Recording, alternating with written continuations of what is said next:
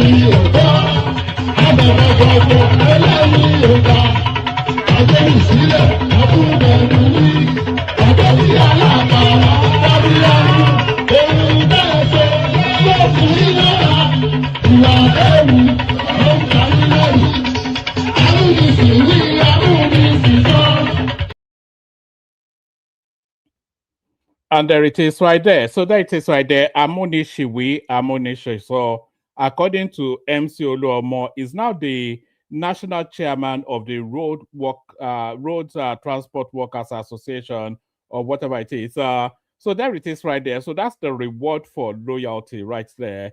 I'm not even sure that MC Oluomo is a Nigerian, you know. I've always been of the impression that he's from Benin Republic, thereabout. Those tapa lonegun sort of people, àwọn ọmọ aflao kobokobo, you know, àwọn ọmọ kobokobo tó ń ṣe kobokobo. Can you imagine that? Àwọn ọmọ kobokobo tí wọ́n ń ṣe kíni, tí wọ́n ń ṣe kobokobo. Let me yeah. My bottle is not sufficiently filled, so at some point I may need to top it up. Good day to you, good to be in your company and all that. Good day to you, good to be in your company, and how are you? Hope you're having a gloriously wonderful day so far. The day gets even better for spending it in the company of your favorite Oyo Alaafin man, which is me, of course. I am an Oyo Alaafin man, and I am your favorite Oyo Alaafin man. So hope the day gets better for spending it in the company of your favorite Oyo Alaafin man. One man went to mow. One man went to mow the Eagle lands again. The Eagle lands as he always lands. That tells you how long he has been with us. He knows. That used to be the catchphrase all those 3 years ago, thereabout, when we started off this journey. But good to be in your company and all that. Ever and forever, narratives about the Nigerian political dynamism. A lot of the conversations for this particular stream is going to wrap around the FCT elections that just took place. So they say the hand of the giver is always on top. And there's this particular phrase that we used to use back in the day when I was kicking it on the streets of Lagos. We used to say Oga na master. Are you familiar with that phraseology? Oga na master. So Oga na master, as you see the imperial dominance of Nyesom Wike over the Nigerian landscape, especially the FCT space. So we're going to be talking about what transpired, and I'm also looking up now all the by-elections that has taken place since the last big election till date. So all the by-elections that we have had since the presidential election, since February 2023, essentially, all those by-elections till date, I'm looking for a list of them. So I'm interrogating some AI engine right now to bring me that list, because with this total dominance being shown by the APC yet again, that seems to be, because I cannot recall an election that the APC has lost. In fact, since Goodluck Jonathan, I cannot think of an election that the APC has lost. But of course, the APC wins again, as the APC always wins. So is that good for democracy? What are we making of all that? So we'll have conversations around that. That really is the singular item that I'm bringing to the fore today. So it's a Sunday, you know, so there's never anything going on in the news. But we open up anyway, just for shits and giggles and all that, just for the purposes of opening the platform so that people can chat and talk. You know, I know it's now part of the daily diet of a lot of people. So good day to you, good to be in your company and all that. The protocol, it remains the same. Click on the like button. Why am I talking in that funny voice? Yes, I thought I'll zhuzh it up a bit to see if that will inspire some sort of clicking. Click on the like button if you haven't done that already. Subscribe to the platform if you're not already subscribed. Come join me on the screen via that hyperlink that says StreamYard. So let me send it again. Actually, I'm talking in a rather funky sort of way today. Actually, but when am I not ever talking in a funky way? So click on the like button as I'm inviting you to do so. Do so. Subscribe if you're not already subscribed. Please do that. We need numbers going up. Come join me on the screen via the hyperlink that says StreamYard. It should be the first line item in the comment section. So if you want to come and share thoughts on what's transpired within the Nigerian political cycle today, click on that hyperlink, come into the studio, come exchange thoughts. Share the links as widely as you can. There's a share button at the bottom of the screen. So click on it and then pop the link to the stream to all of your social media spaces, your WhatsApp group, etc., etc. Super chat towards the stream. Nobody's super chatting towards the stream anymore. So do that. And then, of course, say hello to me in the comment section as well, so I can acknowledge your presence and say hello back. You know I have no friends, so you be my friend for the moment that we spend together. So be my friend for the moment that we spend together.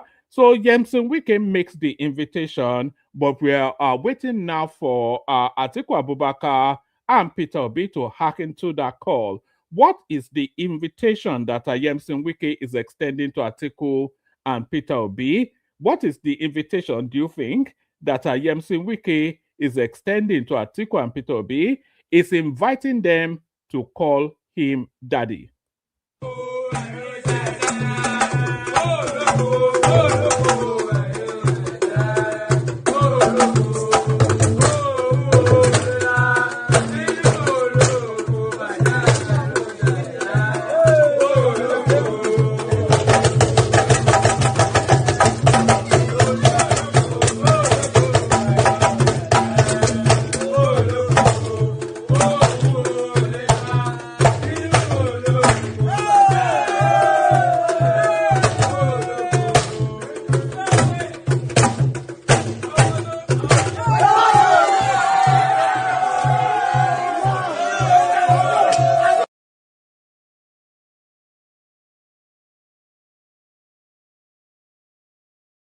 So now there's a reason that I particularly played that clip just then. It's a matter of our, that's a dance to the deity right there, and that's exactly what's happened within the Nigerian political dynamism today. So a dance to the deities. I was contending that that is a Shango dance because the drum beats and the movement, they were drum beats of a Shango and Shango movement. So that was the dynamism of the Shogo space right there. But say hello to me in the comment section as I've invited you to do, and tell me where you're joining us from as well as you're saying the hello. Adewale Olusegun, the first to chime up, the first to pipe up. He says, hi, never joke with the power of incumbents, whether minister, governors, or a president. If you do, you go collect. Kudos to Nyesom Wike. So there's nobody worse on this planet to lose to than Nyesom Wike, because it will mock you to tears. It's already started the mocking, by the way. We'll see that in a moment. What goes around comes around, says the other side of the divide. Keep rejoicing. So that's, of course, the unmistakable tonality of an obedience. That's Ostoflex excellence he goes by. Ayo, of course, the stalwart, the pillar that holds the platform together. That's the Ayo right there. Regular clockwork. Arogidigba, of course, a prince, not a pauper.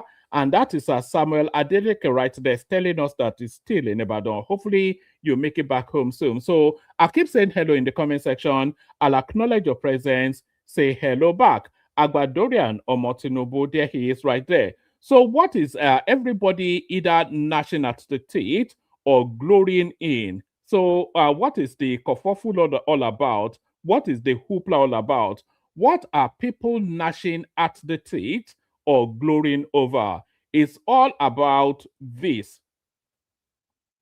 So it's all about this. We kick it off, start it off with this. So there was a lot of by-elections that took place, by the way. There were by-elections taking place in Kano. There were by-elections taking place in River State. But all of the focus, of course, focuses on what transpired in Abuja. So what went down in Abuja is the question. This little imaging right here, it just gives you a snapshot caption, a snapshot capture of what exactly transpired in Abuja. APC wins 5 out of 6 FCT councils. So there's a lot to unpack from this, actually. There is good to see you, Top Thought, here in Chicago, Motor Town City. They used to call Chicago back in the day. I think all the motor factories have now moved to China, haven't they? But there's a lot to unpack in what actually transpired then, because what transpired in Abuja, was it yesterday? What transpired in Abuja yesterday is a test run of what will happen. It's just a feel, it's an aperitif. I know a lot of you don't go to elegant restaurants, but I go to elegant restaurants. So they give you an aperitif, which is sort of like it's a taster. It's just it's a little vignette of something, a soupçon. They call it a soupçon as well. It's an aperitif of what is to come.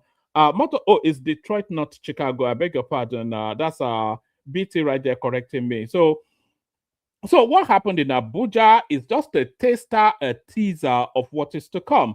And we've had a lot of by-elections, as I was saying. I'm interrogating my chat GPT, is yet to generate a result. But what happened in Abuja yesterday is an indicator of what might well transpire in 2027. That is why it's so important.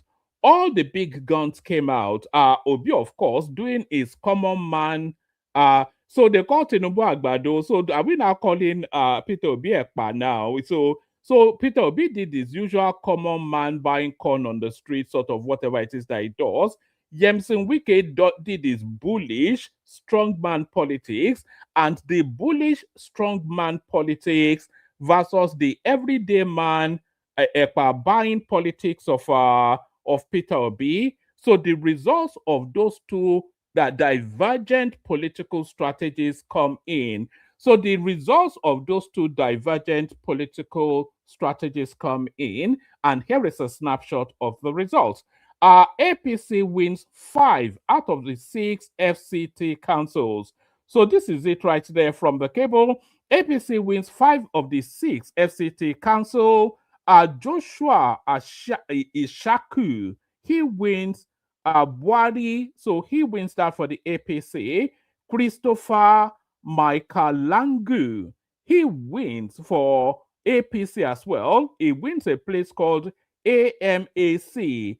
And then the only anomalous one, the only one that deviates from 100%, Kasim Mohammed, he wins Gwagwalada local government area for the PDP. Samuel Danjuma, he wins for the APC, which is, of course, Kuje. That's where he wins.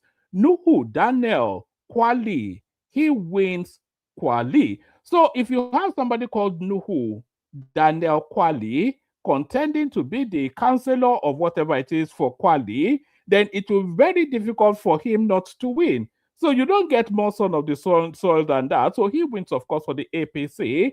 And Abdullahi Umar, he wins Abaji. So he, of course, for the APC as well. So it is quite, this snapshot right here tells you a lot that you can extrapolate and project towards the upcoming. Why is it gotten so dark all of a sudden? Not that you really want to see my face, but you know. So there's a lot that you can digest. There's a lot to extrapolate from this snapshot on your screen right here and project towards elections to come in 2027.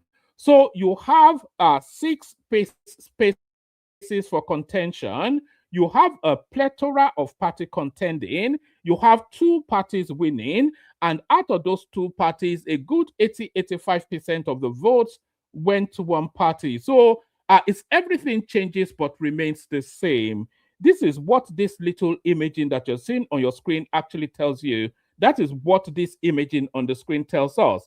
Everything changes but remains the same. Who are the historic parties? Who are the legacy parties of Nigeria? It's the APC and the PDP. Who are you looking at on your screen right there? It's the APC and the PDP. So a lot to contend with, a lot to unpack. Peter Obi, as we said, and we all know, he put all of his energy and he put his reputation and his popularity on the line for that Abuja by-election. So he put everything on the line. He was there campaigning aggressively. He rolled out his usual suspects, the social media posse that gravitates around him. So they rolled all their dice. They put all their money on red, but the chips fell on black. So what does this tell us? It tells us then that for all of the noise making, all of the brouhaha and the hoopla, it still goes down to what real politics is.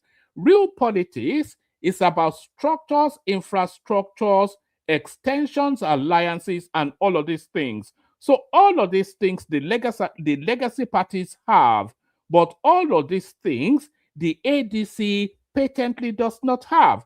Do you remember who the last candidate of the ADC was in the last cycle of elections? Do you remember who the candidate was? It was a guy called Dumebi Kachiku. That was the candidate. I doubt if it's got 10 votes. So that party had no structure. It had nothing at all for them to work with. So if you have no structure, and what do we even mean by structure? We have 774 local government areas in Nigeria. Within those 774 local government areas, the polling units within those areas, they range from about 3 to about 7. So you have to cover those 774 local government areas. One, you have to man them with your presence, and then you also have to man the 6, 7, 8 polling units within each local government areas. So those are the structures and infrastructures, and we're not even going to the logistics, the financing, the transportation, the personnel. So these are all the structures that you need in place. Before then, you have to have a different pocket of money for rigging. So do you see? None of those things present in the ADC, all of those things present in the PDP and the APC. So this is why the PDP and the APC will continue to be the parties that gravitate power between them. So all this funk, all this noise, all these social media so-called personalities that are hopscotching from one leg to another is all entertaining, is light entertainment, is for the muffs and the giggles. It's just, that's all it's for. It impacts nothing, it changes nothing, it applies nothing and brings nothing forward, as has been exemplified by this election that just took place. So now let's go on from there. And then let's pick it up from here. We move on from that to now. This is the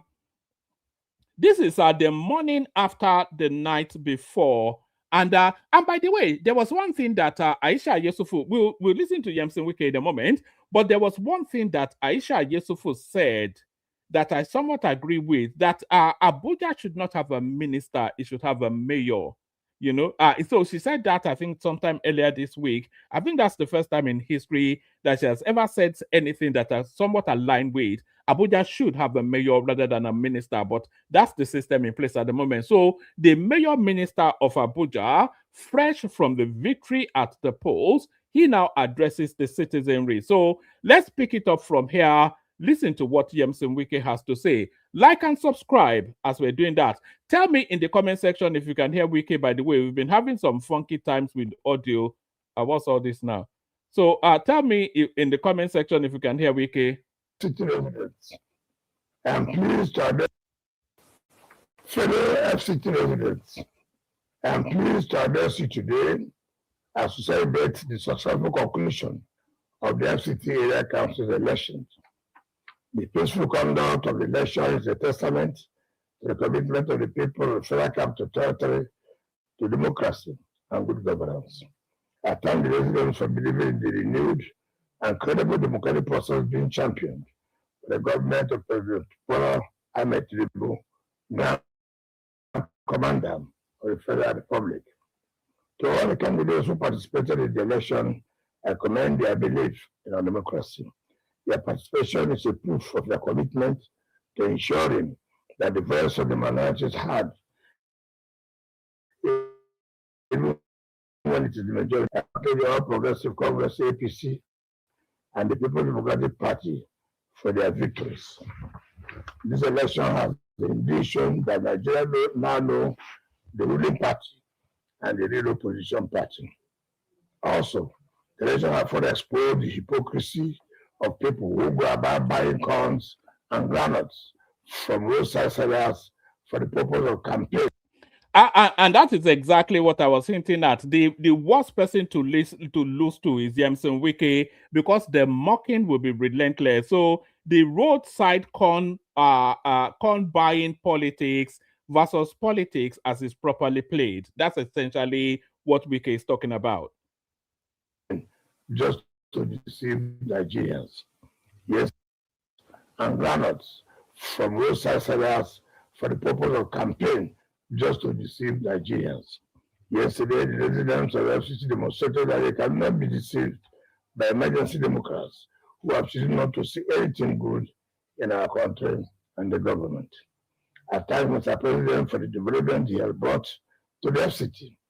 This election is a reflection of the President's vision and leadership, and a testimony that the New Hope agenda. You know, there's a curiosity about the Nyesom Wike narrative. To all intents and purposes, Nyesom Wike is a PDP man, but here he is glorying and luxuriating in the victory of an opposition party. So, if we are being honest, they should have kicked Nyesom Wike out of the PDP a long time ago. There's just a plethora of instances of anti-party sentimentality. This again, somewhat anti-party. You may well say that is the mayor of Abuja, and then therefore he has to be all-encompassing in the way he comes across. But the way Nyesom Wike is more an APC man than a PDP man, and there's an abundance of reasons why they should kick him out of the PDP. Has brought optimism and confidence to the people of the FCT.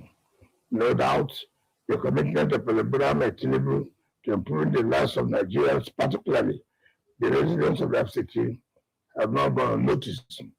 The New Hope agenda has given us hope for a better future, and we are confident that under his leadership, the FCT. You know, I've often said that what Tinubu is going to campaign on for his re-election is going to be achievements. And this is a good example of what I mean right here. So the Labour Party won Abuja handsomely in the last cycle of elections. They won it handsomely. Very, very, very decent victory there. So, but between that victory in 2023 and this by-election taking place in 2026 is a body of work that the Tinubu administration via Nyesom Wike can reference. And it's exactly and because of that body of work that there's been an overturn in the electoral leanings of Abuja. Do you get what I mean? So it's entirely about achievements. So this guy has been commissioning project after project after project since he got into that space, and the citizenry cannot say that they do not see it, and they cannot say that that is not deserving of reward. So if they can see it and they feel that it's deserving of reward, then that reward can only come electorally, and that is what we're seeing here. So that is what Wike is referencing. The residents of the FCT have not gone unnoticed. The New Hope agenda has given us hope for a better future, and we are confident that under his leadership, the FCT will continue to be a model of development and progress. I commend the President for standing firm in defense of democracy, particularly in ensuring the amendment of the Electoral Act to strengthen the conduct of credible elections. This demonstrates his commitment to improving our democratic process. Let me at this juncture also congratulate the Independent National Electoral Commission, INEC, for conducting a free, fair, and credible election. This is a reflection of the tribune's. I think the police should be commended as well because they are reporting a hit-free. There were minor skirmishes here and there, but there was no major incident. The only thing that people noticed, the only negative about that election was voter apathy. The turnout was extremely low because I think the people had already considered that, look, Wike has done enough. There was nobody that is going to defeat Wike. So the people that were going to vote against him did not bother to come out. And then of course the people he was able to mobilize came to deliver the victory, but the police reported that it was a hit-free, election. So the police to be commended as well. So a pat on the back all round seems to be the messaging coming across. Commitment to strengthen democratic institutions and ensuring that I will report.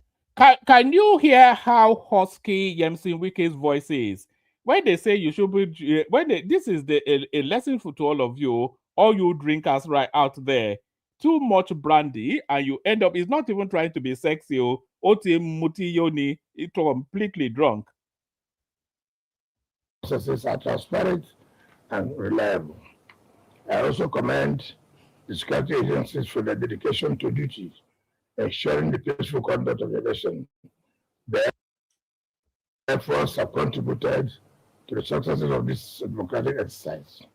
To the winners of the elections, I congratulate you on your victory. All right. So that's Wike right there on a victory tour. But Wike said something curious in the course of that delivery right there. He was saying that corn buying on the streets is not politics. So you may wonder what he was referencing when he was saying that. So wonder no more. When he was saying, well, this is how Peter Obi was campaigning for the Abuja by-election. So corn buying is not a political strategy. This election has indeed shown that Nigeria now know the ruling party and the real opposition party.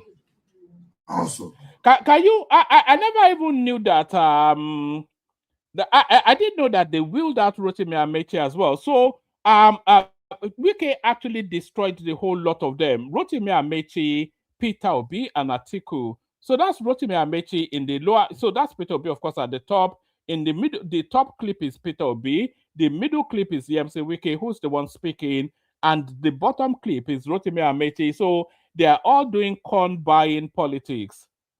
The election have further exposed the hypocrisy of people who go about buying corns and granules from roadside sellers for the purpose of campaign, just to deceive Nigerians.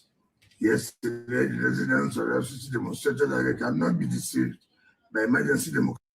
All right. So that's Nyesom Wike right there sticking the boot in, and the glory continues as the chairman of the PDP, Yelwati, he takes to the stage to tell us that it was a total victory for his party. So let's pick it up from here. Hear from the chairman of the APC.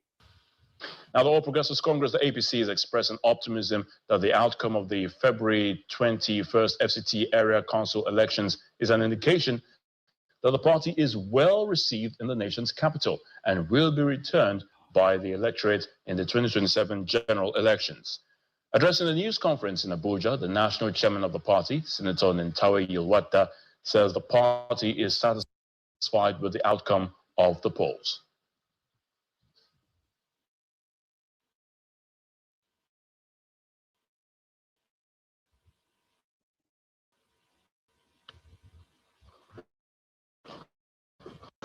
We accept the outcome of the election, and we thank our supporters for coming out massively to vote for our candidates from the FCT to Kano and also Rivers State.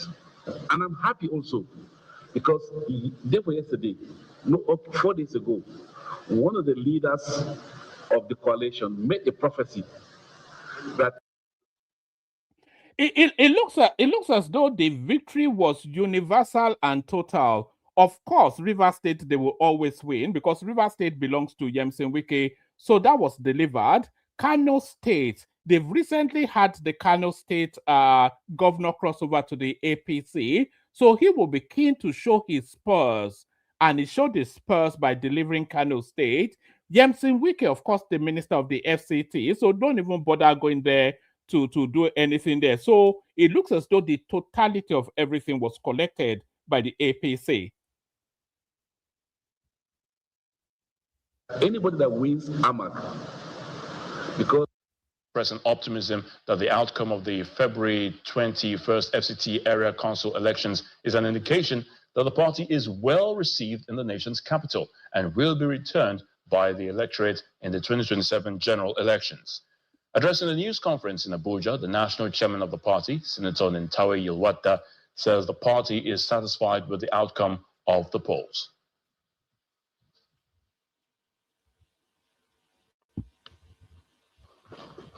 $12,000 as a party, we accept the outcome of the election, and we thank our supporters for coming out massively to vote for our candidates from to Kano and also River State. And I'm happy also because therefore yesterday, 4 days ago, one of the leaders of the coalition made a prophecy that anybody that wins AMAC, because it's the most cosmopolitan community in the FCT, the person that won the election in 2027. So we see these elections as a dress rehearsal.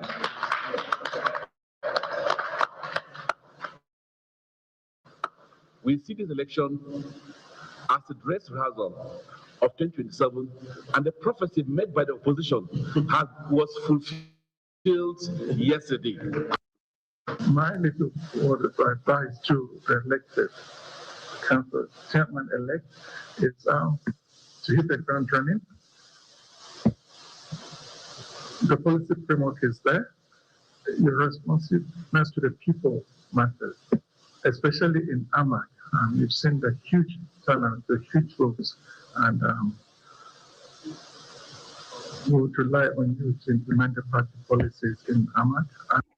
All right. So that's the APC chairman right there. That's the APC chairman right there. Luxuriatory, as I said. So as ever, when an election, there's never been an election in the history of Nigeria that has ever been won and lost fair and square. Not in the history of that country. Look at that. They've already started.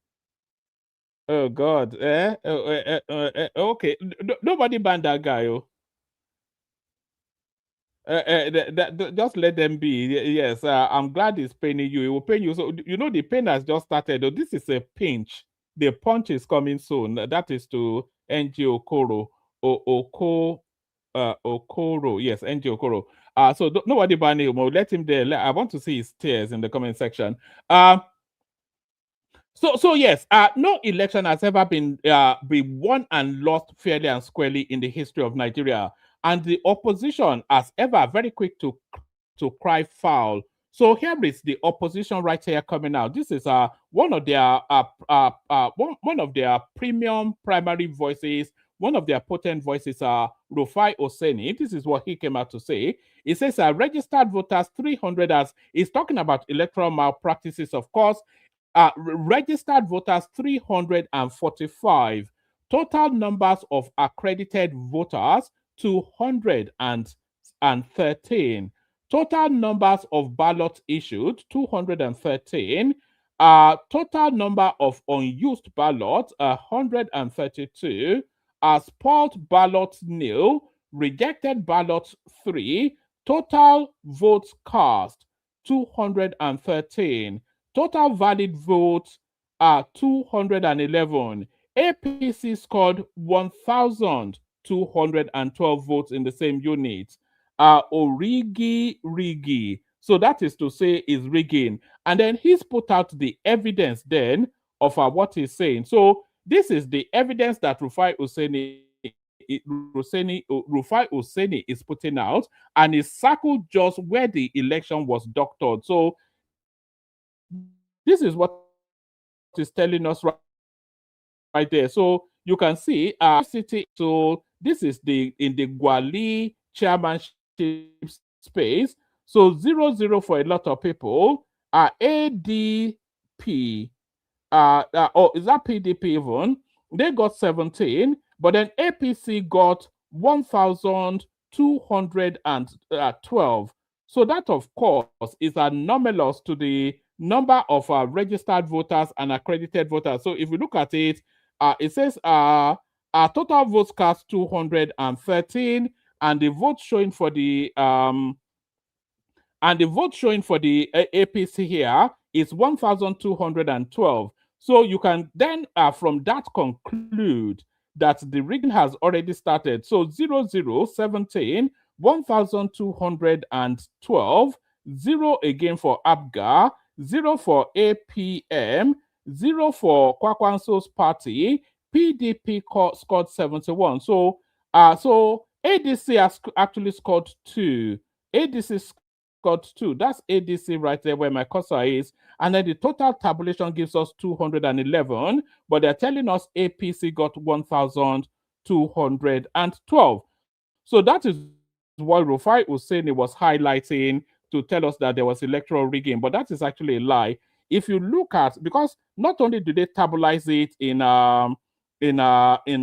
written numbers, they also write it out in words. So you can see A right there, 0 AA, which is whoever owns that party, that's 0 as well. ADC 2, and then they write the word 2, and then ADP 17, and they write the word 17, and then APC right here. This may well look like 1,212, but if you look at, I'll highlight it just as big as I can possibly make it. You can see it right there, 1,212 is 1,221. You can see right there.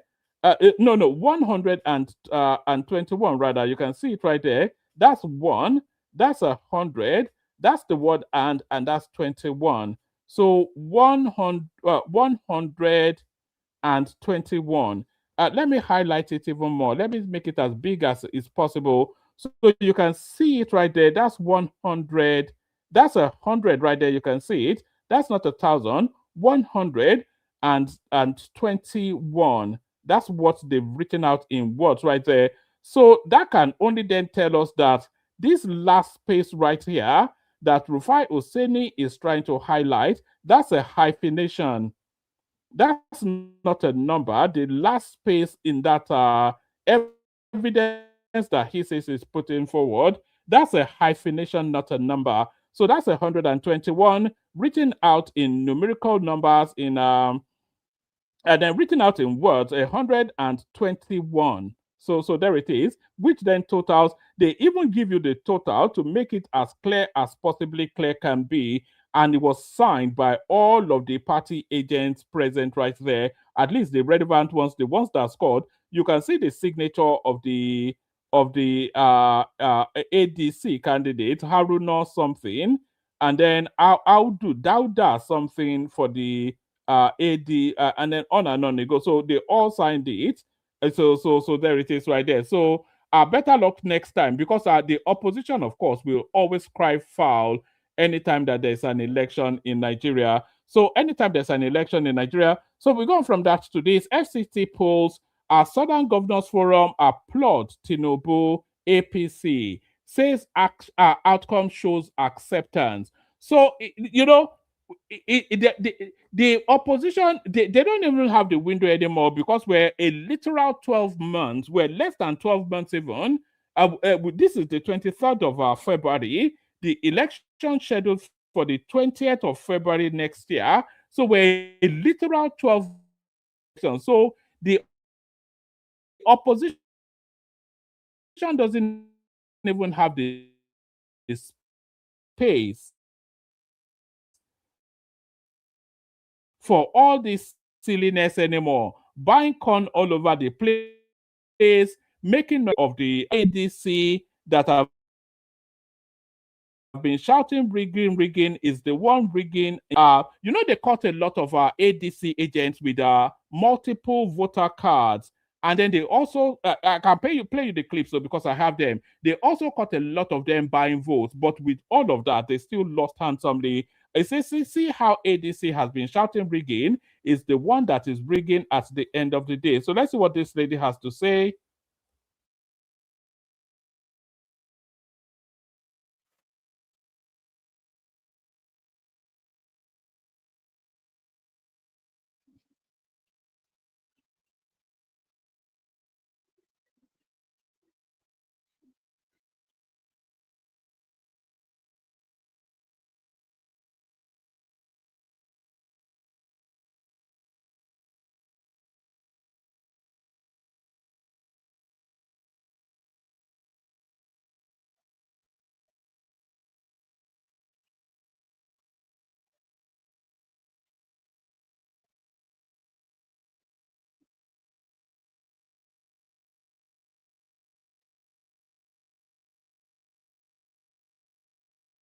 So, but for the ADC rigging, the APC would have won a bit more handsomely. Let me show you this as well. This is an ADC agent being arrested for having multiple voter cards. So, yes, let me show you this as well.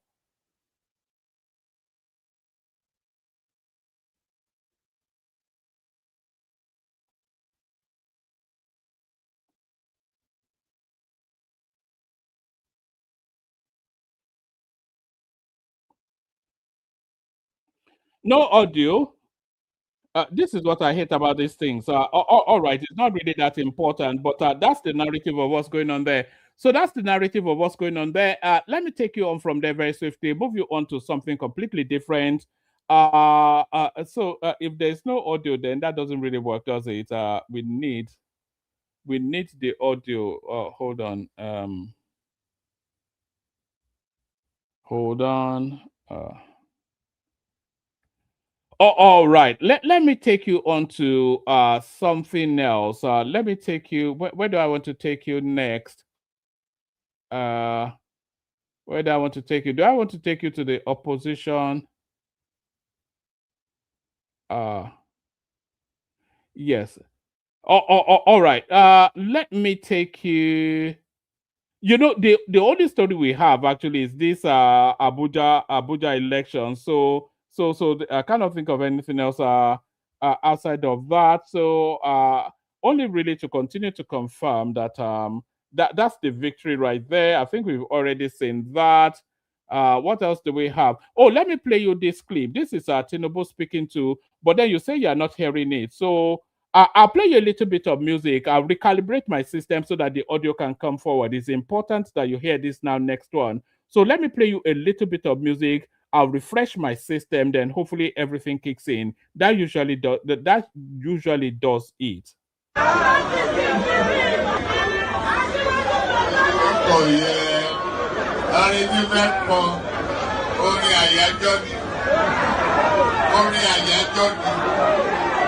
Wọ́n dìde wọ́n pínlẹ̀ ogun oyin tí mo rí ká ẹ bá mi wá yẹn dà ká ní kó bá mi wá.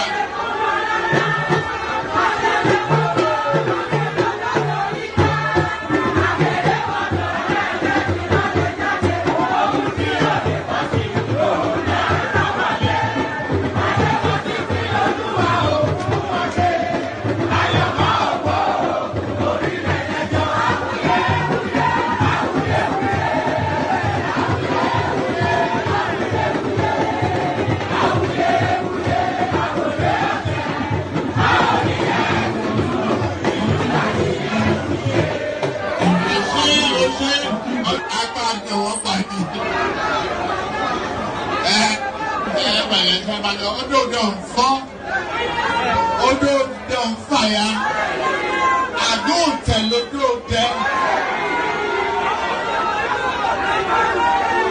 I beg you, no man.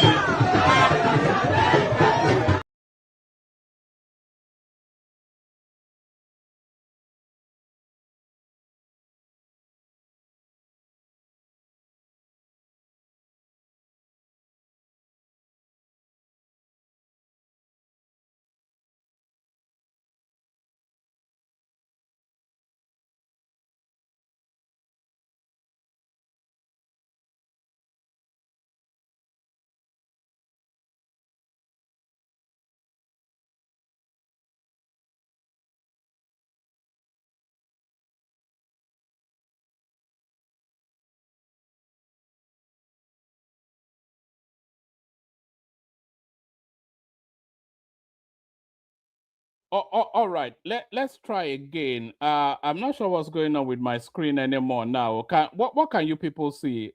Can you people see anything? Let me stop this music. All right. Tell me if you can hear it now. You should be able to hear it now. Usually when we refresh the system, it works. We are not poor we are not poor in knowledge. We are not poor in human resources. We are not poor in capital resources. We are only poor in management and leadership.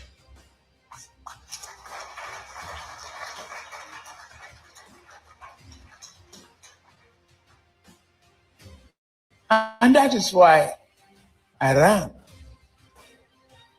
for president, to help all of us mold the soul of our country in the right direction. Don't care where you come from.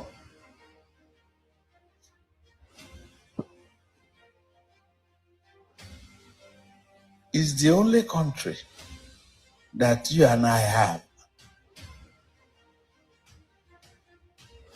Whatever you experience here, I've gone through it. All right, so that's Tinubu peacocking right there. Let me show you this thing. It's quite this is what I was interrogating on ChatGPT. So I asked for a list of by-elections since 2023 and the parties that won it, and this is what came up. So Nigeria by-elections since 2023, winners and parties. 2025 nationwide by-elections, 16 seats across 9 states. So senatorial districts, Anambra Senatorial District, ABGA won that. Edo Central Senatorial District, APC won that. House of Representatives, Babura Gaki in Jigawa State, APC won that. Ibadan North, PDP won that. Avia Northeast, that's somewhere in Edo, APC won that.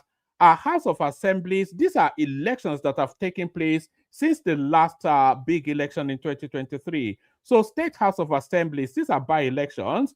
This is Ganye, somewhere in Anambra State. APC won that. Okura in Kogi State. These are House of Assembly. So these are State Houses of Assemblies. APC won that. Munya, somewhere in Niger State. APC won that. Shanono, somewhere in Kano State. NMPP won that. Gari, somewhere in Kano State, APC won that. Onitsha North won in Anambra State. Abga won that. Total overall outcome, APC 12 seats, Abga won, PDP won, and MPP won. So key political takeaways. APC dominated nationally, winning the large majority of vacant seats. Abga retained total control of Anambra South and won another Anambra Assembly seat. PDP's only major win was Ibadan North Federal Constituency. NMPP held Kano stronghold. Most seats were won by the ruling party in each state, showing strong incumbency advantage. So here it is right there. Scorecard: APC 12, APGA 2, PDP 1, and MPP 1. So what does this tell us? This tells us that every election since the last election, since 2023, virtually every election has been won by the APC. So it's all about the politics. So it's not about the funk of noise making. It's all about the politics. So that's all I've got. I'll send the link into the comment section. Again, nobody in the studio at the moment. If you want, or if you have any other topic you'd like to speak to, you can bring it up as well. But I especially wanted to have that conversation around the election, because this is probably the last test of everybody's popularity before we go to the big test of their popularity, February 2027. So I'll send the link into the comment section. I'll play the Kegite music. Anybody that wants to hop on, hop on. But Organa Master is essentially Oh, do I have a Wike clip for you to play you? Let me play you a Wike clip. The one person you should never lose to in politics is Nyesom Wike, because as I said, it will mock the hell out of you. So here is Wike now, mocking the hell out of them. Let's bring this up.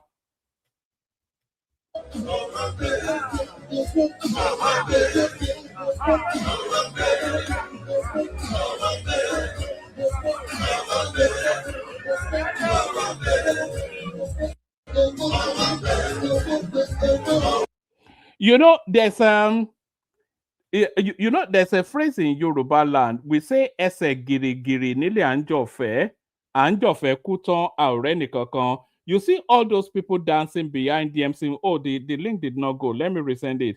So you see all those people dancing behind the MC Wike right there. As soon as he's out of power, he would never see any of them again. This was what Buhari's son was telling us just about last week or the week before. He told us he used to get about 3,000 calls every single day.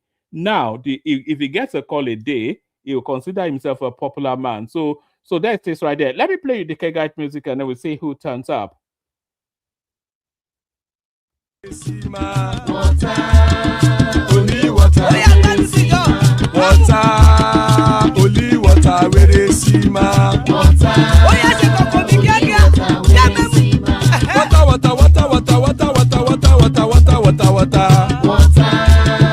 only water, where they see ma. Hapa o naido, hapa o naido, hapa you don't come o.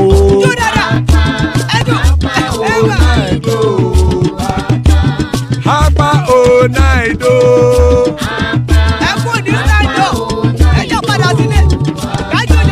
Oro kẹ̀kẹ́ ẹlẹ́mù yé o. Ilé sọ́dí kẹ̀kẹ́ ẹlẹ́mù rẹ o. Bobby master kẹ̀kẹ́ ẹlẹ́mù rẹ o. Chief Wile ti kẹ̀kẹ́ ẹlẹ́mù rẹ o. Eruku lẹ̀lẹ̀ ẹlẹ́mù dé.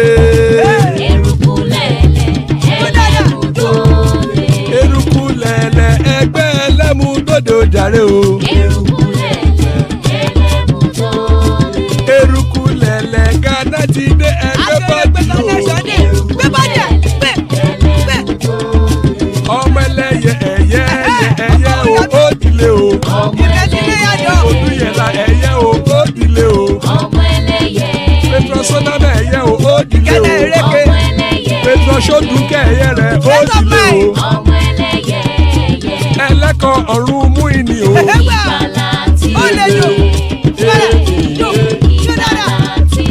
Àkùkọ ọ̀run mẹ́kọ.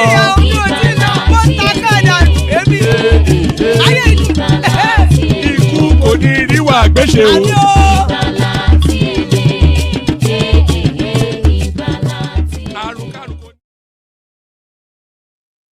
And there it is. And there it is right there. May death have nothing to do with us. I saw a comment in the comment section just now. This is from Mongo Park. It says, bronze motto can never be broken. I think that was speaking to what Tinubu was saying in the clip that I used to hold the space when I was refreshing the screen. It says, Odon deun, or Odon deun for Odon deun fire, agunte dodonde. So that's what he said. Odonde kò ń fọ́, odonde kò ń fàya, agunte lodonde. Do you understand? So odonde is a brass mottle. You know the mottle that you use to grind something? It's a brass mottle. So that's what an odonde is. So odonde ò ń fọ́, that means a brass mottle does not break. Odonde ò ń fàya, it means it does not tear. Agunte nyodonde, it says you can pound it and bend it, but it's unbreakable. So that's what that metaphor is for. Odonde onfo, odonde on fire, agunte dodonde. So agunte dodonde joining us Zita. So that's Zita right there. Babati in the house as well. So that's BT. So at least that's the beginnings of a conversation. Good to have you, ladies and gentlemen. let's start it off, kick it off with you, BT. So, BT, we're really looking at the Abuja elections. It's just, and it's quite sobering because off the back of that Abuja elections, I was thinking that I cannot recall the last round of elections that the APC did not win. And then I went through the archives, and indeed, a good 90% of all elections held since the last cycle of elections, APC has won it. So I'm not quite sure. Yeah, corn buying the diet of Nigerians, BT. Good evening, one man. Good evening, AI, and everybody listening. It's been a while I've been the first on the show, right? It's been a couple of years. Yes, it's been a moment. You've been snubbing us. You've been playing hard to get.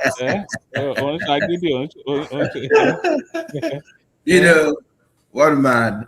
I've been having because I drove from work late in the evening today, and I've been enjoying the buzz between the articulate and the obedient on. When I was driving back, I was listening to their conversation on Space. They are now fighting each other now. They are blaming the obedient, the articulate for sabotaging Obi's campaign, and I've been proven right. I think what happened in that election was that the ADC were not truly invested in those candidates in Abuja because they felt like they were going to make Obi stronger, not the ADC. They never really invest. If you look at the timeline on X right now, guess who was wishing the APC? Who was even congratulating the APC? ADC was even. They were the ones to first congratulate APC in Abuja. The APC members. I mean those in Abuja. So that tells you that they were not really invested in that elections. Maybe perhaps they thought maybe they had no chance, but based on what I heard today between the obedient and the articulate, I think the ADC members feel like the obedience are not fully invested in the ADC project. They're more concerned about Obi's candidacy and in winning that ticket, imposing himself his will on the ADC. They thought like if they had won the Abuja elections, that would have been his pathway into forcing his candidacy on them. And they are mostly for Atiku, so they played that politics. Like we're willing to sacrifice these elections for Atiku to have a stronger hold on the PDP's candidacy in the ADC. So that's what the basketballs they have going on right now in there. But are you looking at it from this prism? Because the prism that I am looking at it from, BT, it's I can see the white flag of surrender in this election. So they did not deploy sufficiently enough to really stop anything that would have resulted in an APC victory. There was no real deployment of resources. They spent a little bit of money just to to keep up appearances and all that, but there was no real because I had a sense that they felt they stood no chance and therefore they did not deploy resources, which is that's how I read it. Yeah. No, you're not far off at all. In some quarters, that's partly true.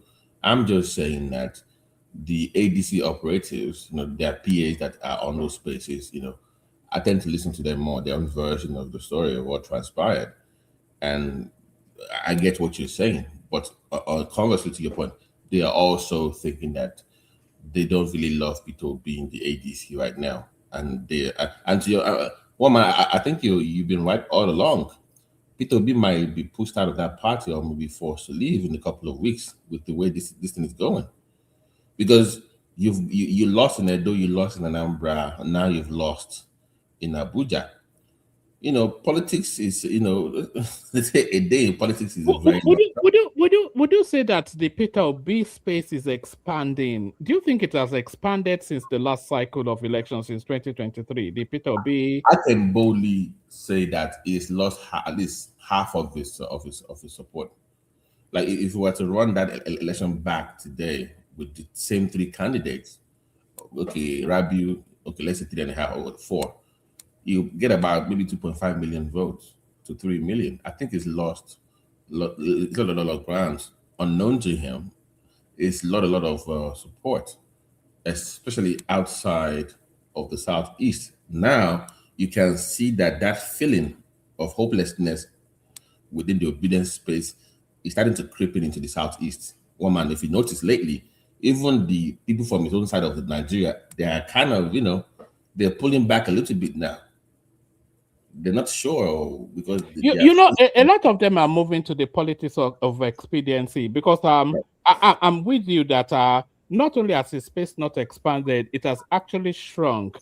We had a guy join us yesterday. I think he would be a Yoruba. He didn't identify himself with any ethnicity, but he was saying that but he did tell us that it was not a Southeasterner. He was saying that it was on, and this is not even the first instance that we've had somebody come on this platform. I've seen them on TikTok all over the place. That there, he said it was a hard-boiled obedience throughout that 2023 elections, but post the election, the vitriol and the bile and the aggressiveness and just the relentless hate that he couldn't handle the thing anymore, and then the ethnic undertone to all of it as well. So they're hemorrhaging a lot of those bystander supporters, especially the non-Southeasterner supporters of the Peter Obi space. The Southeasterners is that they'll sync with the ship. They're not the entire Southeast, though. The Southeasterner followers of Peter Obi, they will sync with that ship because they're on a different journey. But the people that were hopping onto the Obi train for what they imagined will be some sort of a change, I think a lot of them are disillusioned and they have left that space. Yeah. Can I come in? If we are doing just talking. No. Just give me. Yeah, we don't have stuff. Let BT carry on, and then you come in after. We don't have enough. We don't have enough topics. I'll wrap up. That's why I thought we were just talking. We are just talking. We're just talking. In fact, that's the whole session will just be just talking because there's nothing in the. Sunday now. There's nothing in politics. But carry on. Let's just start. Yeah. Yeah. Let me wrap up in like 30 seconds. Forget the North for a second, woman. Just forget a second. Just look at the South. Peter Obi has literally collapsed in the South. At least he did well the last time, right? Nobody's even talking about that. The entire it's gone. It's lost the entire South. It collapsed. It doesn't exist anymore. It's like we don't even remember that at least he did well. I mean, compared to other players, he did well. But right now, Peter Obi will struggle to score 25% in the South in this cycle. Exactly. So the speed that they are building from Calabar towards Lagos. Yeah, like I mentioned. So the South will jeopardize that because they want Peter Obi. They are not going to jeopardize that now. Yeah. Southwest, don't even get me started. How that is obvious. So in the South, that it was supposed to consolidate or expand, and as we talked about on this platform, the last 25, 26 years, we've always gotten that 1/3 of the vote, people coming out with PVCs, they were 30% to 9%. And you were supposed to target those that were in the middle, those 50 to 6 million people. But it's failed in that aspect as well. So you fail to hold on to what you gained the last time. You've not expanded your base. You're not consolidating anything. And you now want to merge with a party that clearly don't want you as their candidate. The best you can get is a vice president slot. And even that is in doubt because for you to get that ticket like Cocoa, you must come with the money, one man. You have to come with something. You cannot come into this so-called collaboration empty-handed. You have to actually bring money as a VP candidate this time around. And I don't see him doing that. There's so many shackles around Peter Obi's legs. He shouldn't have left. The point, woman. He shouldn't have left. He should have fought. Like I've always said, you shouldn't have led Labour Party. You mean?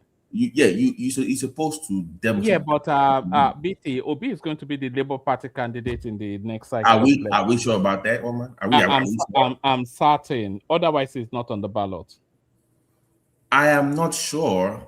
One man, let me say, I am not sure Peter Obi gets the Labour Party ticket. Well, he's not getting the It's ADC not now, researchable. and he tells us he's going to be on the ballot. He's not getting the ADC, and he's told us that so they've cleaned up the Labour Party for him. His person is the person in charge now. No. That Baba I'm Ahmed told us he's saying, not left the party. woman, I'm saying that what the Atiku supporters are saying is that, listen, you've been running your mouth. This is not me saying it. This is what they are saying. People in the ADC. They're like, you've been campaigning for different candidates, various candidates across, and you've lost everything. They are done with him. And they said on that space today that, listen, we have to get somebody from the north against Tinubu. Nobody doubts can defeat him. That is their new position now in that space. They don't believe Obi can defeat Tinubu. And because to them you failed. It's about what, zero out of 6, right? About 5, 0 about 5 or 4. You've lost everything. People that you campaigned for. So what is your true political value? Do you know that he even lost his polling booth or Yeah, local he lost government that too. in Anambra, in the Alhambra by elections? So Ludo was mocking him over that one. So to them, they don't see that value that they claims he had. They don't see it outside of the Southwest. He has not, Southeast, he's not proven anything in the past couple of years. So to them, they are leaning towards Atiku. And so let me just leave it there for now. I'll come back. It's quite curious. Zita, you can come in. Baba as well. We're just chatting. It's quite curious actually that he's not chimed in since. Usually he would have tweeted, but we're not hearing his voice anymore. So I think he may well have reached an epiphany, a humbling experience, a moment of reality. Who is that? Our friend now, P2B. Oh yeah, he needs to leave that place immediately. Yeah, sorry, go ahead, sir. One man. Yes. It's good you brought out that by-elections since the last general election, because that's actually what I've been saying in your platform, and maybe I wasn't presenting it very well. You see, when people make permutations about Obi, I'll be rolling with laughter. Something happened in February 2023 that gave Obi 6 million votes. Within 1-2 weeks, they corrected that thing. And all the people who have been saying, are you talking about the Lagos election? That was the correction. Was it the Lagos elections? No. The correction was the gubernatorial election and State House of Assembly. They instantly, within 2 weeks, corrected that thing. That was why he was only able to win one state as governor. Among all the states he won as a president, and most of those states he won as a presidential candidate, some of the states he couldn't even win, one, what do they call it? One assembly seat in most of that state. And most of us Nigerians did not see that. We did not see that correction. But I thank God today that you pushed out that result for everybody to see. You are indirectly showing the world that correction they made within 2 weeks stood. It has not changed. And since then, he has been going from one place to the other to campaign, and that correction still stands. I've said what was the problem then. Nobody believed me. It was actually the coppers. They laid hold of the coppers to garner those votes. That was why some of them were laughing. They were laughing when they said they will win Abuja. You said they won't win Abuja, they laugh. They will win Lagos. You said they won't win Lagos, they will laugh. And immediately after that presidential election, politicians were like, what? So we allowed this to happen. They instantly corrected it. And since then, the correction stands. Now, let me say this. before I leave this thing, in the presidential election, as I said before, everything was going for him except him. And in the gubernatorial election, they corrected everything. Now, I want to say that Tinubu, as a politician, I liken him to Donald Trump, which is actually very funny. But one man, hello, can you people still hear me? No, I'm agreeing with you with what you're saying. I liken him to Donald Trump too, but a different inflection. But carry on. We are hearing you. You see, these are people, these two men, their rejection is so loud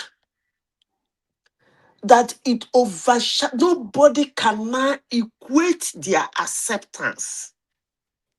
It's actually funny. And I want to tell everybody that is listening to me this morning that such politicians are very dangerous. They're dangerous to their fellow politicians because the media, the people that dislike them, the people who rejected them, they try as much as possible to make it so loud to the extent that when they win an election, to a bystander, it becomes a surprise. A bystander will say, come on now, we heard that this man was rejected. How come he won an election? No. It's the little rejection that is overbloated. And such politicians are dangerous because they keep shocking their fellow politicians. Now, let me say this. You see, Tinubu in 2023, after that election, Tinubu did what I will call political invasion. Only people like me knew that he has already invaded Nigeria politically. Why? Because he wants to come for a second term and he wants to win. But most Nigerians did not see that invasion. Even when he was winning, his party was still winning an election. They were still seeing that rejection. The rejection was still so loud. And then come El-Rufai. I give him credit because he was the one that made the acceptance to be public. He started by, hello? No, we can hear you. Go ahead. We can hear you. He started by a ridiculous decamping. Let me show you people how much this man is rejected. I'm decamping to SDC. I'm decamping to ADC. I am decamping to this. Them, all of them went. ADC, from SDP or whatever party, they went to one party before they now went to ADC. And then my Igbo brother quickly handed them over to the ADC. And to their shock, and to the shock of Nigerians, they thought there would have been a mass exodus into ADC. They thought there would be a mass exodus. But to their surprise, immediately they did that, the whole thing started. All the invasion the man has done came to public. His invasion now came to public. Enugu State Governor, APC. Akwa Ibom State Governor, APC. Rivers State Governor struggling to, before you know it, all the invasion he has done in Nigeria came to limelight. So such politicians, I want to say that all these things that say Obi was not ready, he's not ready, they don't have money, they don't do this, they did that, they did that. The deed was done 2 weeks after that presidential election. That was when the guy was knocked out. But most Nigerians did not see it. In fact, he was knocked out, even so knocked out than Atiku. He was so knocked out 2 weeks after that thing. And since then, he's been going around, and the correction still stand. I want to tell everybody, sometimes look inwardly.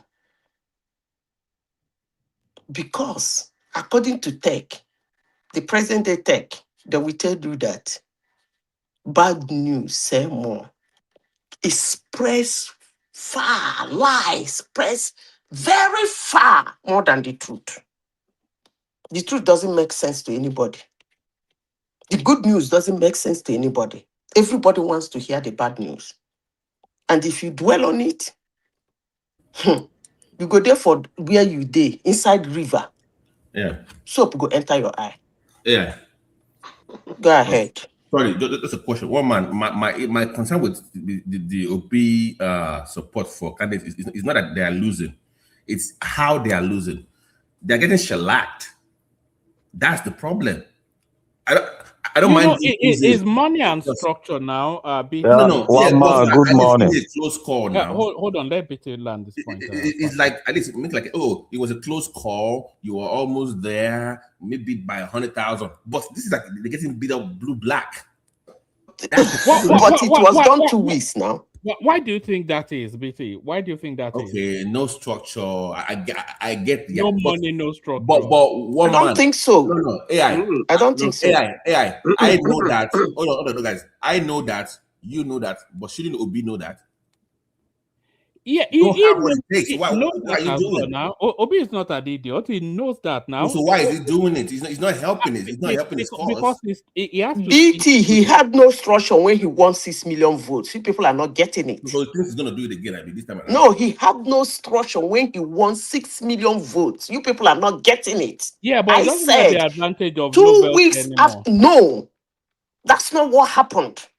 It's not because he doesn't have structure. It's not because he's important. It's not because he's going to win. Something happened that I have been saying in this platform. I don't know whether you people want me to say it to the extent that a primary school student will understand. And they corrected it within 2 weeks. He didn't have structure when he won 6 million votes. To the surprise of most of you. You said something happened. What is that something, please? Find out. All right, but no, AI, don't stop doing that. You are not a school teacher now. Tell us homework. You are not a school teacher. But just to agree with you, Zita, and then we bring Baba into the conversation. You know, facts don't care about your emotions.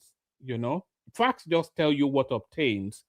So what you're looking at on your screen right here is that's pesky, annoying word facts. Since the 2023 elections, when Tinubu was declared president, we've had a series of by-election scenes.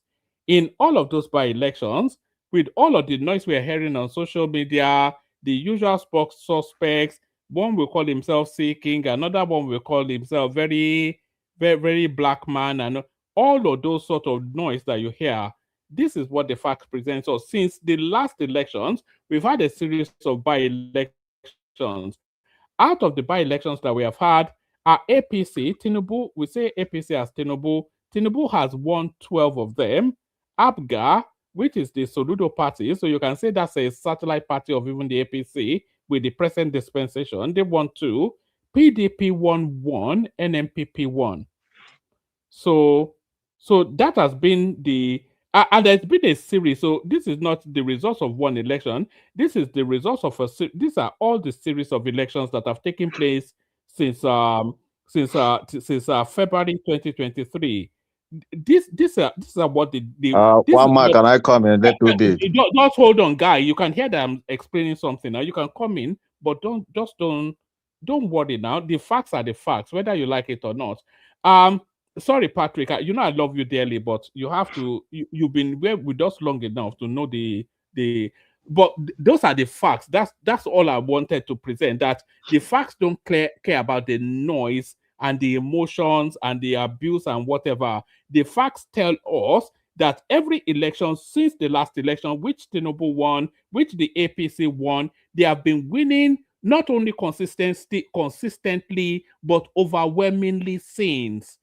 So what then tells us, and every other, and all the actors that acted in the 2023 elections, they're still actors in all of these by-elections that we have seen, and the result has been resounding. You say they rigged it, you say this, that, and the other, the usual excuses that we hear, but the data don't care about that. The data tells us that out of 12 plus 2 is 14, 15, 16. Out of the 16 elections that we have had in the off cycle between big elections, Tinubu, the Tinubu APC has won 12 out of 16, giving 4 to the opposition. So that's what the data tells us. So we take that data and then we project it to the... And that's the fact that they're looking for. You know now, and you keep on screaming and nobody cares about this. Data don't care about your screaming and shouting now. You think it's screaming and shouting?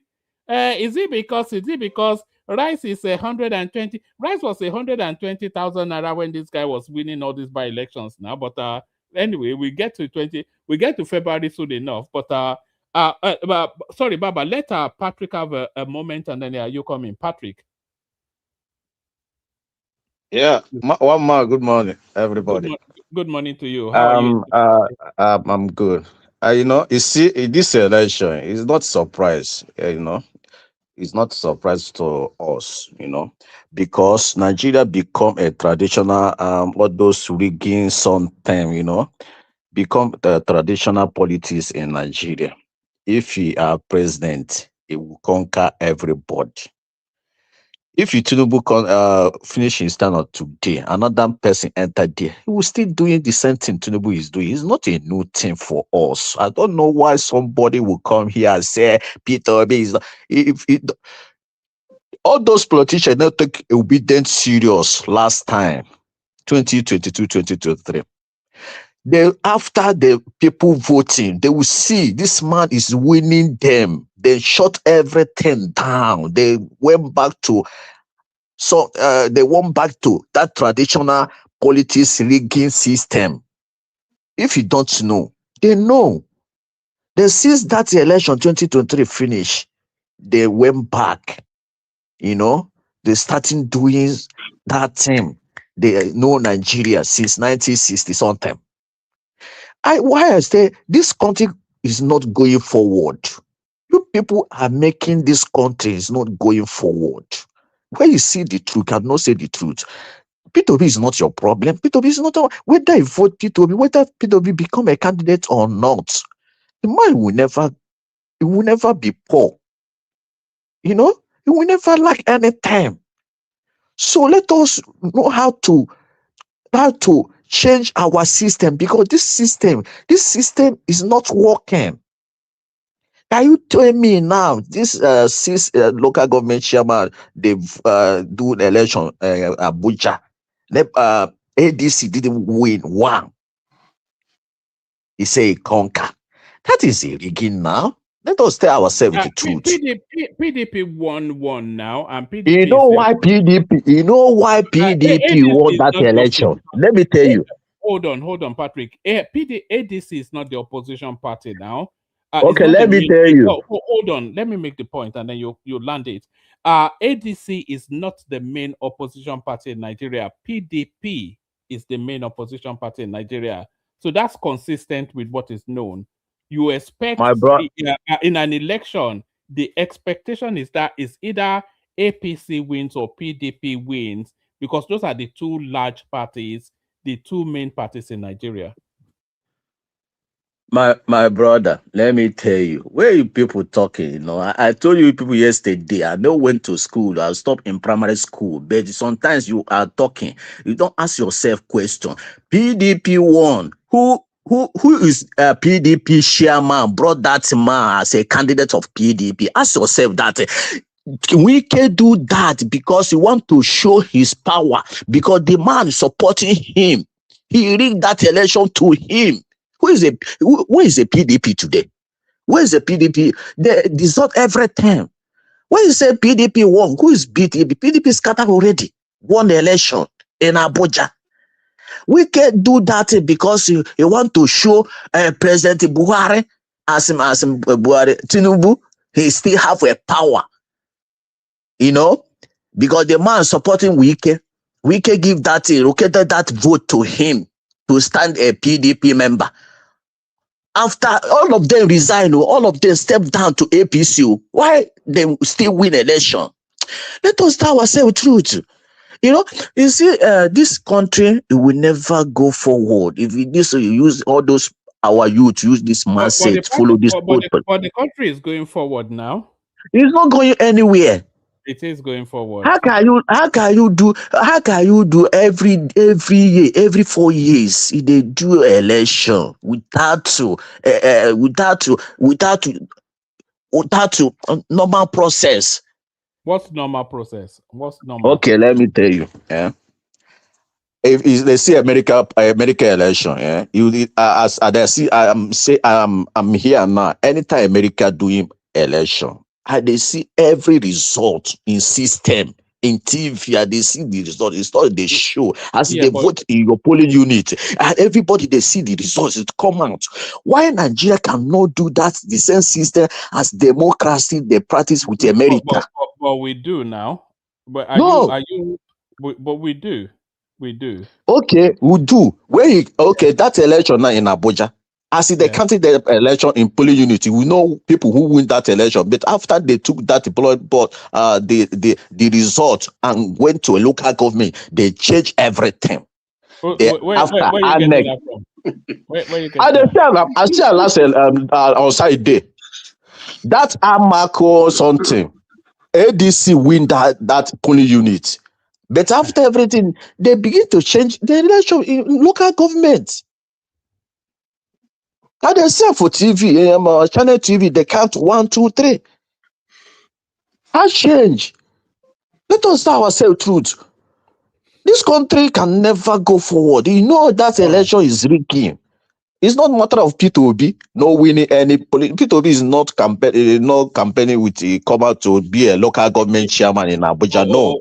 Obi campaigned now. He was buying. He campaigned here. He campaigned for his candidate. And Atiku too. He did that in Anambra as well. They lost. Yeah, Atiku too. Atiku campaign. Wike Amechi come out. All of them campaign for that ADC candidates.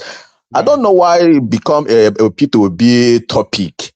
It's not a P2B topic. If you look at your screen, you'll see P2B, you'll see Atiku. Those are the arrowheads of the ADC. You see Amechi now. Amechi was there. Former governor. Okay, Patrick. Let's move on. Let's go. Let's hear from Baba. No, I never finished. Say what else do you want to? Okay, then round it off. Let's move on. So my sister, you see. No. Leave Zita alone. Just give your contribution. No, I'm not calling anybody name. I say my sister, my brothers. P2B is a democracy man. He become a president today. Cannot do like Tinubu conquering Nigeria. Democracy is not like that. He need the opposition. Was Obi a Democrat when he governed Anambra State? Yes. How so? Yes, he governed Anambra State alone. He have all the state of assembly belong to PDP. Yes, most of them belong to. So he didn't govern it as a Democrat then. He didn't conquer anybody. They're supporting him. He governed it as an overlord. Yeah, they're supporting him. Make Anambra today. Bring democracy in Anambra today. Anambra, the same Anambra, Soludo is backing now. They tried to beat him twice. Yes, because that is democracy now. After they push him, he come out again because he didn't do anything. No, he did. P2B is not a River State governor. You can go and beg president. No, he followed rule of law. He did not. Yes, he did not. Obi did not follow the rule of law as Anambra State governor now. My brother, you're not from Anambra. I'm from Anambra. I'm from Nigeria. I know. Yeah, you're from Ochu State. You're not from Anambra State. But I still know Obi quite well now. So my brother, my sister, right. let us stop follow all those. If you see evil, call evil evil. Evil is evil. It still remaining evil. It cannot continue in this pattern of election in this country. Let us tell ourselves truth. No, guy, wait. All right, no. Enough. You are repeating yourself. No, that's enough from you. Baba, let's hear from you. Yeah, I think Simba may be It's pressed not that I for don't want to time. hear from you, but you're just saying the same things again and again. So yeah, Simba may yeah. be pressed for time. If he is, let him take my place. I can come after.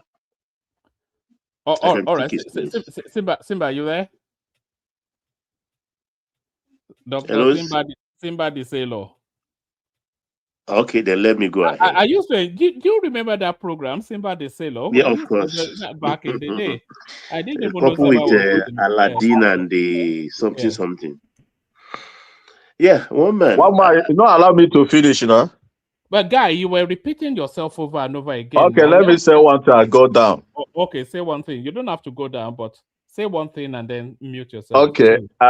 My final topic say let us know how to follow these old politicians. It may be Tinubu today, the man is of sports. Maybe tomorrow, another person, I mean, maybe a Fulani man or Hausa man enter here, they will do the same thing. I will know how you people will come here and say a lot of things to that person. Maybe you can support him as he supported Tinubu today. You know, a candidate doing evil, call it evil, is not good. Can you change this system once? Because it's not to be a legacy project, a coastal road. That is not a legacy project. Can you change our how to vote in this country? It's the coastal road is a bad idea. It's my brother.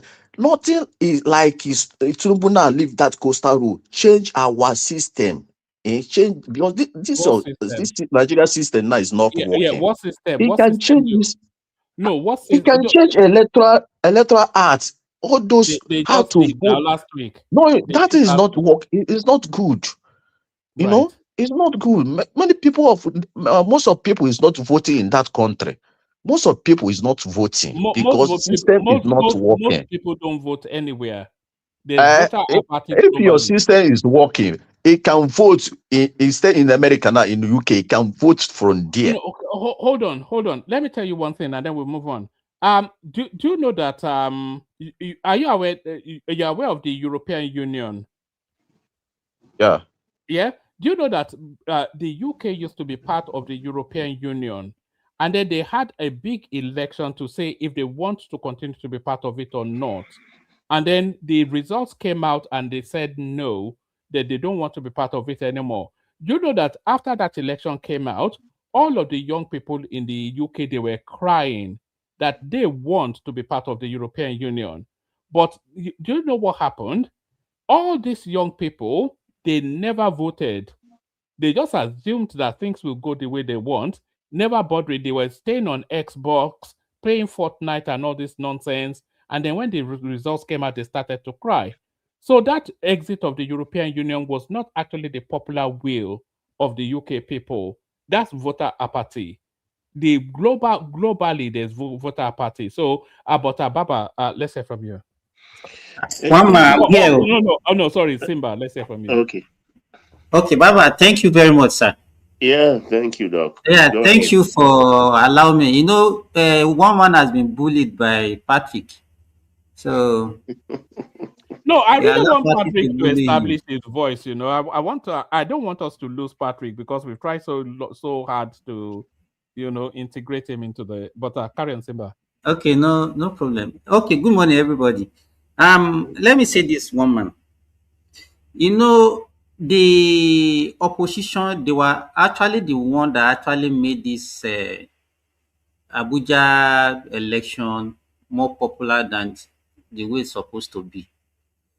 It was the so-called running candidates for the ADC, Obi, Atiku, and Amici that made it popular. And what they are saying is that, okay, if they can win, you can imagine a party that want to win an election in the whole of Nigeria, want to win presidential election. You have only 6 local governments in Abuja, and you are only able to campaign for one candidate only out of 6. And I don't know the reason why they choose only that candidate. They want to use this as a statement of intent so that if they win the AMAC, their Abuja Municipal Council, it will be like, okay, because that one is like a cosmopolitan area of Abuja where all tribes of the country were represented. So it will now be like, okay, that is the representation of what they are going to see in the presidential election. That will be the will or the wish of Nigerians. But they got it wrong. One man, let me ask you, who is the chairman of ADC in Kwali local government area of Abuja? One thing they don't understand is that election is not won on social media. All this noise that they are making on social media, all this AI generated crowd that they are pulling, that is not the way election goes. ADC have started preparing for this election months before. They choose their own candidate earlier than the opposition party. They mobilize grassroots, they did their grassroots mobilization earlier on, and they mobilize their ward coordinators, the community leaders, religious leaders, traditional leaders in the community, and often even the youth in those community. They penetrated, they do door-to-door campaign. It's not all these things that they are doing on social media, buying groundnuts and buying chewing corn along the street. That's not what APC did. So that has been their strategy right from, even that is Tinubu strategy, even in Lagos. Door to door campaign, that's what they did. And they were able to mobilize people. If you go and look at the election result, look at the gap between APC and the opposition. It's so wide. Even the Hamac Council, which all of them campaigned for, it got 12,000 votes, and the APC candidate got 40,000 votes, more than times 3. So, I think maybe most of us, we don't actually understand how politics is being practiced. Because if you really understand, we should know. Yes. So what you are actually saying, in essence, is that if Peter Obi and his own gangsters has gone to do door-to-door campaign, they would have won. If they didn't I can see win, none of you are listening to me, but that's okay. No, wait, Zita. Even if they cannot win that election, they will have done better than this. Is a dismal performance. It's abysmal. Look at the results now. But it has been abysmal since after the presidential election. Come on now. That guy has been campaigning vigorously, angrily, putting himself even in places he's not supposed to put himself. And he's not winning. So I don't know what makes one man to say that Abuja is going to be a test of his prowess or whatever. I don't know. Yeah, I agree with you, Zita. Whatever happened in 2023 February was corrected 2 weeks after, and that correction still stands. You can see it in the statistics. Zita, the ADC, they have a lot of problems. One, there is no coordinations within the party. Every one of them, they are doing their own differently. Amici will go and do his own. Atiku will go and do his own. Obi is doing his own. There's no coordination. By the way, Simba, your Yes? sister Aisha was also asking for donation for Abuja yesterday before the election.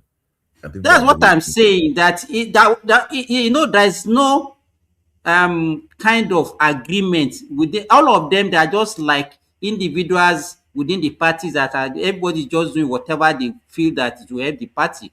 There is no structure, no coordination. So how can you win an election with that? Then another thing is that, tell me, what is their target message? They don't have any target messaging. What are they? What can they tell? What are they telling the voters that they are going to offer? Nothing apart from just kick APC out. APC is a demonic party, is a devilish party. That's the only message that they are giving Nigerians. They are not telling Nigerians what they are going to do. So how do you expect people to vote for you? You call Nigerian mumu, and then when they were talking, they will say, okay, the election is between the APC and the Nigerians. I wonder who are the Nigerians that they are talking about? The few people that are The one that been voting APC since are Somalians. Didn't you hear? They are Somalians. I wonder, and it's the same thing when anywhere you listen to the obedient or the so-called opposition, it's the same message that you see all of them echoing. It's going to be between APC and Nigerians, APC and Nigerians, as if the people in And the APC are not Nigerians have Nigerians. spoken now. They voted. They answered. They voted APC because that's what they want. I want John APC and John. They never see anything. See, Babati, all these things you people are putting down, that if they do like this, they will get this. If they do like this. The only thing I can say is that if they do all those things, the losing wouldn't be colossal as it is. It would have been like a reasonable loss. That's what I'm saying, Zita, yes. But winning is out of the question. As I said before, if you look at, it be a race. There's no race in this election that we have been seeing. There is already political invasion. Forget that contest. One. If no you contest, exactly. If you listen to, but that's not a sorry, Zita, but that's not a good thing now. If there's no contention, then if the ruling party can just assume that they'll continue to win, then it doesn't incentivize them to be on their toes, you know? No, you're not getting the point, one man. You're not getting the point. Incentivize Hold on, Zeta. You come in as opposition. I expect you to tell me what you will do differently. You are not telling me what you will do differently. All I hear from you is they are not good. We should all send them back to Bodilong, to wherever it is.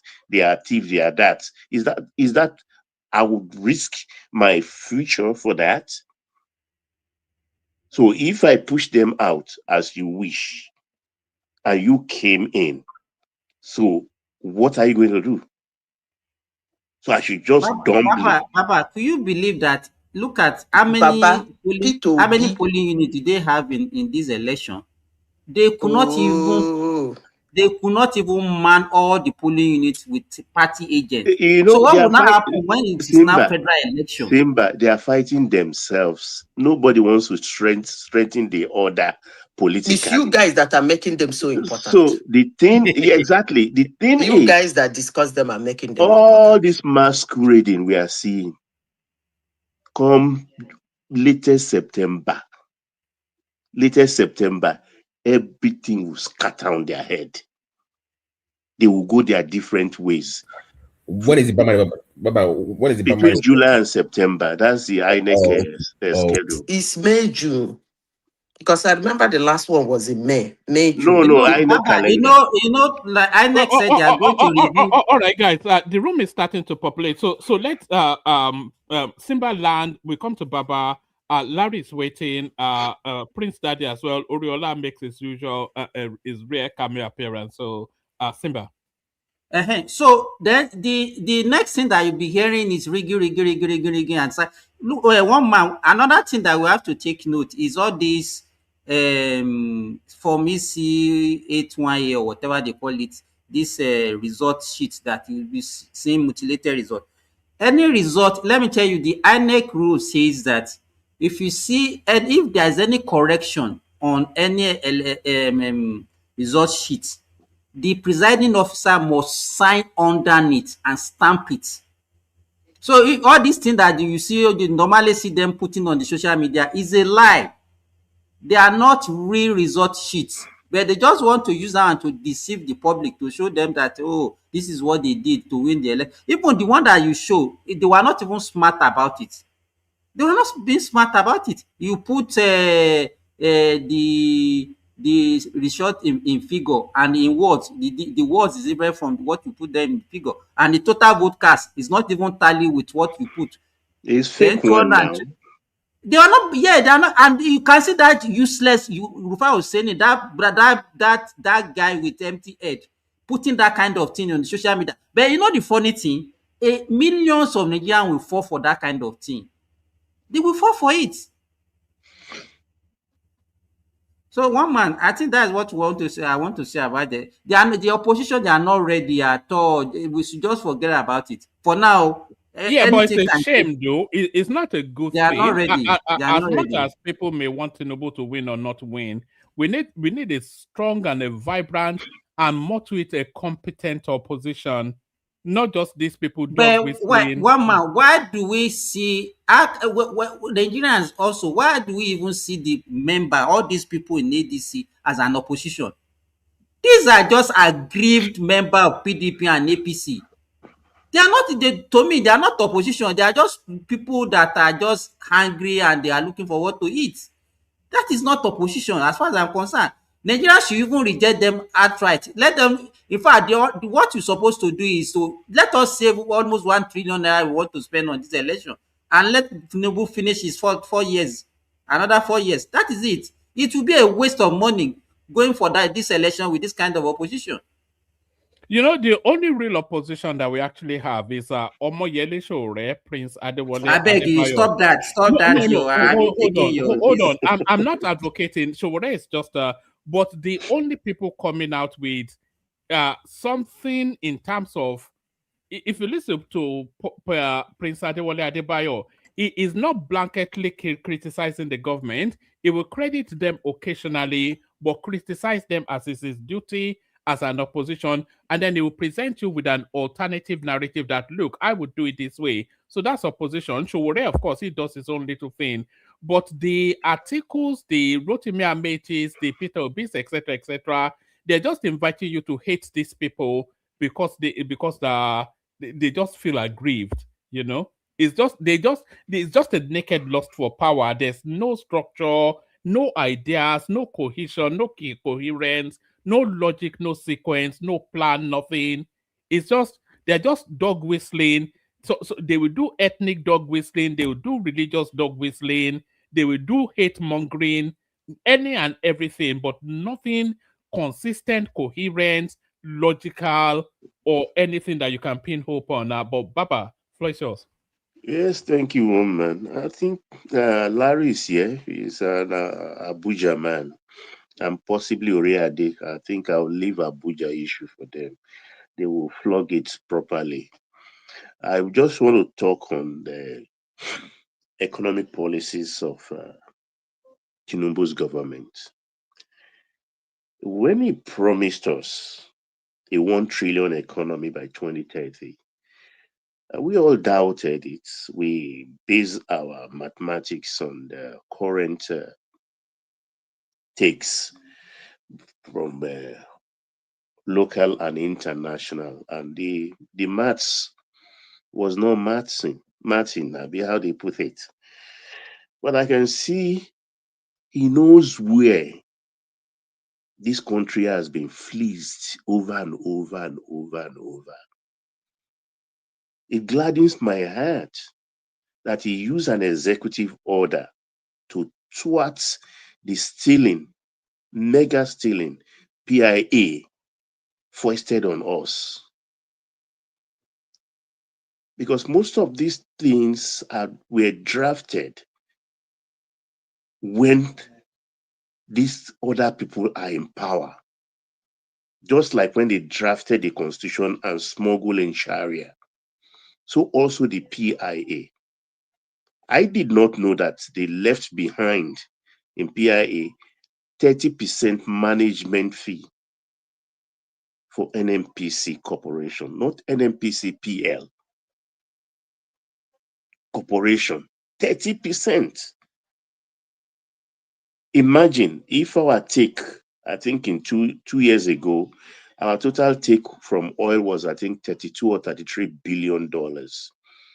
Imagine 30% of that will be about $10 million, $10 billion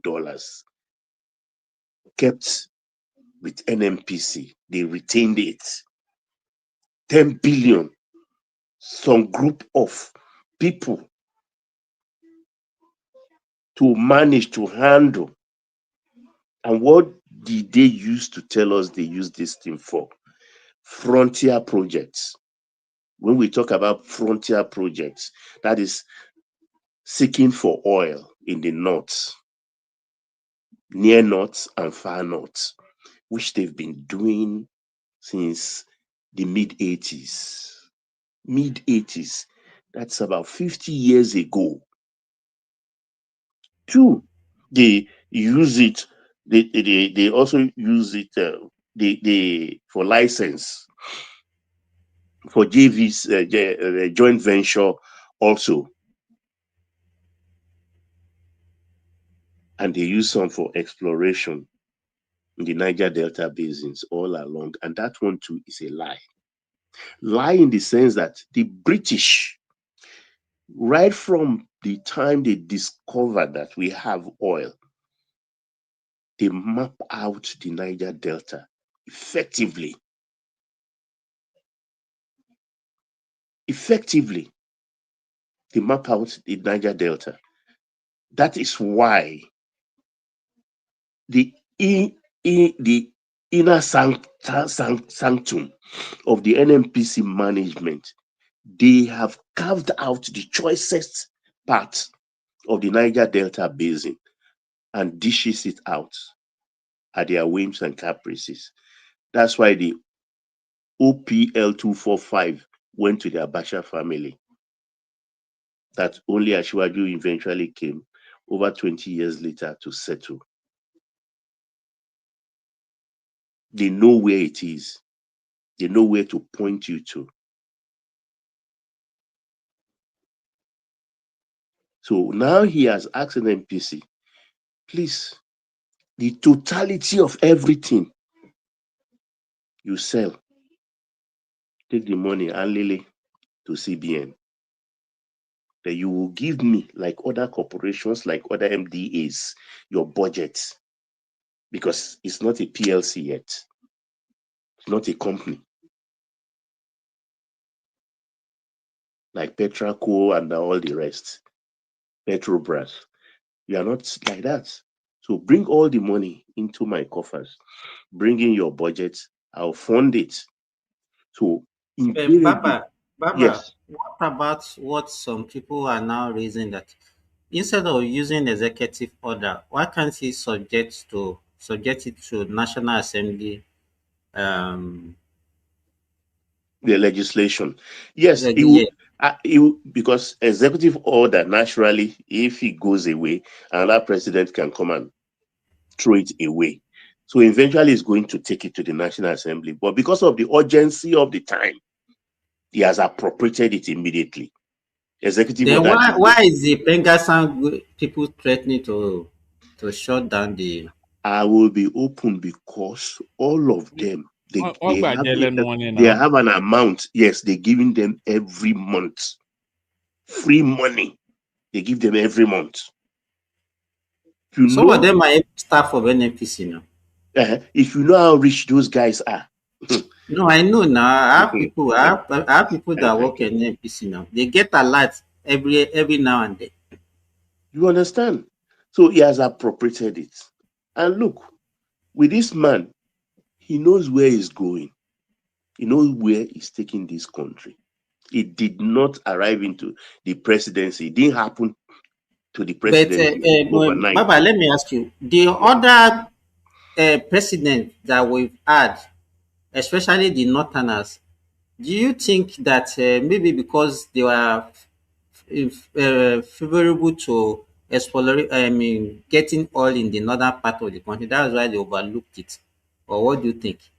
Not only that, it's a patronage, I think they're cutting them as slices. Yeah, everybody, every family, every group, they all have we're talking about billions of dollars here. They have a cut of all these things. Why do you think they are fighting Tinubu? Why do you think they wish him dead?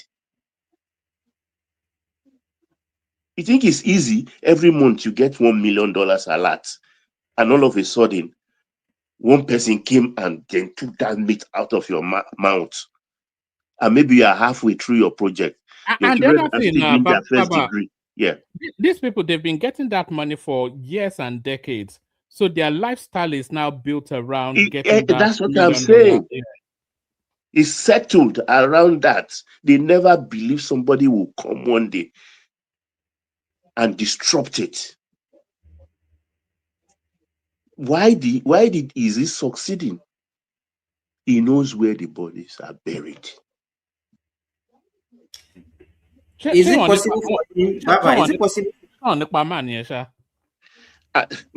I'm beginning to shake, honestly, with this NNPC team.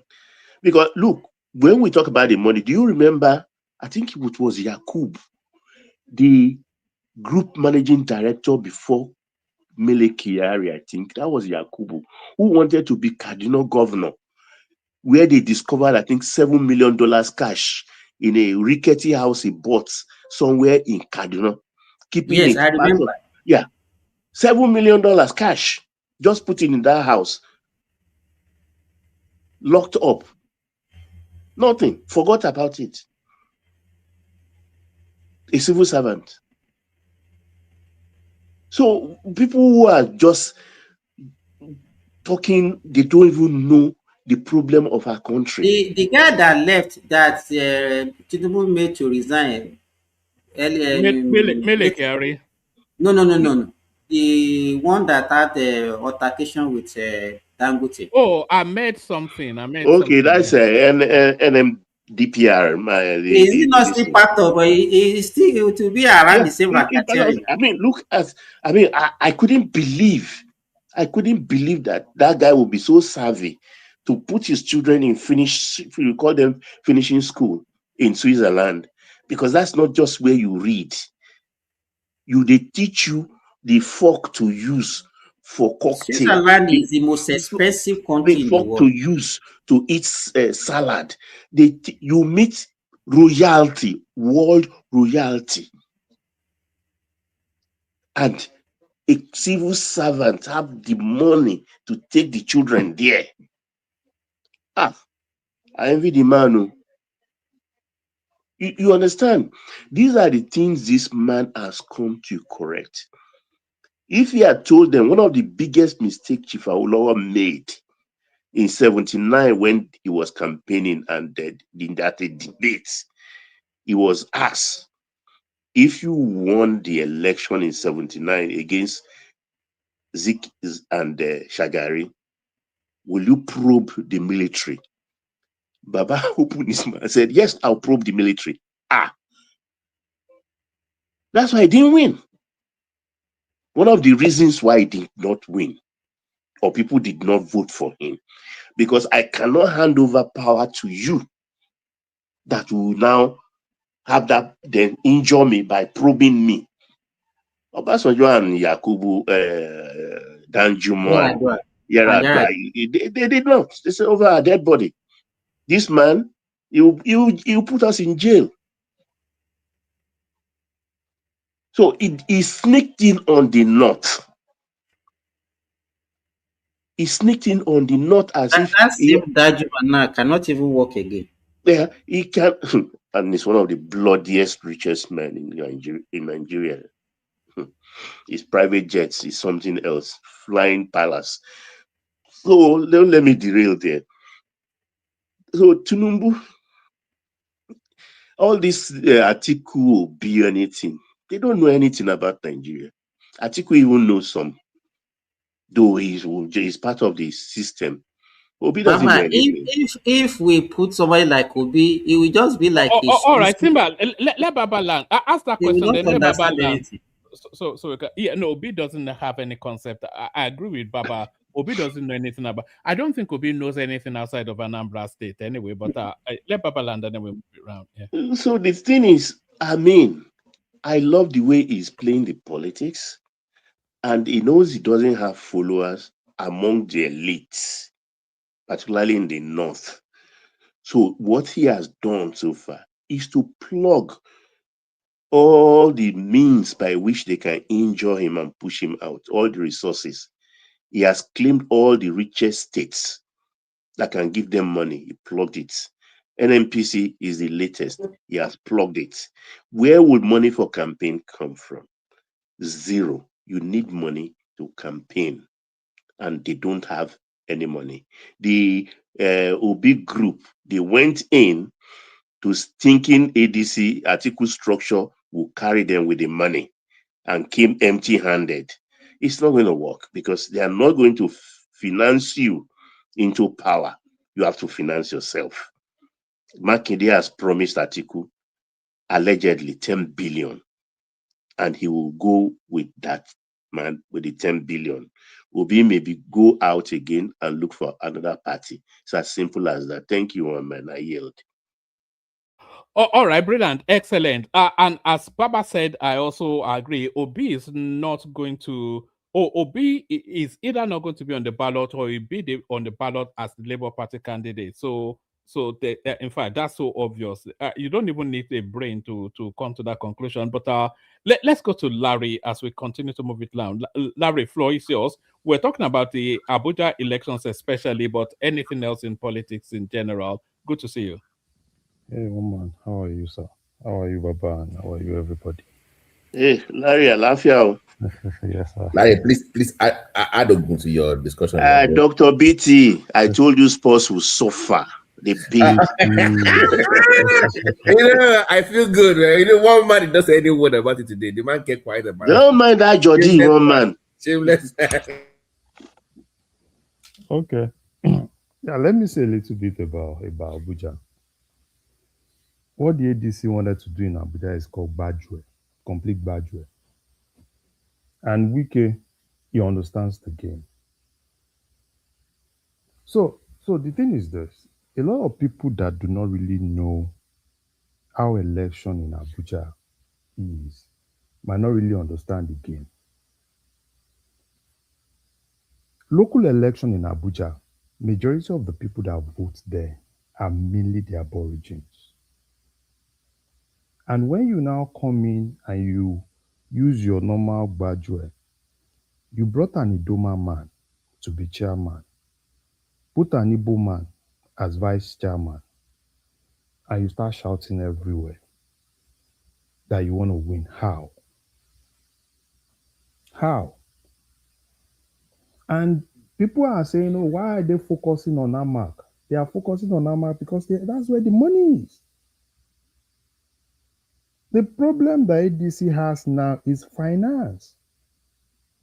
The key guys they were banking on, Tinubu has nipped them. Malami is been nipped because that's part of the. Another key guy they were looking for, Atiku and the likes, was Fubara. They thought they could come in with Fubara, they could get the money from there. So no money is coming from South. So that's why you see all this focus on Amak, because they believe that, oh, I think today, Amak is kind of like probably the third richest local government, kind of like area council local government in that address. So that's why you see them focusing on those spaces. And the last thing that Wike did that really broke them was that curfew. Because majority of those guys, they don't live in Abuja. They don't live in Abuja. They live in Maraba, Yanya. Some of them live as far as in Suleja, in Nasarawa. They live in Nasarawa State. Some of them Suleja in Niger. So what Wike basically did was that curfew. They blocked everything from AYA. So once they block everything from AYA, the major people you see that will vote are basically the Aborigines. Every other spaces, that's why you see that in most of the spaces, okay, like the candidate of ADC, you as a candidate, in your own polling book, how many people came out to vote? 8 people. 8 people came out to vote. But how do you have only 8 people?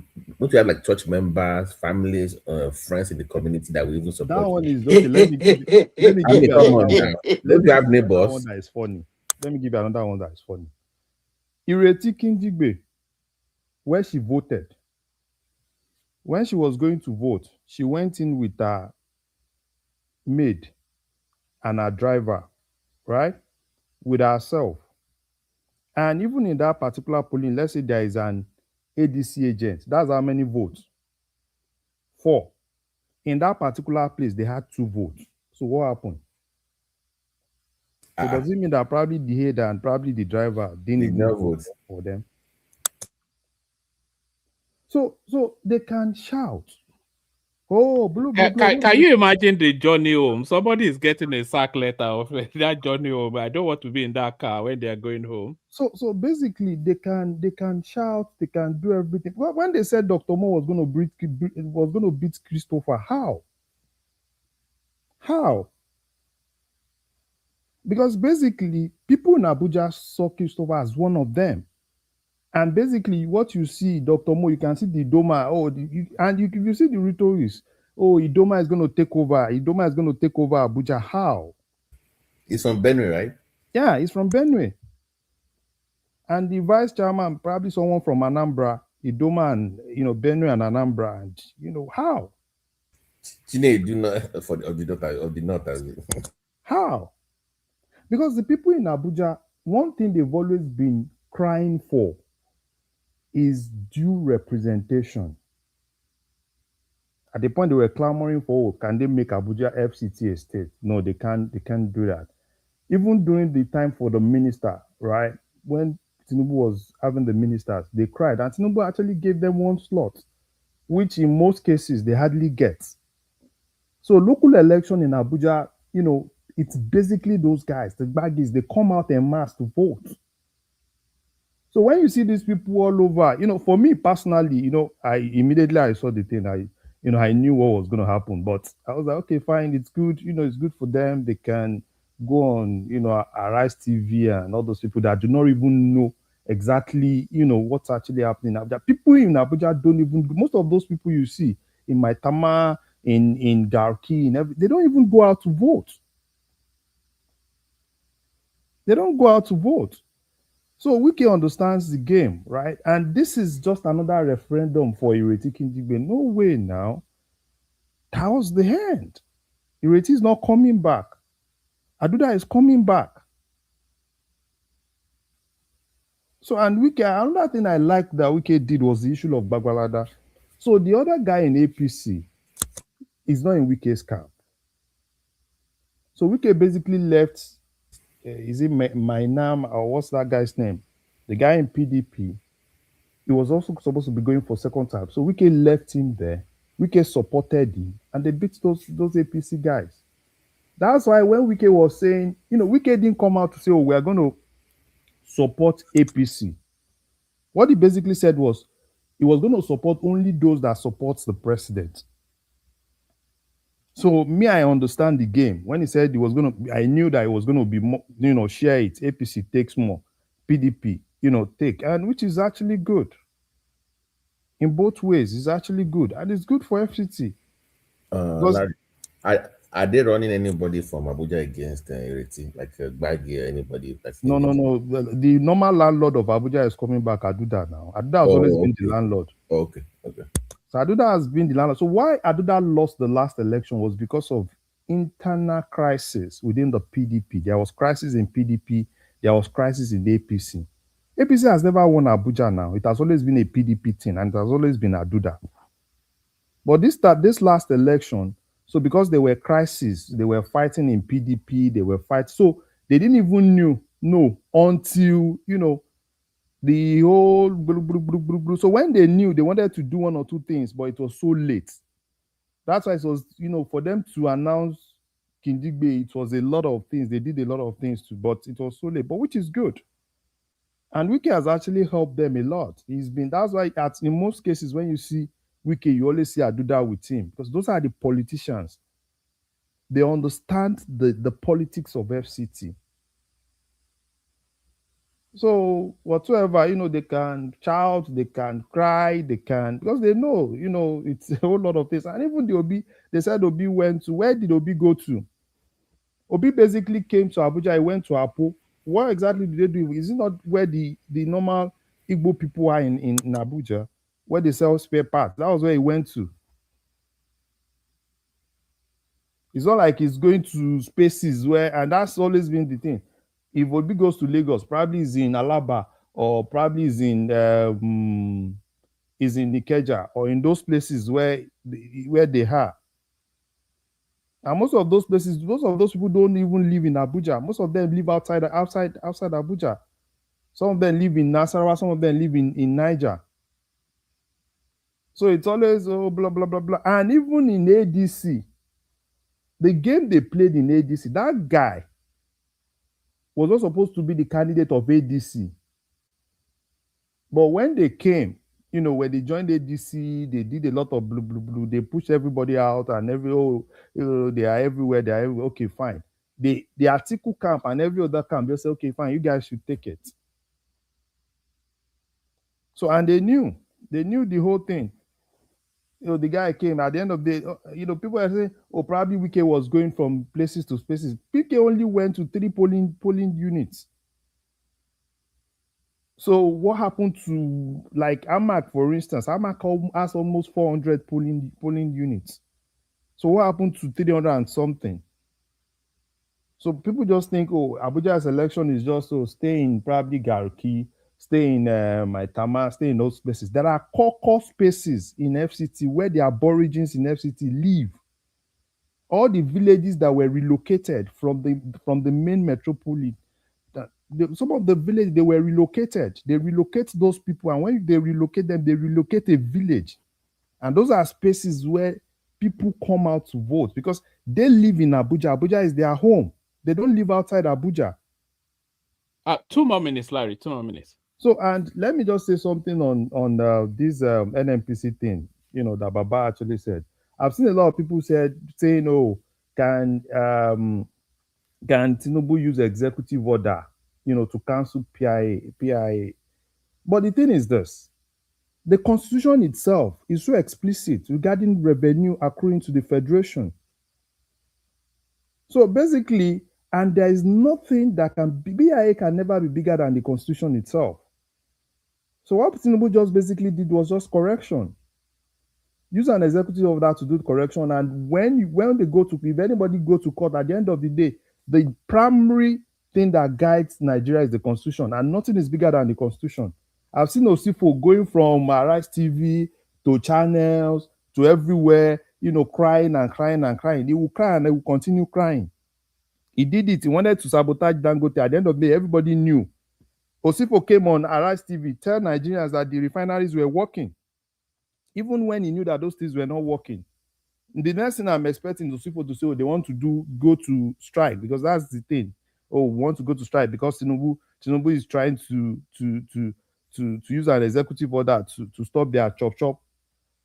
So whatever it is, let's wait and see. As far as I'm concerned, I think Tinubu is really doing a great job with all these guys. Please help me pick them one by one.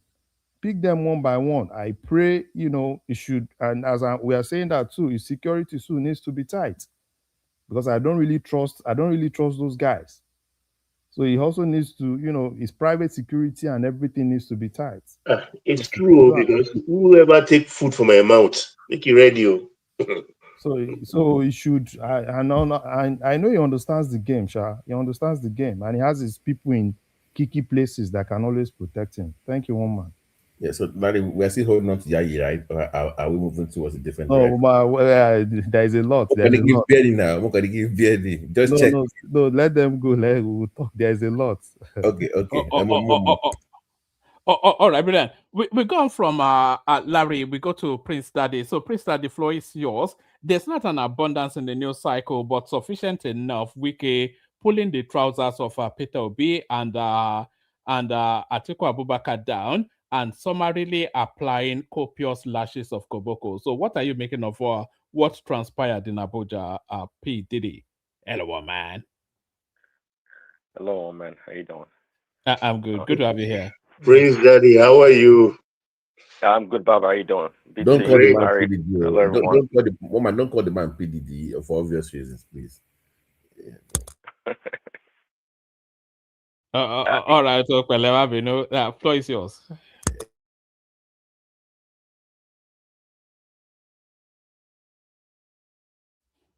You there, Prince? Yeah, Oh, yeah. don't. Can you hear me? We can now. Floor is yours.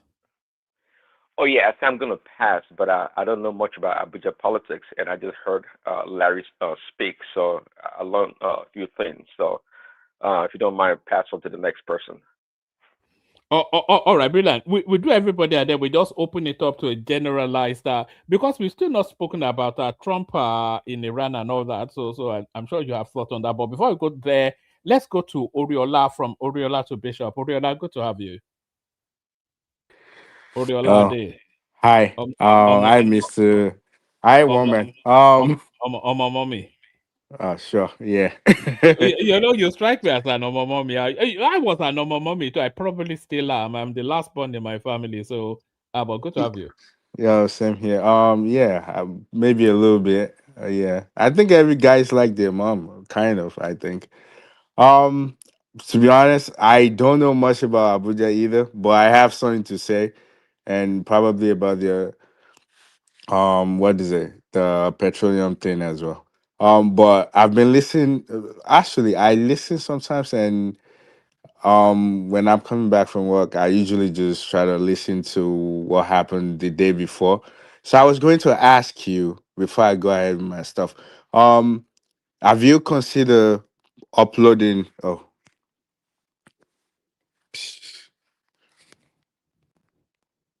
yeah. Sorry about that. Yeah. So I have a question for you. So have you considered putting your stuff on podcast? So it's easy that way. So when you're driving, you don't have to kind of like worry about YouTube, doing advertisement and all. Have you considered doing that? Yeah, I you think know that that. would be. You know that I'm a curmudgeon. I'm not that tech savvy. You will have to do it if you want it done. You know, but the extent of my wit is just to switch on I mean, StreamYard. one man become like Eh? segments, You know segments. I'm from 1802. You know, I'm No, not like put you know, if I come in and I want to focus on the wiki on your show, I can just click on the wiki side of it and just listen to that instead of listening to the whole 4 hours. Yes, how do I do that? I've seen a lot of streams That's a good format now, yeah. Yes, I've seen a lot of like all the big public. You know, it's just I don't want to make the effort. I've gone big with this thing. You know, it's just Yeah, yeah. it's easy. It's easy. So I think you can do the. You can. I'm not sure. Are you You mean using put it on? iPhone? Are you Yeah. using iPhone by chance? No, I have an iPhone, but obviously I use my laptop to stream. Yeah, but I do have an iPhone. Yeah. Yeah, I was just going to say if you download iTunes, it guides you. It's very easy. Back in 2014, I think I did it myself. I was doing some stuff back then too. I It's very easy. You mean it's easier for listening to in the car and Yes, yeah. yes. Because you just so a lot of people, even some of people that do Spotify or put their stuff on YouTube, when you go on to iTunes or actually they have podcasts too. What is it? iPhone have a app for podcasts. Once you click on it, you can type in anyone, any program, any interview, whatever, they just pop off. So I was just thinking it would be easy that way for some people. I mean, people like me, I can just look you up and just click on whatever episode I want to listen to, and it's just easy that way. I won't have to worry about all this YouTube advertisement and all. So, but it's something that I think you can take a look at. It's very easy. They actually guide you as well. If you want to do Spotify, you can do it. It's free. You don't have to pay. The only way they make money is if you make money. So if a lot of people listen to you, then they get a share from it. So I think it's something you can just look at. It's not very tough. It's not very hard. I think it's very similar to the software that you're using right now. It's very similar to it. I don't think it's complicated. Yeah, I just All try to right. bring that to your. I'll look into it. Thanks. You're welcome. So yeah, so for the Abuja thing, something that I noticed, because I don't know anything about Abuja, but something that I noticed that I was looking social media and I see is more like I think if this local government thing, autonomy goes through, I think is would, I mean, if it works the way it should, it would be like an A+ for Tinubu, because for example, every every local government, they're getting involved. Like if you see most of the names, well, apart from the people that think they can just come from different part of the country and be the chairman or the local government chairman for another local government. It won't work that way. The way this is working now, if I'm from a particular local government, I have a very high chance of becoming the head of that local government. So, apart from someone who just come from nowhere and think they can take over that community, I think that's very good, because I was looking social media. A lot of people from Southwest, they don't have no competition over there, even though they have a lot of people that live in Abuja as well. But that's not their land. They don't belong there, so they can be trying to. They're not trying to compete for one of the highest posts at that community. So one of the good thing that I see is, if this go through and is successful, the local government autonomy, it will be nice, because every voice will be counted. Every community that thinks that they're minority in Nigeria, it won't be that way 10 years from now. If the local government autonomy is successful, that's what I see. Like everybody would have their voice.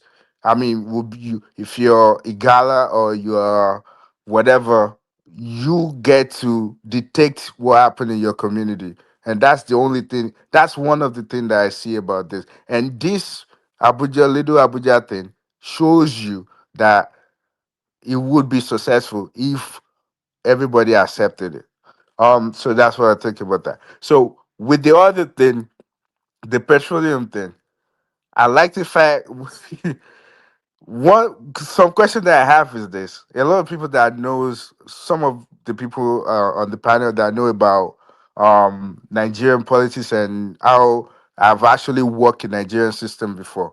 I don't understand why a company does not make money. They don't make no profit. They don't even make revenue in a way, because they don't. All the NNPC, their refineries are down, but how come we still have, they're paying salary? They have workers on payroll. What are they doing? I do personally don't not understand. And I think this is the beginning. If he's successful with this, making sure that all the money that comes in is being accounted for. They know if you need to do something, they can take out of that money and know, like, okay, this will go here, instead of almost 60% is taken out, and the only thing that goes to the federation pocket is about 40% to 30%.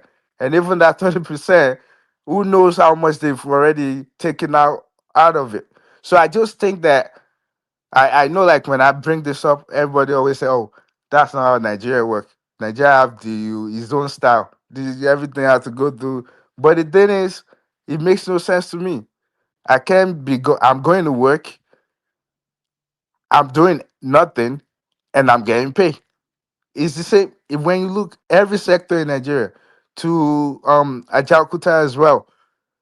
That thing is not working. But you have people there. You are paying them. You're paying them salary.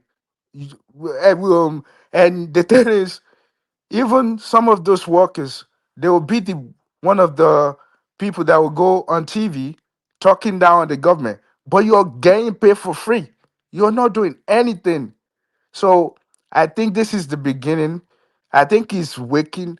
Well, I know a lot of people are scared for him, but I don't think we should be scared that much, because what is waiting for us is going to be Yeah, bigger than this. Oriola, do you know how long this thing that this guy is taking on? Do you know how long it's been embedded in the system? We're going back to the Babangida era, those sort of spaces.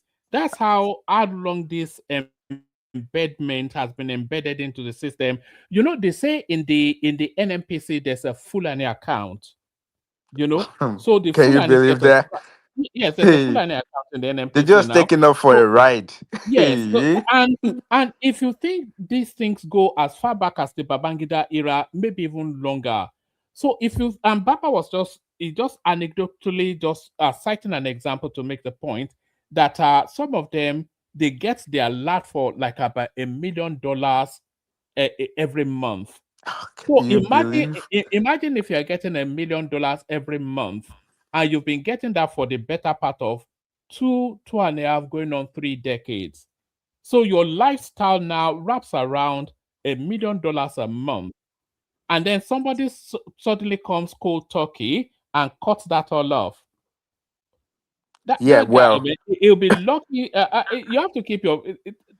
I won't be. They will attempt at that guy. They've already attempted at I him know, once. yeah, They but will attempt at him but again. we have not seen anything Yeah. because if he wins the second term, he's He'll be already telling brutal. us Yeah. this is the route he's going. When he goes, he becomes the president the second time. Believe you, I'm see. Do we actually think they're trying to carry out a coup now? Eventually, we might probably see someone trying to take the risk of actually going after, trying to see him face to face and actually do something to him. I think that's where we're going. And I mean, I like his guts. I like his guts, but all this would what all this would actually matters and will be best for the country if the person that comes after him when he's gone is someone that actually also can follow his footstep or actually believe in Nigeria as well. Because all of this will not matter if somebody else that comes after him is somebody that's just gonna turn us around 360 degrees again and go back to. But the thing is, I understand this has been. Oh, yeah, sorry. So this has been in the system for so long, and it's very hard for anyone to do anything. And I mean that's what I see. I see like he has a lot of guts and he's trying to do the best for the country, even though a lot of people are not saying it. But I think that if this can work out the way a lot of people wants and the way he wants as well, I think it will be good for the country. And I mean, I believe what he's doing. I mean, the guy that is crying all over, this guy. I mean, can he tell? It's just that we are not accountable in that country. Because if he's accountable, he should be able to make a report every single month, and I can just go online and see what is what is doing, what he has been doing, or his group, the people that he manages, they've been doing all along. All he just do is just come out, cry, they're taking away whatever. But imagine nothing is working. The refinery is not working. And but they will be the same people that will say, oh, the government is just well, they have 10 cars following them. They have so many things. They're flying all over the country, all over the world. What are they doing in government? We talk down on them, but we're the same people wasting money. So that's what I have to say. I'm hoping that he can keep doing what he's doing, and his family should pray for him harder. I mean, his wife is a pastor. She should keep praying because what is coming after him is not going to be a joke 2 years from now. Because if he's going to be the president for the next after this 4 years, the next 4 years, that will be the serious. That's what we all have to look up to because I know that time. If Tinubu completes his 8 years, that country will change permanently. We'll have a totally new country. Yeah, but that's You know? if Yeah. someone that comes after him actually. I think he's going to ensure that, because we have the antecedent from Lagos now. He protected his. He still controls Lagos till today. Yeah, but So this is he's not not going Lagos. to. Nigeria is not Lagos, one man. Yeah, but he's not going to do all these things and then hand it to a Buhari type somebody or somebody, some random Fulani that just come and steal everything. But as of right now, as of today, I don't see anyone any politician right now that can supersede him and do a great job for that. I don't see because he's going to hand over to the North. So I'm not sure if you know anyone from the North that you think has the brain. I Well, don't I don't know, but Oriola, please now. hopefully he knows. Hopefully And he knows. millions of people. like who? The Like the only person that NSA, I would the have NSA. think is the the past what is it, the CBN governor, but it's now taking a Oh, Lamido traditional role. Sanusi. Yes. Yeah, But maybe we read things we don't follow. Do we remember part of Emefiele charge was a note, a memorandum coming from Aso Rock asking CBN to release $6 million, and they arranged that money, just a paper. That's the one they are now saying that in actual fact, the Buhari signature on it was forged. Is that how they've been taking money? that's Which not hard to portfolio? believe, Is Baba. that, That's not I hard didn't to believe believe. it until it's part of the Well, to me, Even his income. it's daughter, sorry, even his daughter came out and said that they were forging his signature. Buhari's daughter. it's not hard to believe. It's That a guy don't know anything. I'm Gee, sorry. I'm not disrespecting him. He just looks so. He looks slow. He doesn't look like It himself. was fighting for it's itself not now. an enterprise. It's not a limited liability company. A country's account. No. The Buhari years were the worst we've ever. I didn't think we could survive the Buhari years. You know, I'm not quite sure how Tinubu is doing what he's doing. But Abacha was doing it. We said that's military government, but in a democracy. Yorùbá will say Yorùbá will say wọ́n jẹ́ yín kéegun ó jẹ́ country yẹn kan egun ni. As I'm saying it, even I'm having goose pimple. Do you remember? It was as early as yesterday. Now, when snakes were swallowing monies and there was no consequence, Baboon, suck away Do money. you remember when monkeys even stole money in And some? I didn't hear all this noise from the Spiritual snake Malanese, swallowed, from the El Rufai. I didn't Because hear they're part anything. of the system. That's why you didn't hear the noise. But now that they're calling them off, now we're hearing them talk. They're getting mad. And that's what is going to happen. I just pray to God that God save his life. Because what he's doing, if he can if he can go to put this through, oh my god, the Nigeria will be one of the best country come 10 years from now.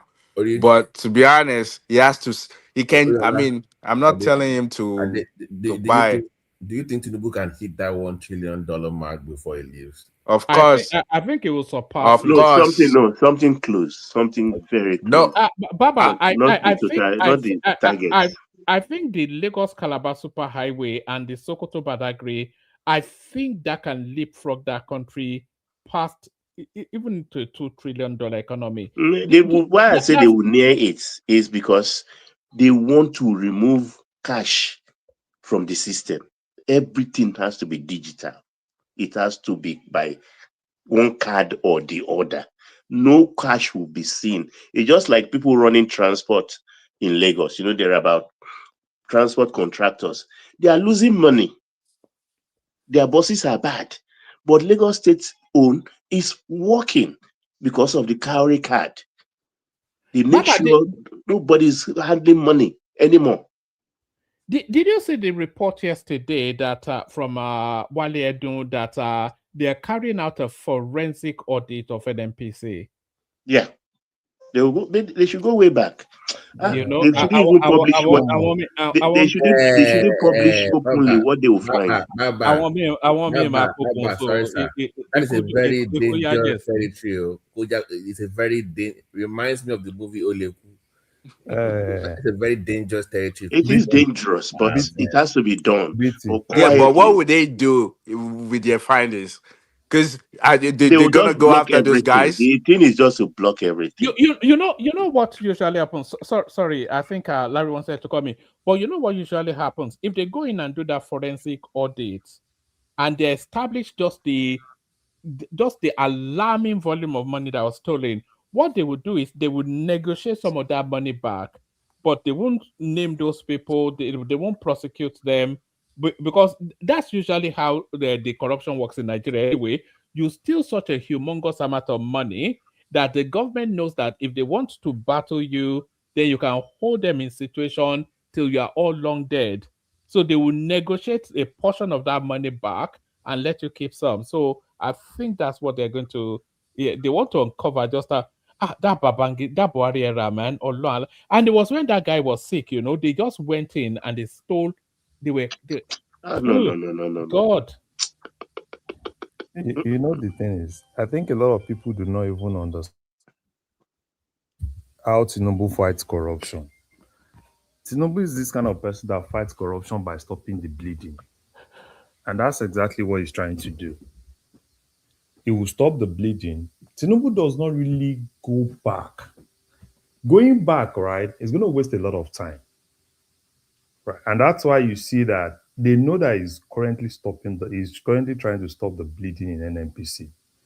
He's seen the game. He understands the game. He's in oil and gas. He knows where the money is. And that's exactly what he's trying to do. And regarding the 1 trillion economy, so Baba, this is it. The 1 trillion economy, majority of it is going to come from the financial sector. If you look at what is currently happening, because the bedrock of any economy, aside what is happening within the real sector, the financial sector, right? When you have the bank, we have stronger institutions, you have stronger banks, and you have a strong stock exchange. And what they are currently doing now, so the banks are currently doing their recapitalization, right? The same thing is happening. They're almost done. Yeah, so the same thing is currently happening in the Security and Exchange Commission. So SEC is also bringing new requirements. So they are going to do a recapitalization by July. So they are currently doing and the insurance companies too. Yeah. So with that, right? Like I have one or two, dealings with that side. So like take for instance now, the current law that SEC is currently using, before this new one that was passed was in 2015. So like some companies that has their capitalization, like a normal dealer broker company, prior to this time, their capitalization was just 300 million. So as at now, so they are going for 2 billion. A normal digital stockbroker that probably was like 10 million. So at now it's like 100 million. So what they are trying to build is build stronger banks, build stronger stock exchange. Why the other ones will leap from it? Because if there is confidence, if there is financial confidence, every other you start seeing people coming in. And they are also trying to ensure that there is stability. Because what has actually happened, at least if you've been watching the foreign exchange side, at least for the last, probably for the last, kind of like from the last 1 month, things are really, really going well. The reserves are going well. Now Nigeria is close to almost 50 billion. I think we are currently at almost 50, 48 point something. Yeah, 48 point almost something. 50 billion. So if they can, they will keep pushing that, and every other thing will start getting normal. So and that thing is very important in negotiating loan. Yeah. For your interest rate, very low. Yeah. So don't you think if the Also exchange rates, insuring up the naira, it defends the naira. It gives it more value. So he has really done well. Though there's going to be well. increase in money supply towards end of the year. Election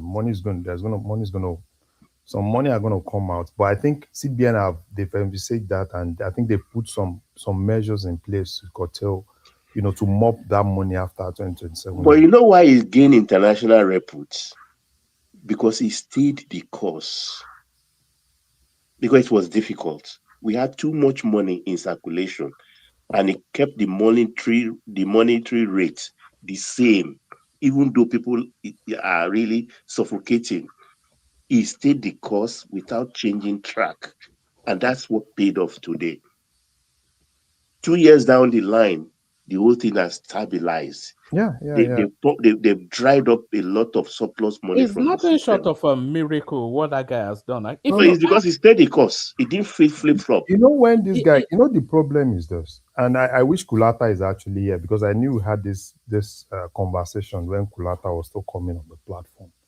When Cardozo said he was going to go back to traditional economics, right, and focus Yeah, more on back to the the core basics.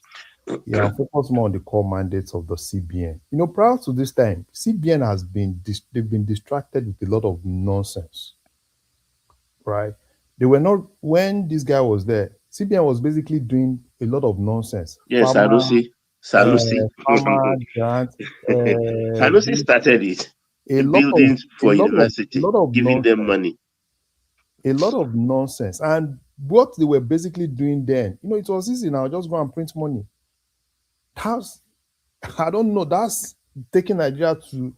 If Tinubu had not come in, I do not know if Nigeria probably would be like probably be like Zimbabwe, because those guys were. Are you forgetting that even to take off, he himself printed 7 trillion? Yeah, because there is no way. He printed money because there was nothing. There's no way they could. We went to JP Morgan and they said that the Buhari told you 30 million reserve. No, we have only 4 million, which you can access. Yeah, 4 million. So today is now 48 billion and 4 billion. Yeah. Today is. So for Tinubu to have taken care of those foreign exchange guys, Tinubu to have taken care of the subsidy guys, then NNPC will be so easy to take care of. That's what I just say. I was going to say this. If the exchange rates, because the way the exchange rate is going now, if it becomes, I mean, Dangote and this guy, Otedele are already saying it, that we can get to 1,000. Don't you think that will push up the GDP will go up because the money is already. Now, let me tell you something. Do you know that people abroad now, right? Everybody prefers to keep their money in Naira now. Yeah. Right? Because there's confidence. There's confidence in our money now. It's not going up and down. But I've been advocating for people to buy. Do you remember when Solly used to come and fight me when I say people should be buying Naira? He used to come and fight. Hey, they're killing him anyway. And don't forget, Dangote is going public in another 5 months. Yeah. The refinery. And there are a lot of, and do you know the thing is, if you've been watching the space, the expatriate space, right? A lot of people wants to come to Nigeria now, right? Because they believe that, you see, a lot of things are happening in Nigeria. And a lot of great things in terms of business is really happening in Larry, we have the population, man. And a lot of Nigerians like foreign too. Like they spend the money, to be honest with you. Like I mean, not a lot of population, but close to maybe 5 million or 10 million people in Nigeria. They're ready to spend the same kind of money that they would spend abroad and buy the same thing. That's a lot of money. So a lot of people want to invest in Nigeria because they know they will get profits. I mean, that's how I'm seeing it. Like, I mean, if you have a good business in Nigeria, just like, I mean, you see, there's Hyundai in Nigeria, there's Toyotas, they have these different foreign companies, they have different places in Nigeria where they sell the same amount, even pricey. Because I was looking online one time, they were saying like the type of, like, if you buy Toyota, for example, in US, for example, I think it's about 50 grand. And in Nigeria, they might sell it for like $70,000. And people still buy it. So you can make money. We have the population, to be honest with you. And I think that's where a lot of people is moving down there. We have the population. Yeah. So Tinubu, he has a lot of things that they manage very well. It will be easier for them to reach the 1 trillion economy if they're able to manage with the momentum in which they are managing the financial sector, and if they can manage the tax. If they recalibrate if they rebase the economy or whatever the technical term is now, I think we might well not be far from that 1 trillion anymore. Yeah, I don't even want them to rebase, right? They shouldn't rebase. They should just focus on the normal. Was the last rebasing not under Goodluck Jonathan? Yeah. I think it was under I think Abuja. they were So for rebasing me, that. We right, don't even know the value. I don't even want them to rebase anything.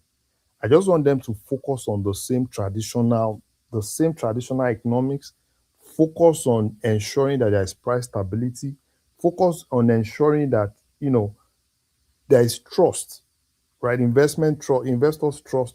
If the investors trust the company, they're able to bring their money out, they're able to take their money, bring it in, take it out, free flow. Just focus on those things. And if they can just do that, and the tax system, so if they can manage that tax system very well, right? Tinubu has a lot. That's why any governor now. Do you know that the governors currently people want to go to be governor now because they know that they are going to get more. Because if Tinubu can achieve this NNPC thing, oh my God. Those people are washed with money now, those governors. It's really harvesting a lot of money because that tax something alone, if it's done properly, then it will insulate the foreign exchange, the dollar income of the country. You Because see, any the government, economy, the economy can just be serviced by our tax revenue, which is what obtains in every other country now. And then the dollar earnings then can go towards shoring up our foreign reserves and defending the naira. So there's a lot look, that. woman, any state that's not aligning with the center is just punishing its people. No, I that's tell you, look at what happened in the Kano fire. They give the people 5 billion naira. 5 billion. Look at Makinde. That's don't let me just call him names. No, but Baba, Give out him of that 30 5 billion. billion, but out of that 5 billion you just mentioned, how much get to the people? Like the That's governor another pocket different them. ball game, but it has been announced to them that 5 billion for all of you to compensate you. And Makinde was given 30 billion. 30 billion. Whopping big one. $20 million plus. Baba, even if any state does not even align with the federal, a good state, a good governor will perform. And by the way, Tinubu has made it easier for even those that ordinarily won't even perform ordinarily. Now they are trying to perform because you have everything you need. And most of the states, aside the normal commercial state, are probably civil servant states. The states are not borrowing anymore. Have you noticed? So they are basically civil service states. So, and you are now getting as much. All you just need to pay salary. And now they are now seeing money to say they want to even do projects. Unlike what it used to be, doing Buhari that they will be crying for bailout. Please bail us out. Oh, we are holding, the state is government. Look, those federal government road in Edo State, Ekpobolo is doing it from his own pocket too. Yes, from the state there is coffers, money. not waiting for federal government. They will pay him later though. And he can't speak English. All right. Sorry, I must say to woman, you can move. Sorry, hold on, Oriela. Bishop, when you are ready for us, we're ready for you. Bishop is here. Yeah, Bishop is here. And whilst I have that window, can every single person that is listening to us now make sure you are subscribed? If you look at your screen and the subscription button is red, then you are not subscribed. So click on it. So that word subscribe, it changes to subscribed, then it's in the past tense. So every single person listening to us now should and must be subscribed. That's the least you can do for us. So do that for us. Subscribe. Bishop. Bishop, I hear they are dragging those people that were supposed to compensated where they have the mining explosion. So Makinde has 30 billion. What are the people doing to him?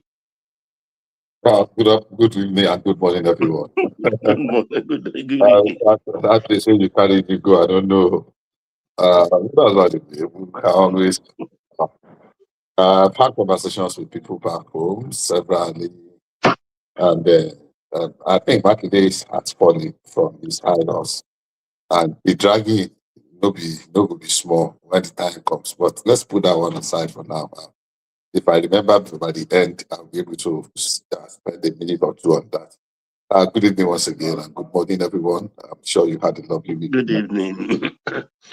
Very, very quickly and basically on the two main issues. I think Wike has gone ahead to prove that he's not a pushover.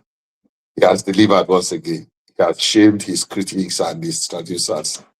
He has shown them that, look, in the game of politics, he is a baba. He's a grandmaster. He has delivered for Ashiwaju, and he has proven all the critics wrong. The opposition combined with the media bandits and the obedience and who again? The CSOs, the catch TVists, and you just named them. He put all of them together and dragged them in the mob in one fell swoop. And apart from those ones, he dragged some of the loyalists of Tinubu also in the mud.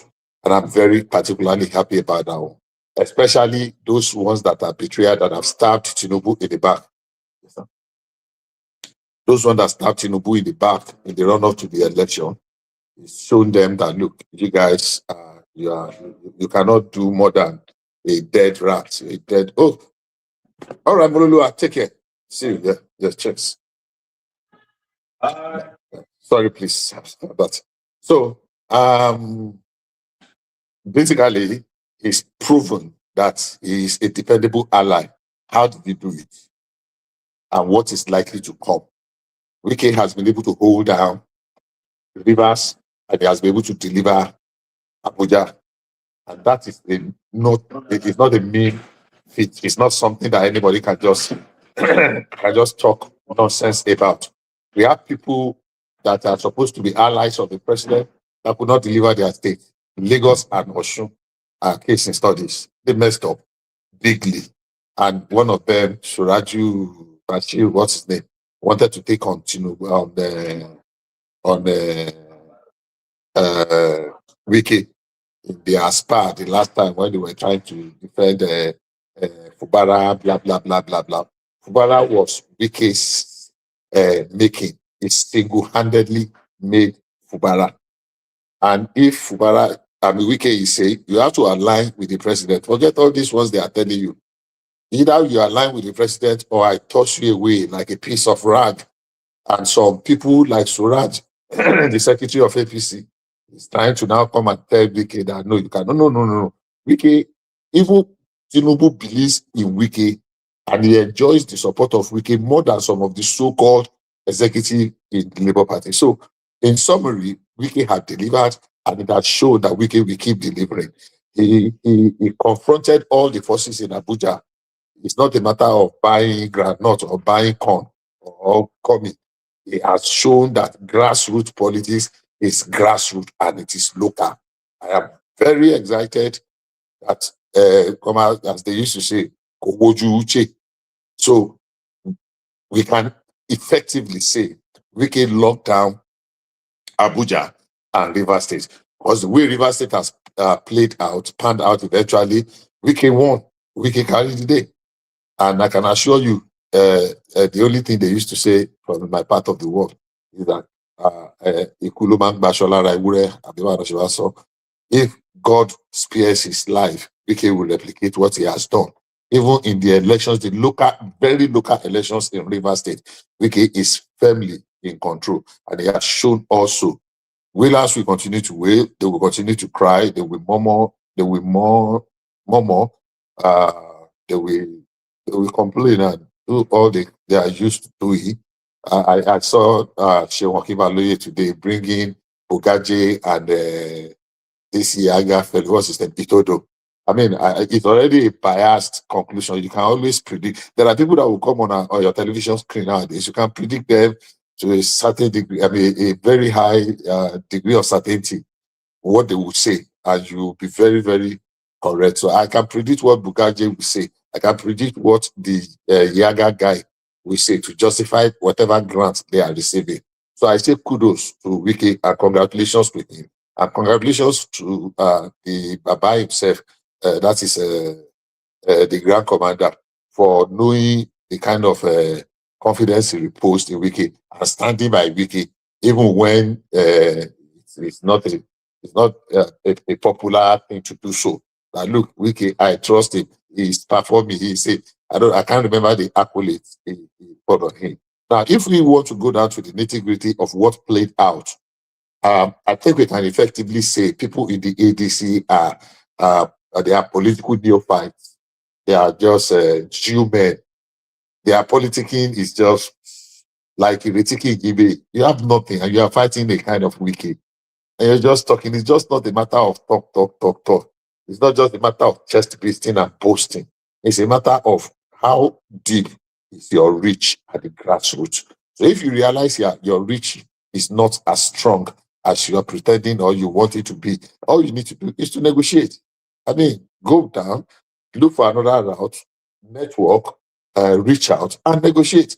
You took a plunge. You jumped from Labour Party to ADC. Even Peter Obi himself is not even certain where he is going. So if we look at it, it is a win for Wike. It is a win for Tinubu. All the people that are saying democracy is dead in Nigeria, democracy is only good when your candidate wins or it goes your own way. If it goes the other way, then that democracy is dead. Somebody is writing some funny letters to the King of England that democracy is dead in Nigeria. Tinubu is a dictator. Nigeria is now a one-party state. I just pity them. And that's how it's going to be. So we are beginning to see what is likely to play out in 2027. Sorry, Bishop, who wrote that letter? Was it who was One that? Amakri. One Almaji guy that wrote the letter. ADC member. He said it's royalty, so it's more royalty to another royalty. Yeah, I mean, it's one Almaji and another Almaji. That Dino boy, the Dino boy. Tinubu don't turn people to Chris. If you want, I'm telling you, you can drive some people nuts. So Bishop, now because they are not cussing out Trump on those same people, they are. They have moved from Trump to England now. They have let America alone. It's now UK that they are focused on. They are cussing out Trump. That Trump is protecting Tinubu.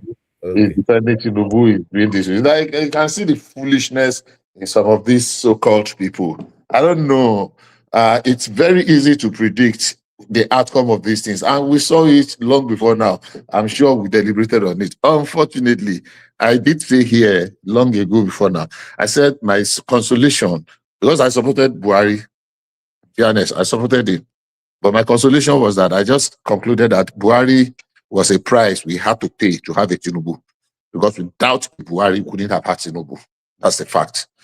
I mean, that's a good one. That's a good one. That was the price we have to pay.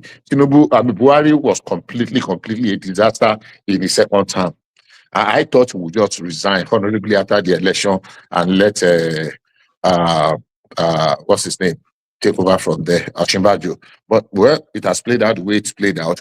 We are firmly on the trajectory for greatness. How long can we trudge on? How much longer can we sustain the momentum? And how much longer can God help us to protect the life of Tinubu? Well, as they used to say, the answer to that one is just floating in the air. Anybody can do assertion. Our democracy is advancing even faster than the people that we learned from. We know a little bit too much. And as they used to say, there are too many cooks spoil the brutes. Because we oversabi sometimes can be very dangerous. You know, they say there's one adage that says that it is over inquisitiveness that makes the monkey to end up with a bullet on his face. You know, you want to see everything, you believe you know more than every other person, and everybody has an expert opinion on every topic under the sun. If we can survive that, and Tinubu can unleash everything he wants to do, because there is still a lot up his sleeves. Some people are advising him, Baba, slow down. You are doing a little bit too much already. And that which will take me, if I jump from politics to economy, the economy of the refinery. Let me add to it. You see, I have friends. I know a couple of friends, I won't mention their names. When Nigeria sold the petrochemicals in Port Harcourt, they did not sack anybody because Pengassan was insisting. So they redistributed the staff in Pengassan and sent some of them. They sent some of my friends to Kaduna Refinery. And that's about 20 years ago, if anybody remember. And they were there. And, Kaduna Refinery was sending people on courses. They said when they were in petrochemical, they sent a particular guy to Japan. He spent his first 6 months. Japan, Malaysia, Yeah. Brazil. He went to Japan for a 6-month course in a company that is not producing anything. And after the 6 months, he was able to manipulate and lobby. I did quite some job with the IOCs. I mean, I ran a company, I ran an international conference in 2008. We call it Triple APG, Afro-Asian Association of Petroleum Geochemists. And I had the privilege of meeting almost all the MDs of the IOCs in Nigeria. I had met all of them one on Well, they are one. well trained, though, Bishop. I give it that. I give them that because How do you measure being well trained when they were not producing? I can tell you effectively in 20 they all years. went out to get jobs in other clients. I'm coming, sir. In 20 years, but Kaduna Refinery did not produce a barrel, did not refine a barrel of crude oil. So what are you talking? They are just And there. they're getting paid, right? They're getting paid. Oh, They're going on seriously? course. Get They're getting promotion even. promotion.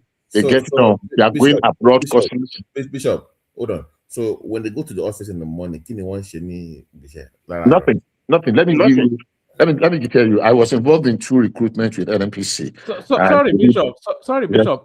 My generous go BT. Go to what makes you? What's in your imagination makes you think they go to the office? Most of them went to university to read law. They will just come, sign, clock in, and go back to classes. They are well read, though. PhD, a lot of them, and PhD through that idling period. You know what? Sorry, once I have the window, can people please push up our subscriber numbers? It's not going up. It should go up. If you are not subscribed, please do. Sorry, back to you, Bishop. So dealing to the roots of this this systemic, what's the name now? What's the right word I want to use? This quagmire, this rot in NNPC, which has held Nigeria by the jugular. A lot of them were buying houses abroad, they were going on courses, they were making money. And apart from the fact that they were not adding value, they were just selling our 455,000 barrels and they were just doing as they wish with it. So Tinubu's stroke is a stroke at the heart of it. Quite honestly, everybody that has worked in NNPC in the past 30 years, if there's a way they should line them up and line them up at Babish and do what we used to do to the Ishola universities of this world, and anybody will understand what I'm talking about. Don't let me violate anything, and give them the treatment of Anime and Ishola University and what's this other guy's name? What this other guys that used to terrorize us in the 70s. And deal with them that Rambo. Sunday Rambo is Shino Rambo is recent. That was in the late 80s, early 90s. Anime came before Shino Rambo. Shino Rambo was in the late 90s. Yeah. And I mean, I know Ishola Yunusi was the 70s team. After Ishola Yunusi, there was another guy. Babatunde Folorunsho. God bless you, sir. God bless you. So basically, they have really held us. Now, are they going to let go easily? I don't think so. If Tinubu up to the task, well, God helping him, I think he should be able to do, because the forces is fighting against.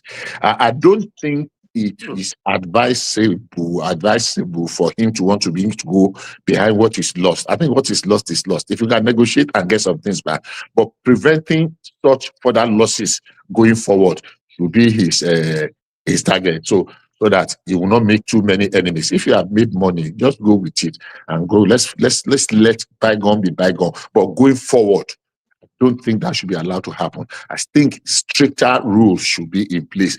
NNPC has outlived its usefulness and its value. Bishop. Yes, another thing I noticed that most of the people that work there, most of them are relocated abroad, though, and they are still getting money in Nigeria. I know a lot of them. They are in Canada, they're in US. That's part of the rot. That's part of the rot. Yes, they're in Canada, they're in US. They all relocated. I'll give you 2 examples. Sorry, Simba, check your phone. Sorry, carry on, Bishop. Kellogg's America built NAPCON, National Fertilizer Company. I was in NAPCON about 1990. Yeah, 1992, 90. I was in NAPCON. And I met some of the Americans that built NAPCON. You know, it was supposed to be, the second phase was supposed to come up, which never came up. So the Kellogg's built NAPCON. And the man said, as at that period in time when NAPCON was doing an audit, NAPCON had about 2,400 and something staff. Now, when one of the white guy, I'm trying to remember his name, he said that NAPCON was built can run effectively, running different shifts by 630 persons. Now, imagine a company, a factory that was built to be run, managed, operated by 630. At the end of the day, you now have almost 3,000 workforce. That is, you have more than quadruple. How do you call it now? And by the number, and they were not even producing half of what they were supposed to produce. We thought NAPCON was dead until it was sold to what's the name of this company now? That bought NAPCON, and they were able to turn it around. When they sold Ascon in Akwa Ibom, when they sold the one that we're talking about, Atiku, that it was built for 3.2 billion, 3.5 billion, but Atiku sold it for 320 million, and he was still boasting that he made that nonsense something. So the rot in government enterprise in Nigeria is mind blowing. That's why they want to beat Natasha now because of Ajaokuta. They will beat her one day. The rot He wants to open up. So the systemic manner that Tinubu is fighting the corruption in these high places, I think it is okay. I don't think I want him to continue looking back in the rearview mirror and say, "Oh, you stole something." The ones that are too obvious, if we can negotiate it out, let's just negotiate and get whatever can be gotten. But stopping it permanently and removing our hands from them. This idea of, it's our national something, our national pride, ego, and that was why we reversed the sale of refinery in 2007. Almost 20 years after, the refineries we have spent more than 3 times the amount.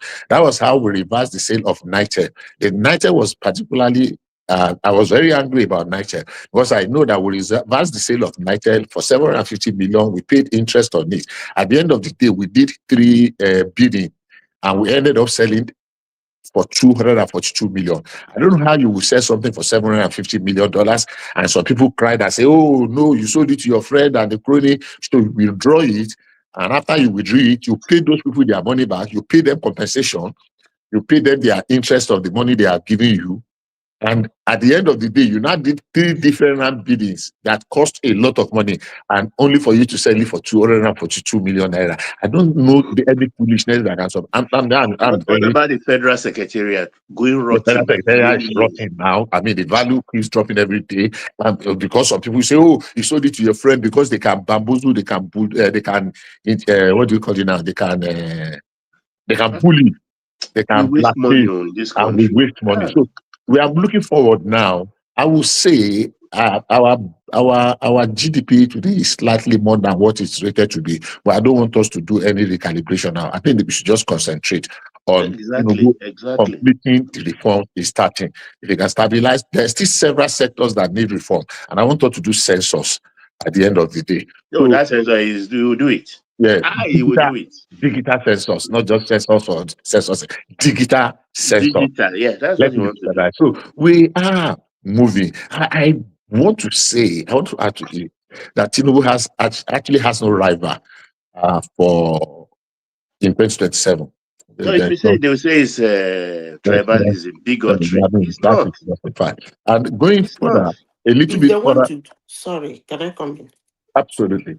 If they want to do census in Nigeria, they should do digital forensic census. That's what I said. That's so what that said. when you put your fingerprint, everybody. That's what I said. That's to be when you put your fingerprint, you put it the second time, it will not take it. It has to be biometrics. Dual biometrics. If you are leprosy, they will use your eyeball. Their wife is in the house and they can't come out. No, the women will go and do it. It has to be biometrics. Nobody can. Women can see a leha now. It is biometrics. If you are not seeing you, we are not counting you. And there is no. Even if they don't see you, they can do it on phone now. Do it as an app. Whatever they want. You put it. You download it on your phone. You put your finger. That's all. If you try your finger second time, it's not going to take it. Areas, we don't have phone and all these things. Let it be biometric. Whatever they want to do, let it be biometric. We must count ourselves. This idea of some people thinking they have what it takes to bully the rest of us. We talk about tax, they want to bully us. We talk about reform, they want to bully us, bully the rest of the people. I don't care. It is a democracy. Some people will not just come on television, jumping from one, what do they call it now? Pontificating. That the people, Nigeria, and the people. Who are these people that you are talking about? People jump on television stations, so the people are angry, the people are this. She will be using that language. And I keep asking, who are the people? I was listening to something. That's annoying. Bishop, it's not only Shehu now. That's all of them do now. The Nigerians. And I ask, Who are the Nigerians, the people? Are you counting me? I'm not in your camp. I'm in disagreement with what we are saying. And you are saying, me, Nigerians. Am I not in Nigeria? Am I not a Nigerian? I listened to something in Todo today saying the same nonsense. I listen to Bugaji. Every time they go on television, Nigerians. These people have so weaponized it, especially some of the known media outlets. They know the people they bring to the extent that immediately you see them, you can predict verbatim what they are going to say. Because if you are bringing the Bugaji, I know what he's going to say. If you are bringing a Samson, I know what to say. If you are bringing Ene, I know what he's going to say. If you are bringing Patu Tomi, I know what he's going to say. I mean, the biggest disappointment. Dr. Amadi, you know what he's going to say. Sam Amadi that told us openly that the privatization, he was the chairman of NDRC, NEC. And he told us, he foolishly told us openly that the privatization was designed to fail, have an issue. And now you want to come and pontificate and tell us about governance? You were given a small assignment and you just sold NEPA, PHCN as it was there. That was one of the worst privatization that has ever happened in Nigeria. Look, Bishop, folks, yesterday, maybe you guys are not listening. Obio Sekwezili, I'm waiting to call her.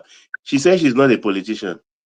She was telling a renowned BBC. So that was that was Mahdi Hassan. That was about 5 years ago. No, recently. No, that was a while ago. He said Sham cannot be politician. It was not a woman that was going to contest the presidency. No, it was about 5 years ago. It was before that. It was that contest was after the interview. She had that interview long ago. Now, when she was saying was Obasanjo corrupt, maybe as that interview is long. Go and check the date, sir.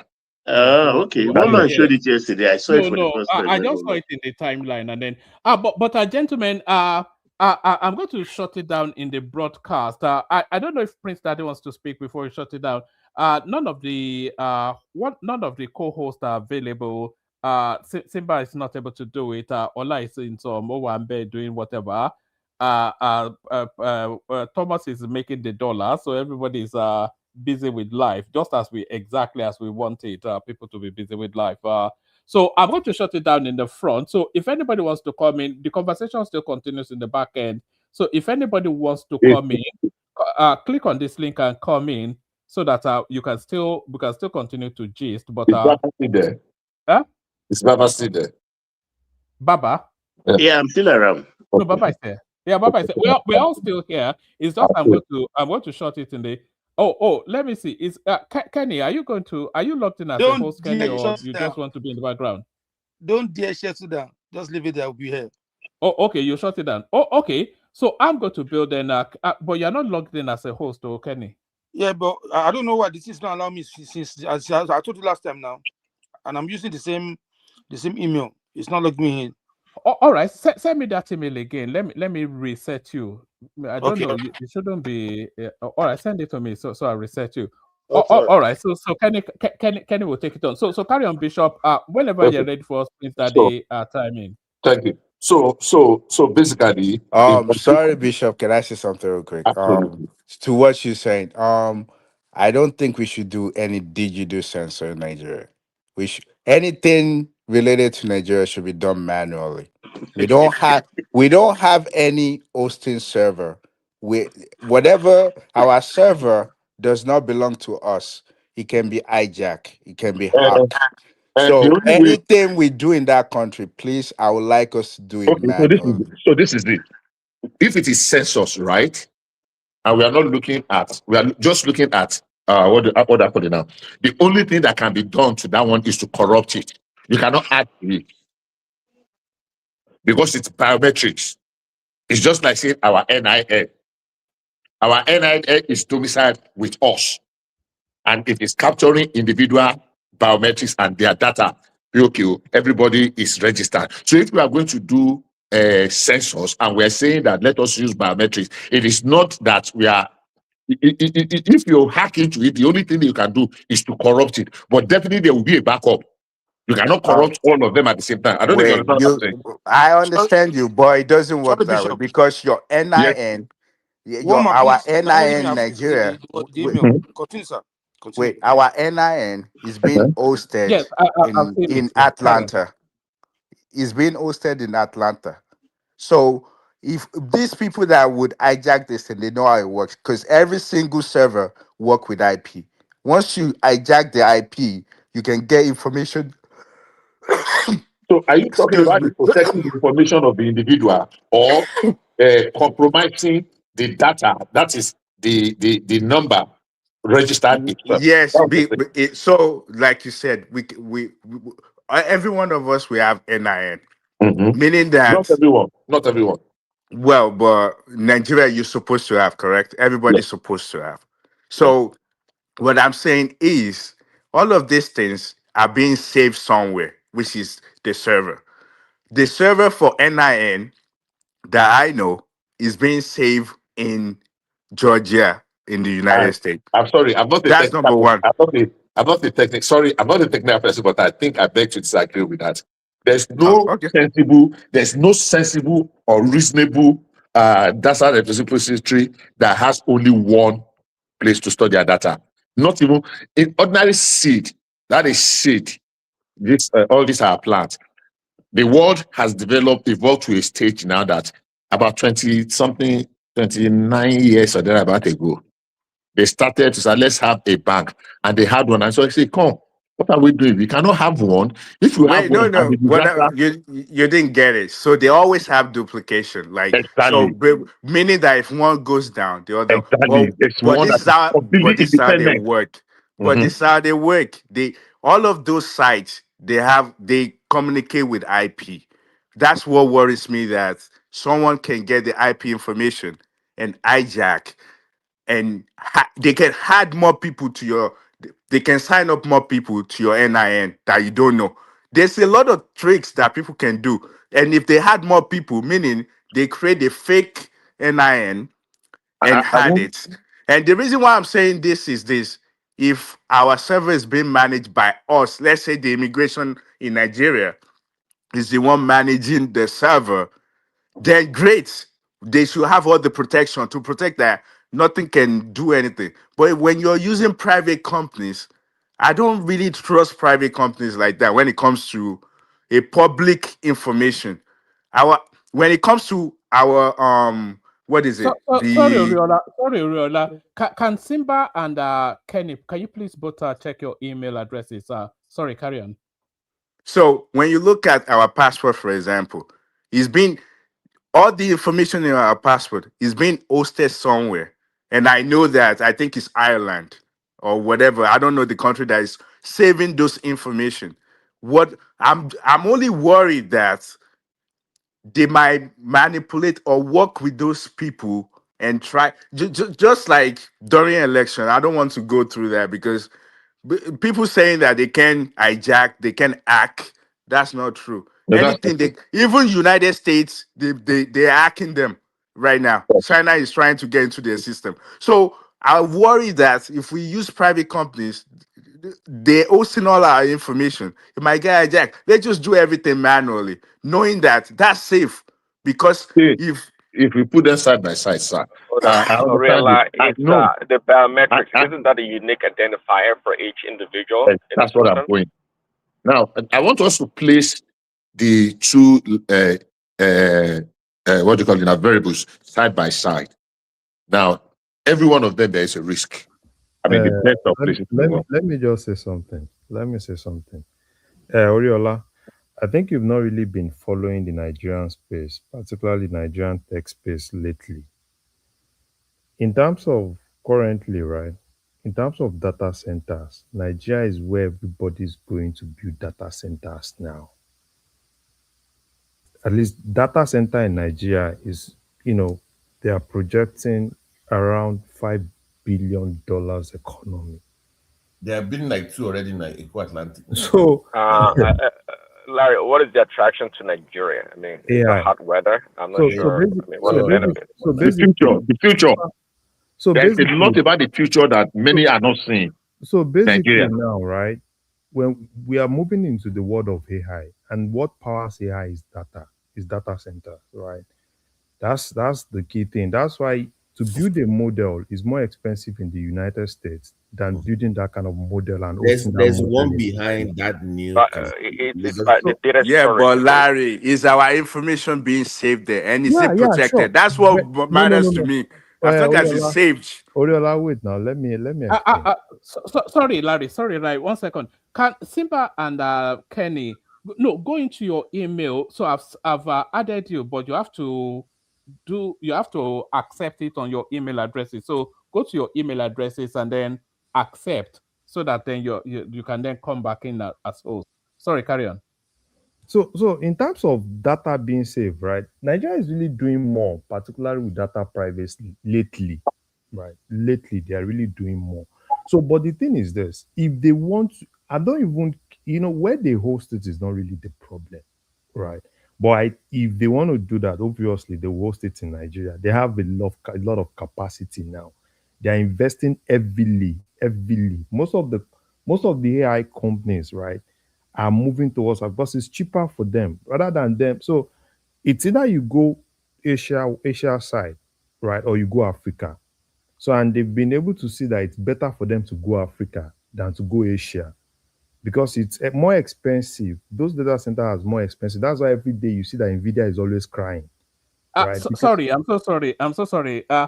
Can somebody log in as a host? So you're both in now. So Kenny, can you log in as a host so that I can bill? Kenny, if you're there, log in as a host. Sorry, Kenny. Actually, I'm going to leave now. One of you can shut it down. So thank everyone. See you tomorrow. Nobody has super chatted, so thank you for not super chatting. But at least subscribe. So Kenny, Kenny's now. So Kenny, you shut it down. Thank everyone. See you tomorrow. Yes, let me leave. Sorry. Okay.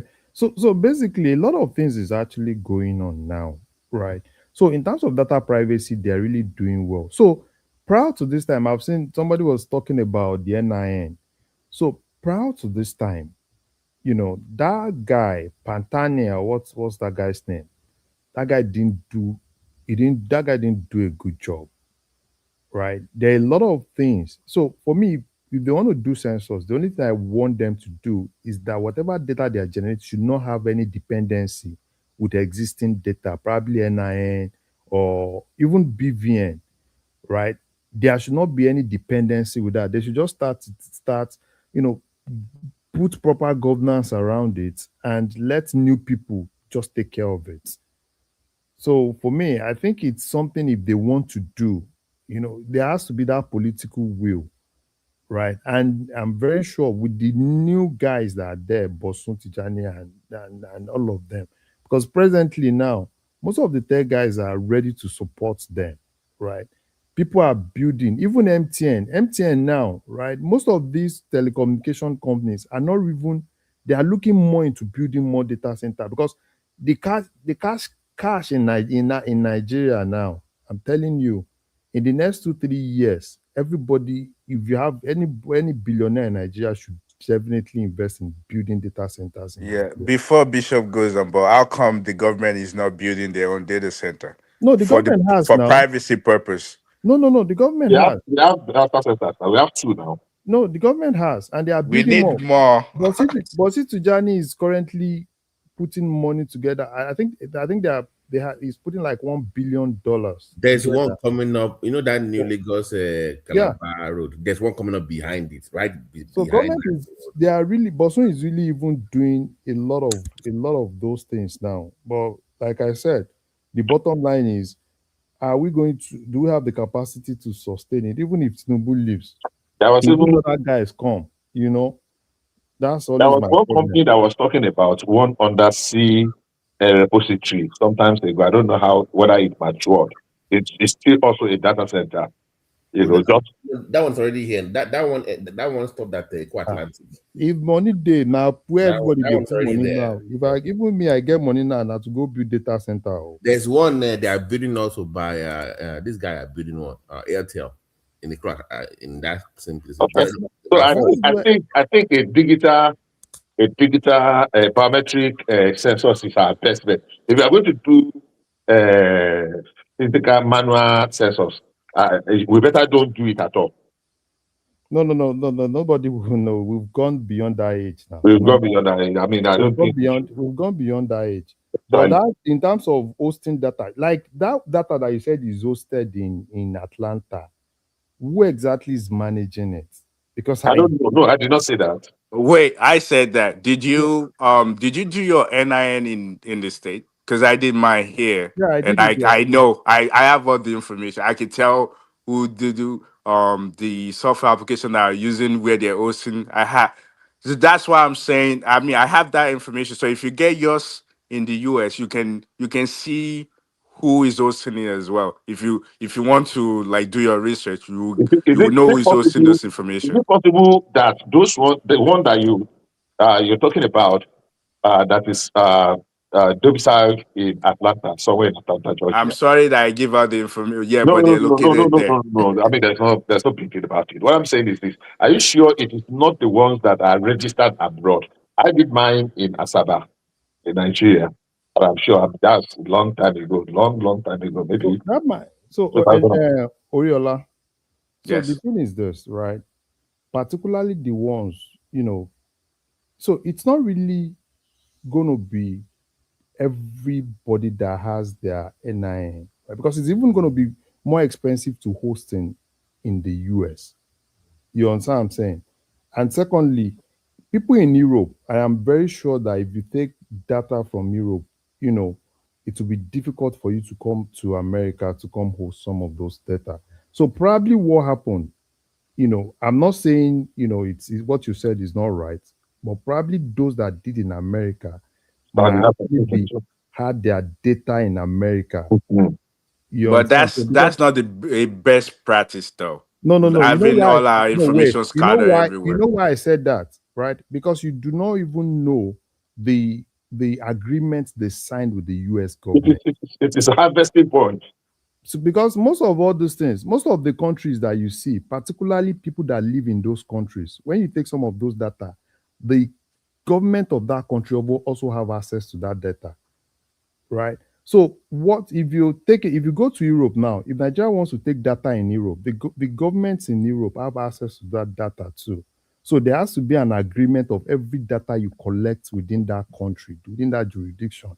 So like Europe now, that's why it's always difficult for all these AWS, Azure, GCP. Yeah, I can't hear you anymore. Because Europe has strict data. I can't hear anything. Okay, can you guys hear me? Yeah. I can hear you clearly. Yeah, I can hear you. From him. Oh, it's Larry. Okay. Yeah, it's me. So, like, if you look at what is happening in terms of data privacy, data protection. Yeah, me personally, Bishop K, go ahead. I just want to be safe because I know, like, in Nigeria, we don't really understand very well when it comes to data breach. I don't want my information. And I think that if we want the census to be accurate, that's why I was saying that if we do it manually, that way we can count. You can still do biometrics. Even in the last census, the last two censuses in the US, they still do it manually. Some of them are done manually. Can I ask a question? Yeah, Madam Sita. Yes. Are you guys actually really comfortable doing this dual citizenship stuff? You ask you see, you know why I said that? You know why I said that? Mm-hmm. You see, there's a revolution going on in the world. Yeah, that's true. That most people have not taken notice of. Timber, are you there? Can you hear me? Yeah.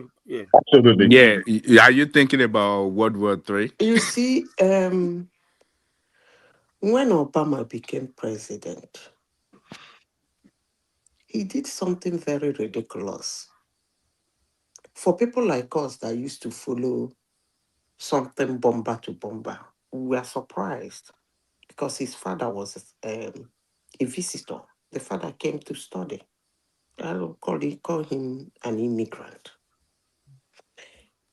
He called dual citizens. Kenny, sorry, Zita, Zita. Kenny, you couldn't enter as a host. Yeah, I enter say, but you locked me out again, so I don't have access. Probably you're the only one that have this thing now. I didn't lock you out. I was one that even logged you in. Yeah. You know, the computer, the thing locked me out for most. So I came back. Okay, go out and come back again. I've done that 3 times. It's still not giving me access. So I have to know what am I to do it. I don't know. Okay, go ahead. So he did something very ridiculous. He called dual citizens Janus. There is no human being that is double face. But he called them Janus like monsters. That's actually what that means. A woman with two faces. Yeah, Janus. And he passed it as a bill and made it very easy for denuclearization in the United States. He was the president that made denuclearization very easy. Before he became president, for you to denuclearize somebody who is a citizen already was very difficult. But he submitted 350 in his time as a president for denuclearization. He asked for the algorithm. He was the president in the United States that asked to be created an algorithm in the immigration platform to dictate whatever the route that they are looking for in people who are already citizens. Some people were citizens 10 years before he even thought of being going into politics. Some 20 years even before he think of going into politics. So when you want to do that kind of a thing, like running around like wagging your tail, running around like a beautiful chicken, trying to get your Nigeria here and trying to get you're already an American citizen. I would actually advise that you do such a thing in your country. Whenever you go on holidays, you do it. Because there's a big revolution going on in the world. Most people have to be very careful on this year. Because you see, if you look at it, if you're a dual citizen, what it means is that you don't do visa. That is what it actually means. You walk out of a country and walk into a country. Just mere stamping, which is very risky. So they will soon stop it. Trust me. You know, I talk a lot of rubbish. Madam Zita. Yeah, but I think if you're not, because even if you're naturalized citizens, as long as you're not criminal, you don't have any criminal record, they can deneutralize you. But if you have a criminal record, You they know, will when I destroy talk it off. sometimes, but when I talk sometimes, people but don't understand me. no, but hold on, Madam Zita. But recently, to support what she just said, there's been a rumor a couple of weeks ago that America is changing her rules now.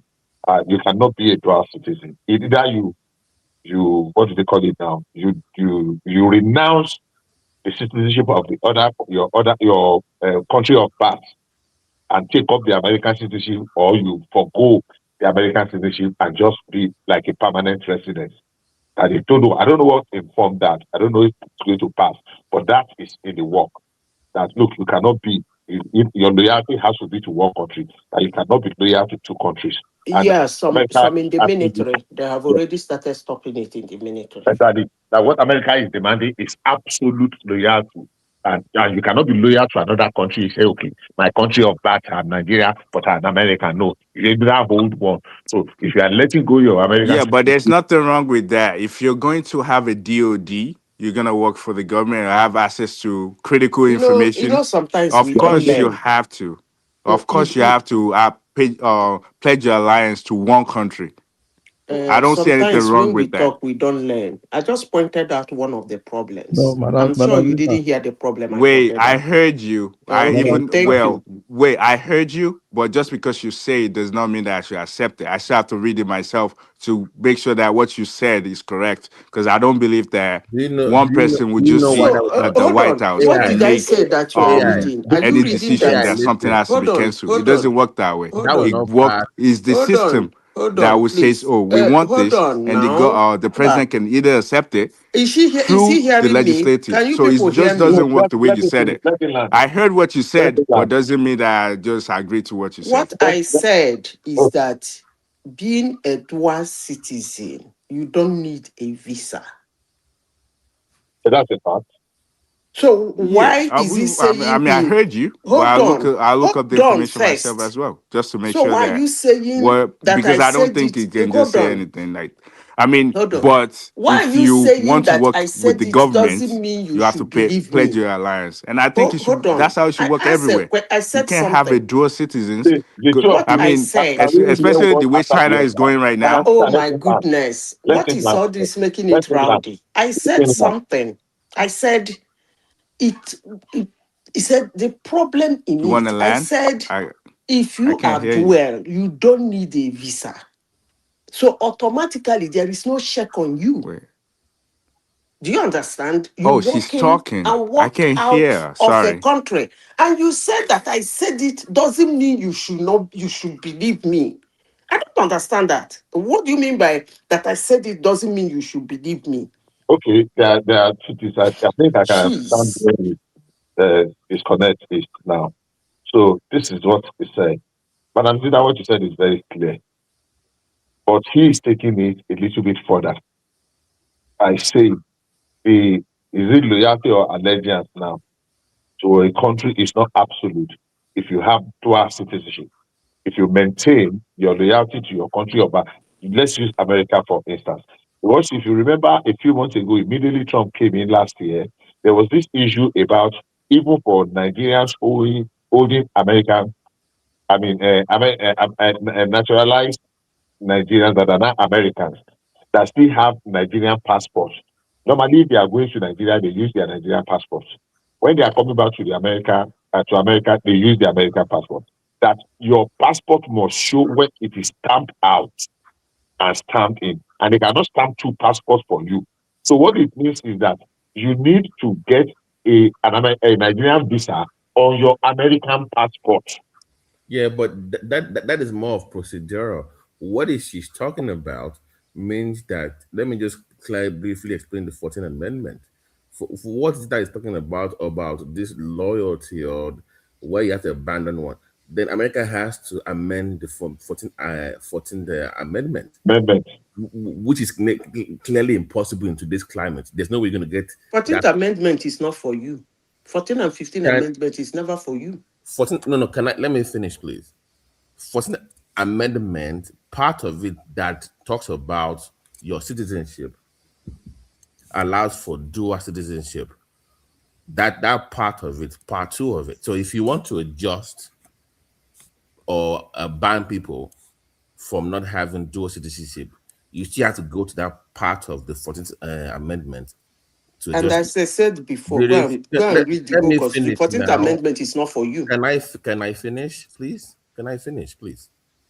Don't the whole Nigerian on the slavery thing. No, it's been expanded since 1923. If you read further, that you cannot quote early 1700 law without quoting the further adjustment to the law itself. But that's a different argument. But the point I'm making here is the current climate. Number one, will not allow it. Number two, Israel is in play here. Israeli Americans will not allow that. They have that much influence, because they have their loyalty more to Israel than America, and they're still American citizens. So we have on that part. Actually, that's what I came in to discuss. But go I'm ahead. good on that one. So don't let anybody route you up with this. You must swear, you must say loyalty to America only. No, it's You not see going to this happen. thing? Eh? No. Oh, Let's let me God finish give us. now. Let me Let finish. him land. We Let are me all finish. learning. You keep cutting me off. Let him Please land, please. Let him let me land. have to agree with you I on beg of everything. you. Number two, you have many Americans that still have loyalty to their ancestral roots. All these white people that you see in America, they still have their passport from Italy, from Germany, from England. Even though they were not born over there, they still have they carry dual passports as well. So unless you want to say it's for black people only from Africa that you don't want to have, and good luck in the courts winning that case. So let's not let nobody come here and try to tell you, oh, there's something coming up. It's all bullshit. It's not going to happen. Thank you. Okay. Madam Sita. Before I started saying this, I said something, and I could see it didn't register.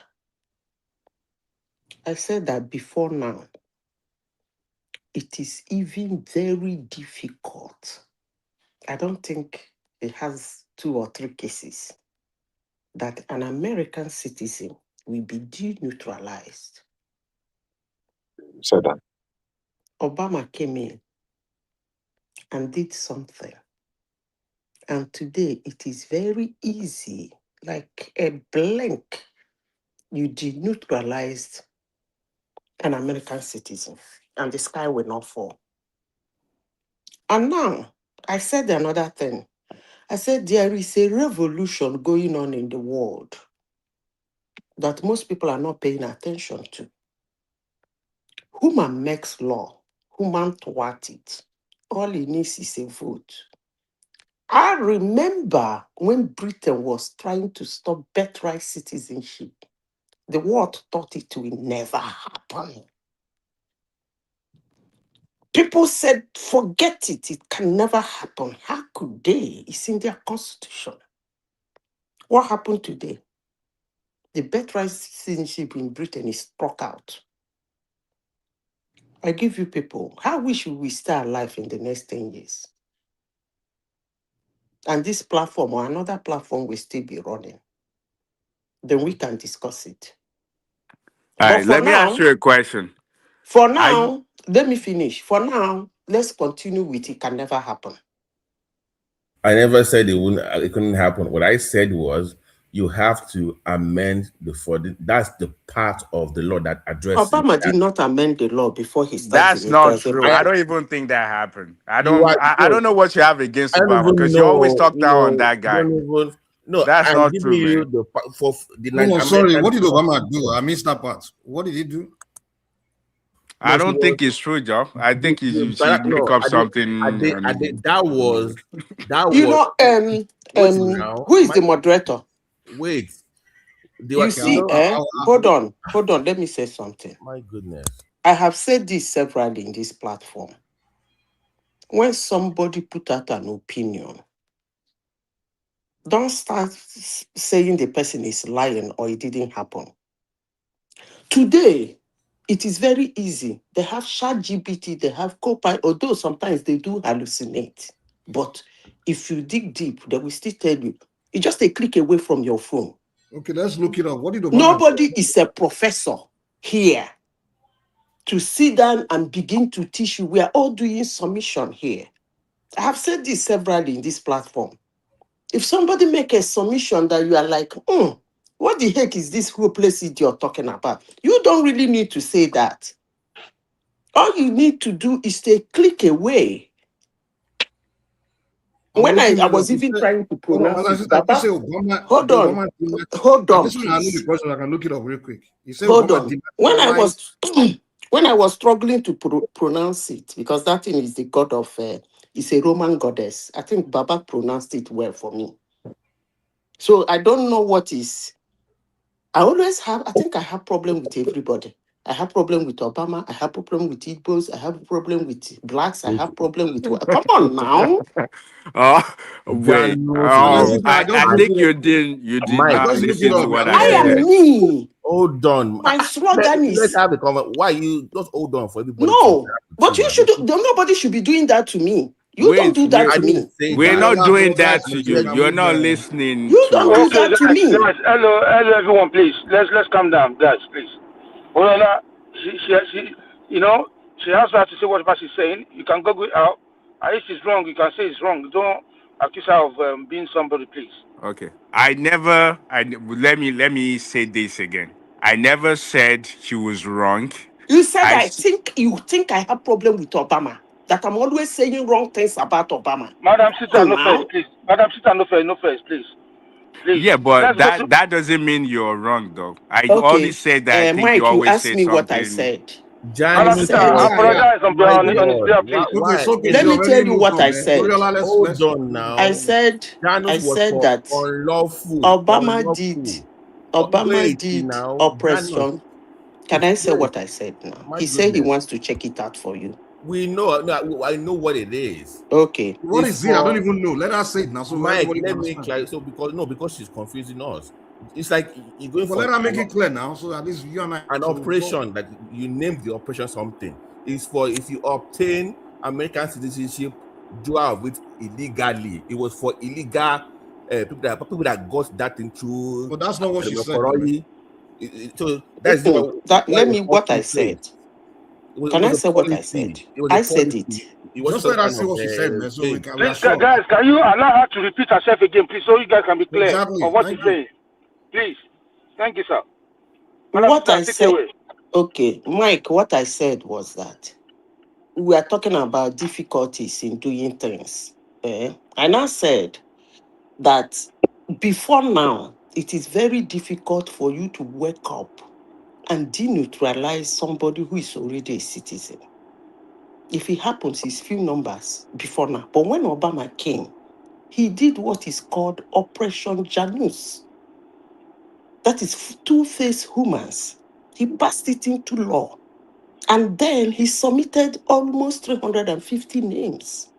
He actually asked for an algorithm for it. So can you check it now?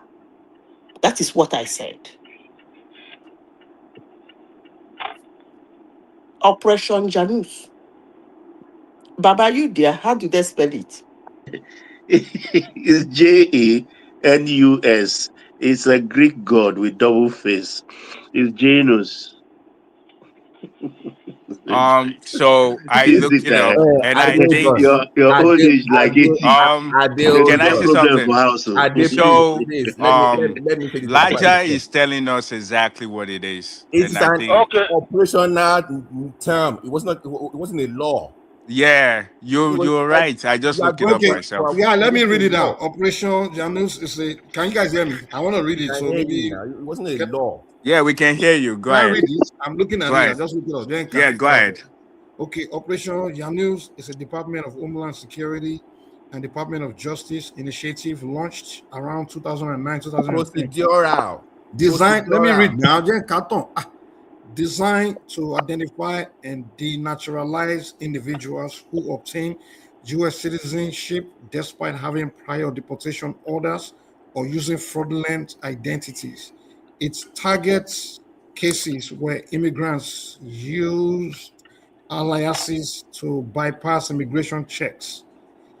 So I don't know what they have to do with dual citizenship. Exactly. You're right. I just You said what? All right, guys, let's go back to politics. What did you say, Mike? As I don't see any part of it that talk about dual citizenship. Madam Sita, That did what?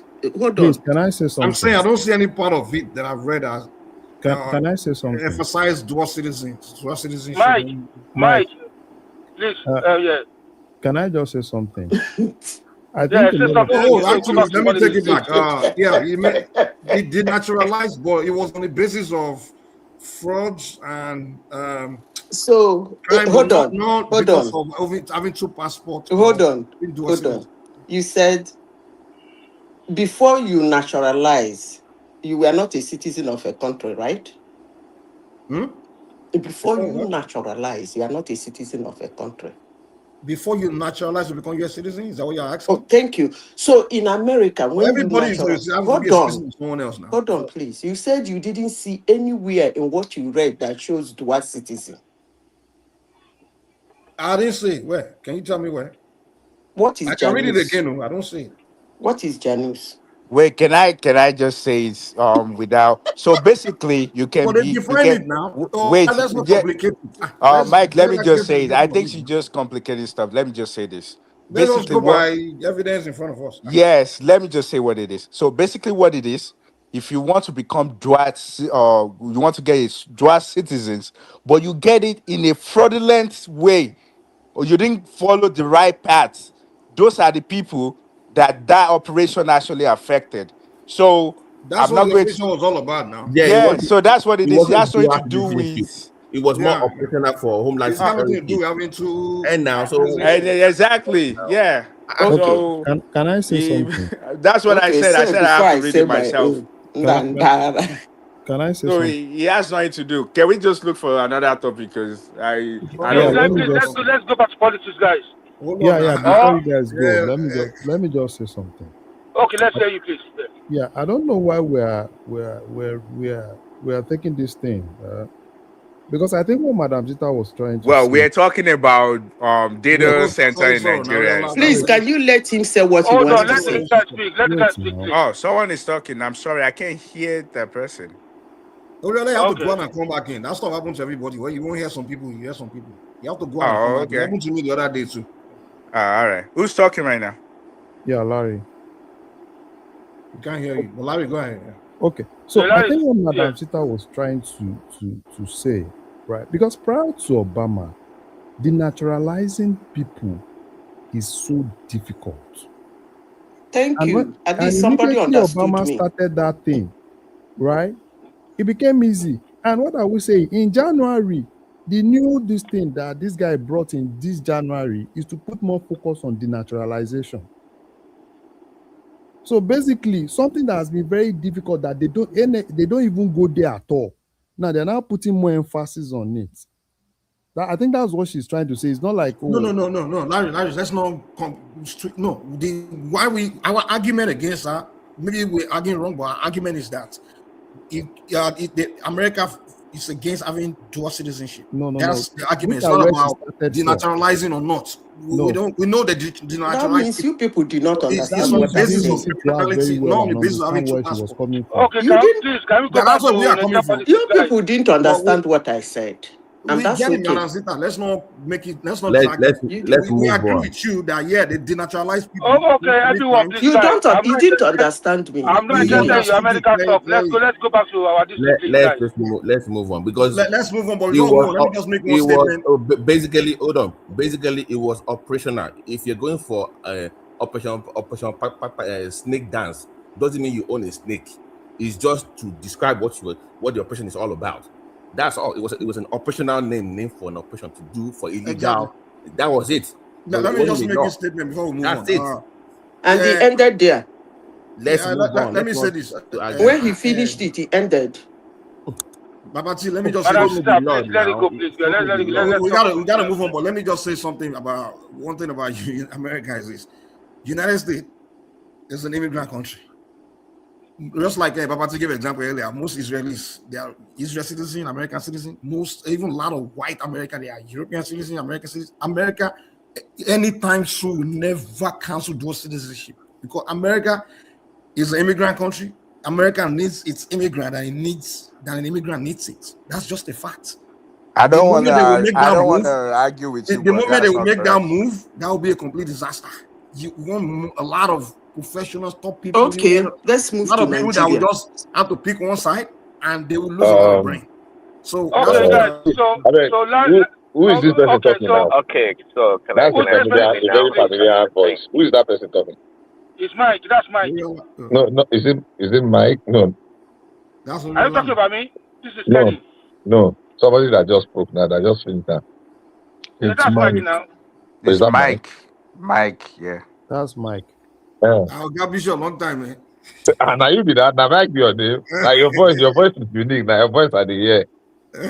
Oh God, now. Now for you. Long time no see. Happy New Year to you. Yeah, here we are. Okay, that's Mike. My brain is trying to work. So Bishop, have you finished your submission now? Go to somebody else, please. Are you finished? Well, I mean, it was. I think we can just have a. Let me just make this input, and I'll just go ahead. Now, I think things are not the way they used to be, and there is no absolute reason in any topic or subject that we are debating.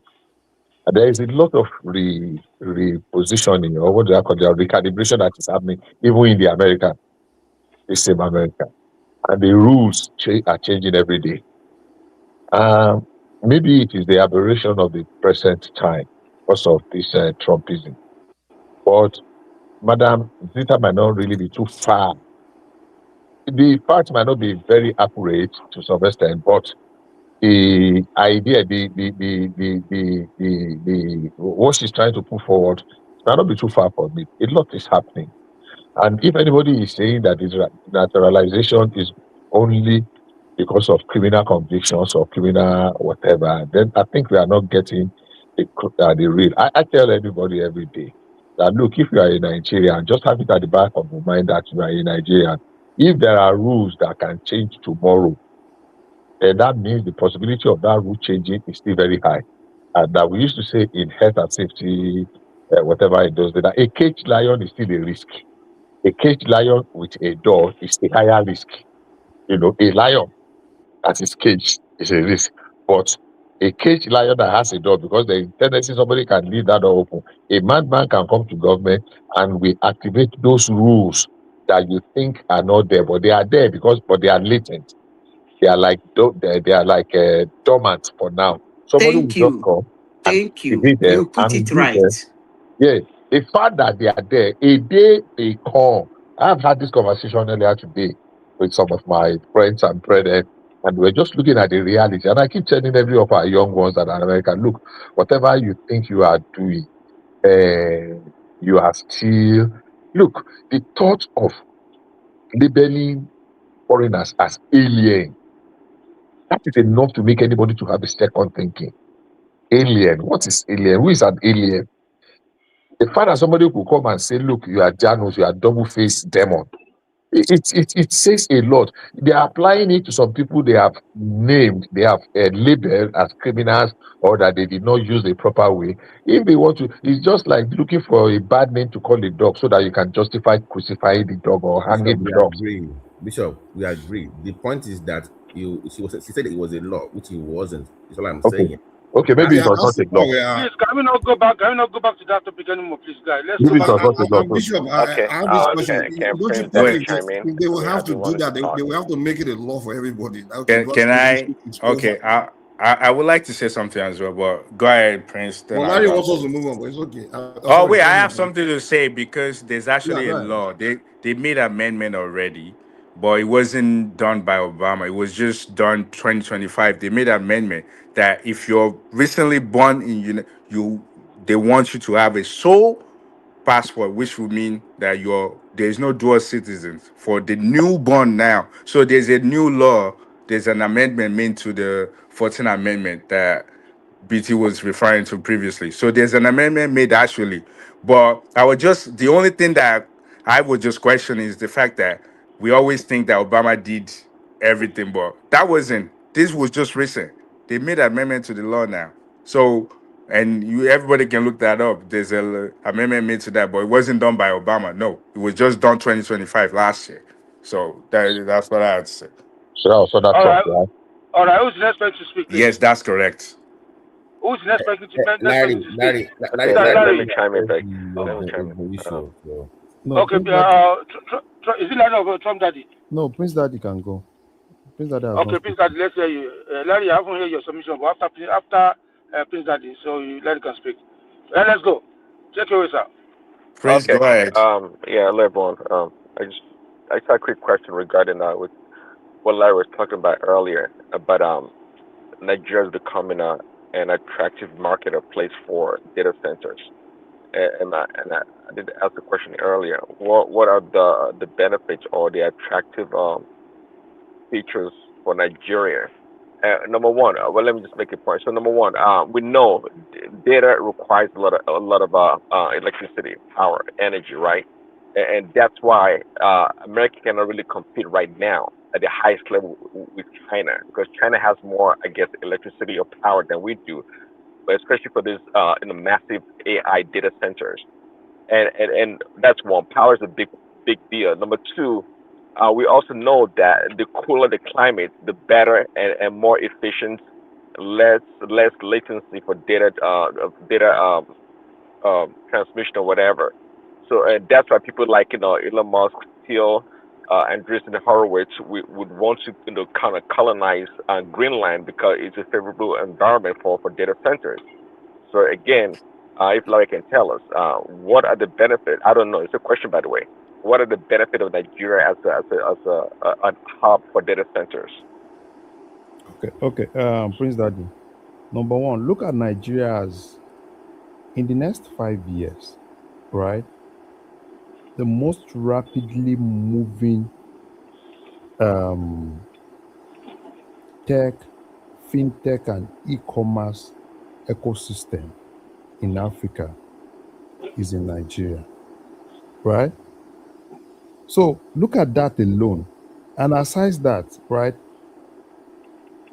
everybody that is doing tech in Nigeria now, right? Everybody from Flutterwave to MoneyPoint to OPay to everybody, right?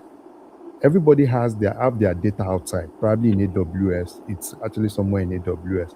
The only availability zone that AWS currently has in Africa is in South Africa, right? Now, everybody wants to go into that space because it's cheaper for people to host most of their stuff in Nigeria than to host it in AWS, right? So don't look at it in the context of probably because of data in America. That the data in Africa alone is cheaper for us to host the data in Africa than hosting that data somewhere in the US. Most of the data, most of the fintech, all the unicorns and everybody. Larry. Well, hosting is one thing. Availability of data or access to the data is quite important. We barely have power to power our country to a distant level, and we know this data centers require a lot of power. Prince Daddy, is cheaper. Prince Daddy is cheaper, right, to generate your power in Nigeria than elsewhere. That's why hardly will you see a multinational now in Nigeria that is not generating its own power. If you're building a factory in Nigeria now, I'm very sure you will definitely not be thinking of the grid. Yeah, but when you look at the price of those things, it's cheaper. Look at the price, dollar to dollar. It's cheaper for you to do it in Nigeria than elsewhere. It's cheaper. Even for data center. Yes. Okay. Here's why I think it's not cheaper. And I'll How? give you example. Okay. You live here, Mm-hmm. and you know that it's either you pay when you have the cell phone you're currently using. Okay. It's probably unlimited. You get Okay. everything unlimited. Okay. And you only pay once a month. You don't have to worry about you can go outside the country and even still communicate. Some countries out international. Yeah. When you look at that price, let's say you pay $50 a monthly. I bet you if you go to Nigeria, you can't get the same price in a month for that same price. For every single thing unlimited, you can't get it in Nigeria. Am I right or am I wrong? You're right. You're probably going to pay 4 or 5 times more. Exactly. Because in Nigeria, you run by data, meaning if you use your this how many what is a gigabyte? If you use your 10 gigabyte, it's done. You have to replenish it again. Like it's not the same way. So when you're talking about money wise, I don't think it's cheaper in a way. There are three contracts in Nigeria now that will last for 1 month. Yes. Oriola, you're mixing things up, right? Okay. What you just said, it's not what we're really discussing. We're talking about broadband, we're talking about those things, we're talking about data centers. Yeah, don't you need that for data center? Are you not looking at the power, No. Wait. all of those things? Wait now. We're basically talking about storage. Yes. Right? But your storage required internet. Wait. No. Your storage does not require internet. How does server communicate with IP without getting access to internet? Wait now. Let's talk. Okay. Right? What you've just said, you're talking about data bundle, You're talking about connectivity, ease of connectivity, and all those things. But the problem now, it's not even for people in America, it's for people in Nigeria. A simple tech startup in Nigeria, the most expensive thing, right, is your cloud cost. That's the most expensive thing for any tech startup in Nigeria. Mm-hmm. So now, when you're now seeing that even a simple thing, right, normal simple DNS, people in Nigeria would rather want to, because it's okay. Who is that? No, go ahead. We're listening. So basically, right? Because if you ask anybody that has a tech startup in Nigeria, ask them of their number one cost is how much they pay AWS or Azure. That's why most times now AWS is now trying to see a way for them to fit in. Larry, I understand you. Let's break this down. Let's Uh-huh. say you want to host a website, for example. Okay, so let's say Oriola Bank wants to Yeah. host a bank now. So Mm-hmm. basically, I'm going to need my IP address. I'm go Okay. meaning my hosting the name of my website. Someone has to host it. My Mm-hmm. website itself, for all the information I put on it, someone has to host that. Yeah. If now if I want to get internet access because I needed that in order to make sure that all my communication between my data center or Mm-hmm. whoever is hosting me, sorry, I'm not sure. Oh yeah, whoever is hosting me. So you have about 3-4 different things that you have to pay for. And if you're using email, you have a lot of data that you want to put on your website, especially banking, you need Mm-hmm. a data center to host that. What Mm-hmm. I'm now going to ask you is this. In order for those things to happen, remember, let's say Larry data center. For you to have your data center, you will first your electricity, now also your internet access, so communication can happen between IPs. Tell me, are you telling me that it's cheaper in Nigeria and you know No. Of then course, This is if you what it's just cheaper. okay. It's cheaper. Are you not going to pay for the You same know thing the in America? context at which you're looking at it, right? You're looking at it in the context at which probably Money Point, Flutterwave, all of them will have their own on-prem data center. No, that's not it. So what is currently happening is that's why you see the likes of MTN, the likes of Airtel investing more into that space, right? Because that's exactly where, because the thing is this, an average Nigerian, if I have, I kind of like have one or two EC2 in AWS, right? They have, virtual machines in AWS and the likes of it. And look at the cost of it. And it's not like the price they charge you in Nigeria is different from the price they charge you in the US. The same fee AWS charges for me being in the US is the same fee they charge me, even though, people that are going to access my store are in Nigeria. So that's why it's very, very expensive for guys in Nigeria. That's why you're seeing local people now. People are now beginning to leave AWS and Azure, go for the local guys, okay, so right? you're saying And that it even would be at the that, same Okay, even at price. that, see, there's okay. something we call The local latency. guys, there's no way they are hosting data or they have data to the level of AI companies or No, large data consuming no. companies. They Do you know don't. how much? You can localize your Wait, data in wait, wait, wait, Nigeria, but the level we're talking about here, we don't have the wait. infrastructure. We don't. We That just it's not level, there. Unless I'm missing see, something here. no. That level you're talking about, right? It's not like that level the way you're looking at it. We are not talking about Nvidia here, right?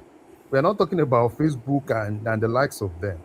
We're just talking about normal person that just need a virtual machine, right? That needs just things being in a particular. It cannot really be a region. Cannot be something more of like availability zone with 1 or 2, 3 data centers in it. And that's why currently, at least the one I know, right? I know MTN is investing massively into that. Lagos Uh, now, if you go around all those now, those Lekki, Ajah, Ekpe axis, that's where most people that want to build data center are really looking into. well, I believe you because I know a couple people here that actually have data center in Nigeria and they have it close to like 20 years now that they host majority of some of the website in Nigeria. So I know the only worries that I have is when it comes to money wise, does it financially make sense It if you're financially makes You sense know, for we if I, have to see being an so IP host, Oriola, hosting IP. Okay, Oriola. No, to no, no, no, me, they don't host IP kind. uh, like we have to put this data So center the into thing is this, categories. right? We have to. Oriola, Of course, anybody can host it a data financially center. makes sense if you are a tech startup in Nigeria, right? It financially makes sense for you to have your data in Nigeria. All you are interested in is number one, you as a normal person, you are just interested in latency, right? Because in most cases, what happened in most cases is this: your data is somewhere in the US, right?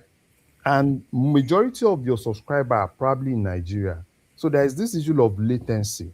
So now, that's why, currently, if you are in Nigeria, you want to pick an availability zone closer to Africa, which is basically in South Africa. okay. Larry, let me bust your bubble. So Yeah. I've been doing some things and I look up some websites in Nigeria and I Okay. realized that if you Google them or you go to their website right now, between this Larry, time, please bring home late night in the so we can go US, to other speaker, please. you can't get to that website. It's basically down. Meaning, it looks like the server probably they shut it down, maybe for the purpose of electricity. I'm No. just trying to put that out there to you. Like What some kind of website in Nigeria, if you try to log them, especially like the real estate website, even some of the financial what's this thing? That they deal with stockbrokers, for example. If you try to log into their website like this time of the night, from outside Nigeria, from where I live, I can get through. It will say the server is down. So I don't no, I no. don't disagree with you. I just So, think that I no, don't no. think So we that are one, that one is not now. That one depends on the engineering team, all right? Because for me, take for instance, now my company in Nigeria, if you outsource something like that to me, you understand what I'm saying? I'm going to assure you If you want to 24/7. address that, where do you go to? What do you say? So what are you talking? well, and I hear you, but I can give you more Oriola, than one to two or O- three. O- I can look them Oriola, up can you now hear and me? just Can give you you the guys hear link. me? Like you two, you can do it. So I'm not disagreeing Larry, that, oh yeah, Larry, can Nigeria you can hear do me? it. I Yeah, I can just hear you. financially, I just I think don't I think I don't don't think think it would Oriola make can hear sense. me. But if you say it makes sense, okay. Yeah, please let So, me. Yeah, let me. Please, can Um, you make a submission, please? I want me to make a Before submission, Remy please. goes, so sorry if you don't mind. Larry, I heard what you said, but so far I'm not convinced yet. I mean, again, if you talk about very low level data hosting, that is fine. But again, we all know that your climate. That's why these big companies like what you call it, Meta or Facebook are seeking cold weather countries or temperate countries or locations around the world to host their data center. So you talk purely from a cost perspective, right? Of course, it's more expensive to host on AWS, I would say, than somewhere in Nigeria. But as you expand or expand the capacity for your data consumption, I don't see right now Nigeria being a favorable place. It's just not. Again, to Oriela's point, in terms of the quality or the infrastructure available to do this high level data computing, I don't see. All right, thank you very much, guys, for your data submission and all that. So you guys lost me there, guys. So Remy So or what? Maisha, Can you hear me? What are we talking about? we talk about the election, Abuja election, and just talking general. You know, what I mean, so the yeah, We're talking about Nigerian having data center yeah, we and talk about hosting Yeah, that as well. Yeah. different yeah. a lot of The things. one the recent one that belonged to the government is the immigration data center that was commissioned in 2025. Yeah, That there's one nothing is wrong with that. Well, there's a lot of things that goes with it: electricity, security, all of those things. We just want them. We want them to manage whatever data they're no. collecting from the This public. particular one that commissioned by the government, I think this was managed by a private company. I forgot the name of the company. So they are the one running it. So that is why they have all the data of people that. Let me give you guys a name that you guys probably you've heard in Nigeria. Have any one of you heard about Galaxy Backbone before? What? Galaxy Bandawa? Backbone. Galaxy Backbone. Yeah, I know Galactic Backbone. Okay. So when you talk about data center in Nigeria, particularly most of the government infrastructures, so Galaxy Backbone is the key person when it comes to government. I just want to put that name out there. Okay. But whatever the situation of things you are talking about. But Larry, do we know for sure that they may be the front company, but where are they hosting the data for the government? Where are they doing it? That means it's 100% Nigeria. Lagos, I think Nigeria. that one, 100% Nigeria. Lagos, Nigeria. No, guys. Lagos, Nigeria. Okay, question. Is it that you don't want to believe that we can do it, or you just? Yeah, I think that is the issue. It's like you are struggling. No, we can actually do something good for once, guys. Let's not be doubting that it's not possible. We don't have the infrastructure. That's what we're saying. Please, that's in Thomas. Oh, about Thomas. They don't believe in Nigeria. That's not what we're talking about here. When it comes to the expertise of doing the. My brother, let's have faith. Let's have faith in that country. We have the expertise, but we don't have the infrastructure. Why are you pretending? Do we have electricity left and right in Nigeria? Thank God. We have electricity everywhere in Nigeria. Are you guys talking like we have a problem? This is the problem. We're trying to keep it real. Larry has been so. I'll let you just bump it like that. I was the one speaking now. You don't allow me. I know. I'm not. Let Larry line. Let line first. I just came for this. See, Larry has been right all along. It's only that, sometimes when someone brought an idea, it's always good for us to have open mind. Having local data center in Nigeria that serve Nigeria will always be cheaper. You see, this trap of cloud, Azure, and all those stuff, it's not always cheaper than even in-house data center. It depends on your scale. So, see, many companies today that believe that Azure or AWS is cheaper, it's not always true. I agree. Not always.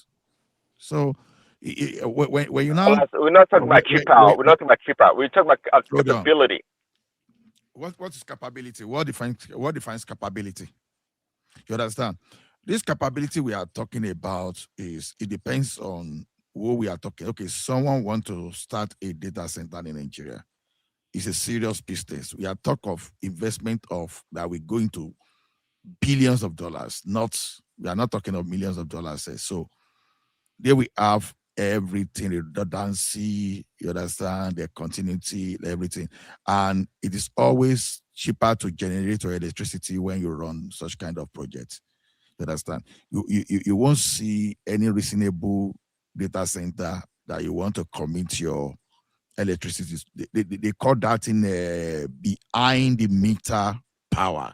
That is the time used for it, so that people prefer the data center. They are not going behind the meter, because behind the meter is cheaper when you have your power infrastructure. Because you see those data centers, you see they consume a lot.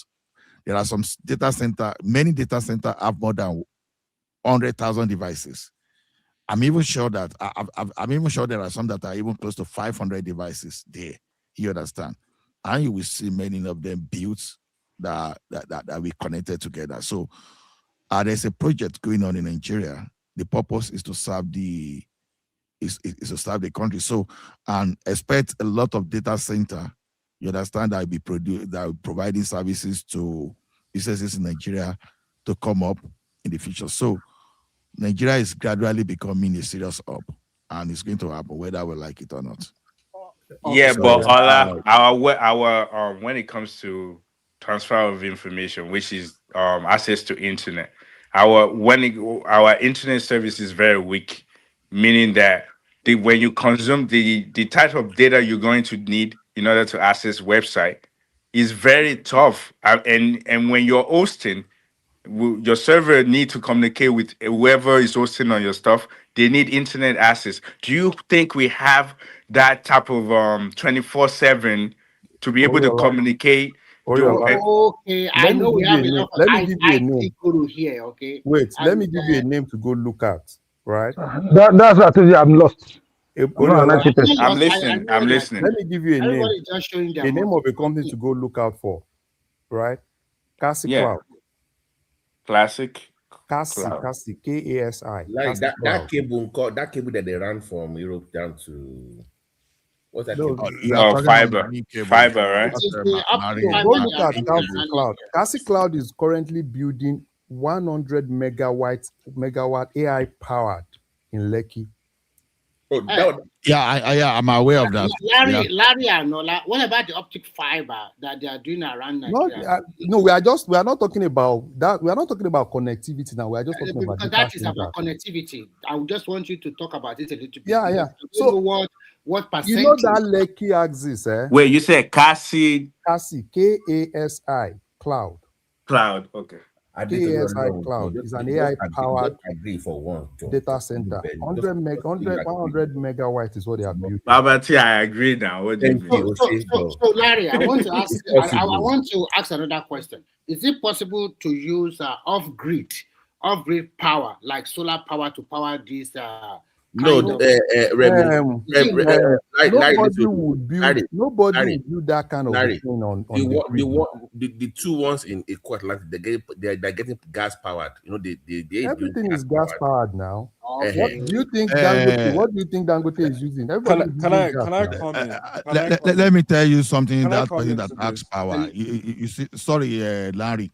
You see, your bank you see today, even before this, they don't normally rely on electricity from your Genco and Disco and all those things. So they have the generator there that they use to power. So this thing consumes a lot of power, and you don't want to depend on this your grid. You do it off That the grid, Kasi Cloud, otherwise. Kasi Cloud is the biggest now in Nigeria.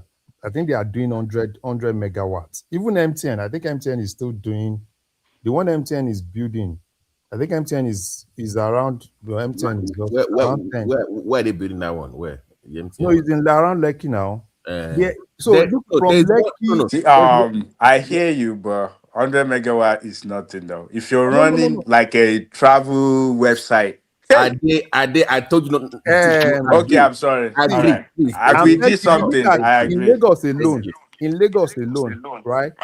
In Lagos, I'm just talking about Lagos alone, right? In Lagos alone, you can look at least in Lagos, presently in Lagos, there are nothing less than 20 data centers in Lagos. 21. Okay. So Kasi is just the biggest in Lagos now. At least in Lagos today, there is still Equinix. Equinix data center is in Lagos. So they have a lot happening in Lagos, particularly within the free trade zone, Lekki Aja axis. That's where all of them are going to. That's why I said any billionaire now, right, wants to go in. All of them are going into it. Even, let me give you an example of one that MTEL, MTEL is coming back. And MTEL cannot compete. They can't compete with MTN and all of them. So where they are going to now is investing more in data centers. That's the same thing. And that's the same thing that Etisalat is currently doing because they can't compete with MTN in the other side. So Etisalat now is going more into data bundle and building data centers. Larry, but it's owned by us, right? The Kasi is owned by Nigerians, correct? Yeah. It's a Nigerian, basically people will bring funds now. You know how it is. Yeah. They have investors. That's fine. I just want to make sure that we it's a own them. Nigerian own, but people will definitely bring funds from everywhere now. That's fine. That's fine. You can get investors. That's nothing wrong. I just want to make sure that the owner. No, I'm even focused. I don't even want to look at other states, but in Lagos, because that's where the thing is. Everybody wants to put things in Lagos. But Kasi is the biggest in Lagos as at now, as at this January. Oga Kenny, you took your time more. Larry, do you know the name of that one that they're building by that Lagos Calabar? There's one coming behind. Once you leave that, you took your time. Can you check in one let's go and pull. Yeah, we should though.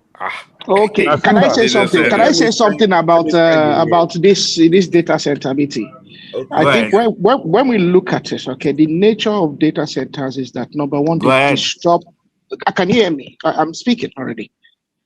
Am I not audible? Okay. The nature of them is that they disrupt the energy systems in even communities where they are established. So you see a lot of resistance in the communities where they are established right now. Is the fact that number one, energy costs in those communities are usually shared with the domestic consumers. So there's some form of subsidy.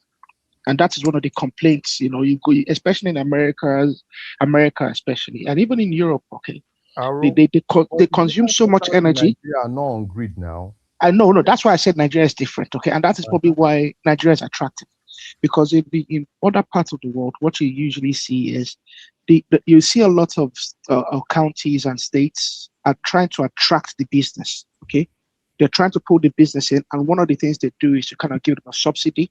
Okay, on the energy cost, because the biggest going rate, the biggest thing for them is energy. In fact, they would you see data centers would usually, the equipment, they don't have a problem literally switching equipment just to gain some savings in wattage. So you see for a lot of these semiconductor manufacturers and equipment manufacturers, the game in town is energy, because the biggest overhead, the biggest cost, everything is energy. So in Nigeria has the advantage of this. So Nigeria is energy rich. Yes. Cassie, Larry, is kind of like across the street from Eco Atlantic. I see it now.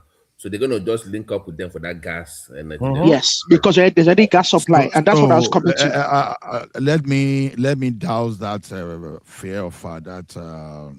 What's the name? This our engineer, Oriola.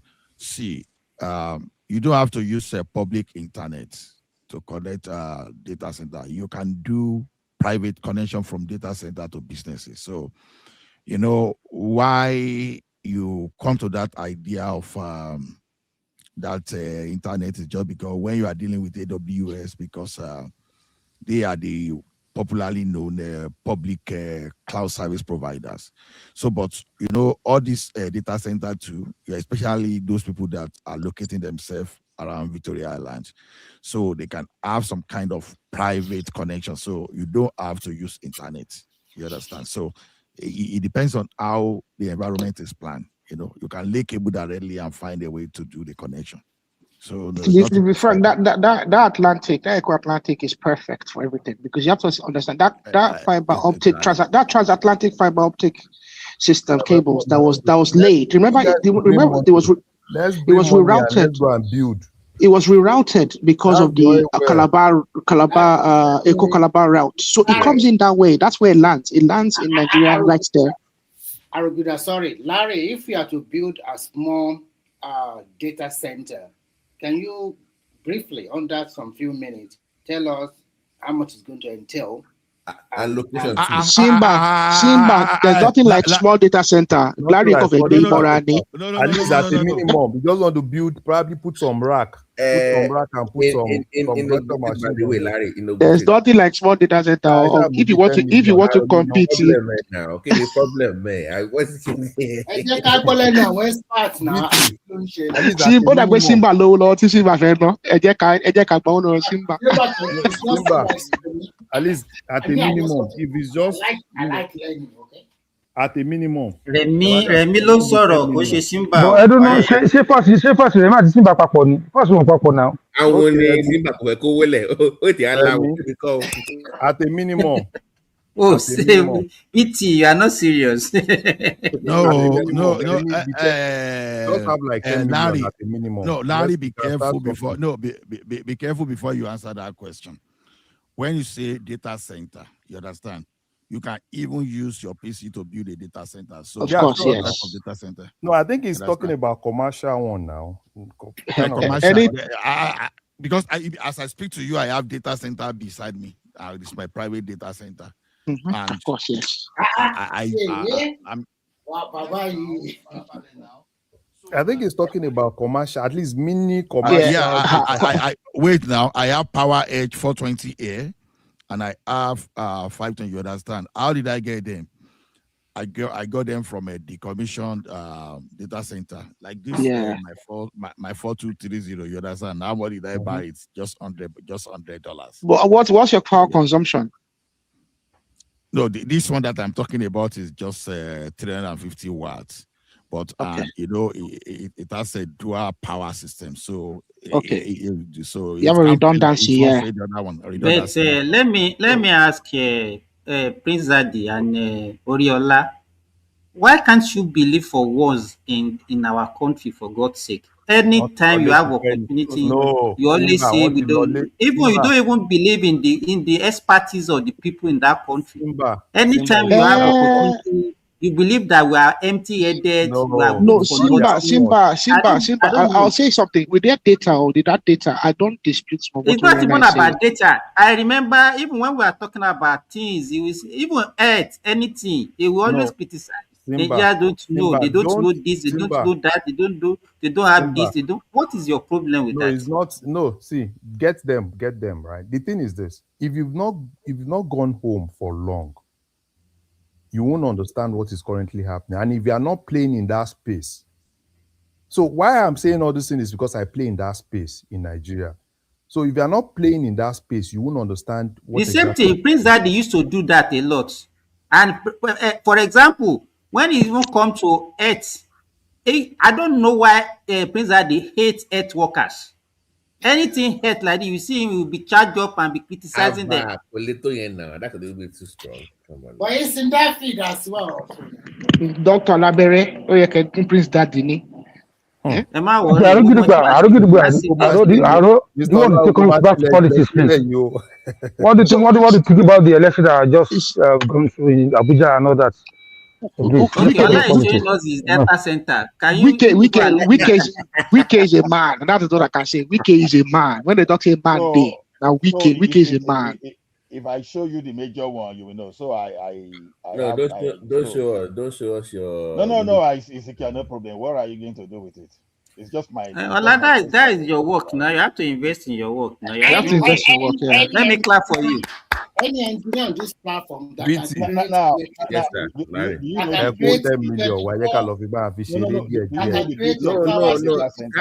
Guys, hold on now. So 10 million to build a center. No, tobacco 10 million. Wow, can dollars they okay. Should be okay. Dollars hold on now. No, hold on now. Okay, location. Go. It has to be Echo. It has to be Echo. It has to be Lekki Ajaxis. I'm even trying to. Why that location? Why? Okay, because that is where your fiber optic system lands. Okay, your transatlantic fiber optic, that's where it lands. Number one. Number two, where you already have the energy distribution for gas. Free trade zone, no. More go use and the free trade zone. So you have the free trade zone, you have the energy, everything. That's the place that makes sense. Let me give you a gist. You understand? AB, you are telling me that I have one. I just show you one. So just they say Ola that you have a kitty data center. That's what you have. Don't mind that. Madam Mayor, I did for background though. Simba. Now, this environment I have, around me alone, I have over 20 terabytes around me here. So now, let me tell you something. Sorry, let me ask. This Olatubo Osunleti, is it? Are you there? Yeah, he has been in the background since but we just brought him. Okay, we can replace him. Yordanu, Kozimbe. This Olatubo guy has been coming in for the past 3 years, and I've not heard his voice once. Why I'm doing all this? You see my data center in this my house can serve everyone. No, what's it funny voice? Go on, Bisala. Go on with I hear you. This my data center here can serve everyone here. Small scale business. Of course, data. Of course, 20 terabytes. That's enough for small scale business. Hold on. What I just need to do is to give my web interface and allocate you. I will just give you either you want the infrastructure as service or maybe my software as service or whatever you want. So I will create partition for you and you will run your business very fine. Now, why am I saying this? You understand? The entire cost of setting up data center in my house here, did I shock you? It's not up to $1,000. But that's because you got racks from a decommissioned center. Yeah, I mean, to get racks is not. But Mr. Ola, when you're at a commercial level, that's a different. I mean, when you're doing major business at the commercial level, that they are talking about over here. Even that 1,000 is really probably what's going to cost you to run the system in a week. BT, bring money. Let's go and do one. You are not getting water the side. You are not getting the logic. Now, in my house here, I can host many businesses in my house here. You start from somewhere. Ola, let me say this. You guys are just bragging here. Why can't all of you gather on this together, go to Nigeria, establish this thing you're bragging on this? No. Larry. What are you guys waiting for? That's the buoy. Show only fiber. Show the No, there is a only debate. Connect now. Should be more epe. More all of them are connected. It's just lake local. They have a free trade zone in Ogun now. What I'm saying is this. You can democratize server data center. Now look at it now. You can look at Oregon. Maybe you see like some businesses, they'll be trying to buy the PC, they'll be trying to hold on. Lagos State government might not approve that place now. Might not approve already. No, you are not getting my point. You are not getting my point.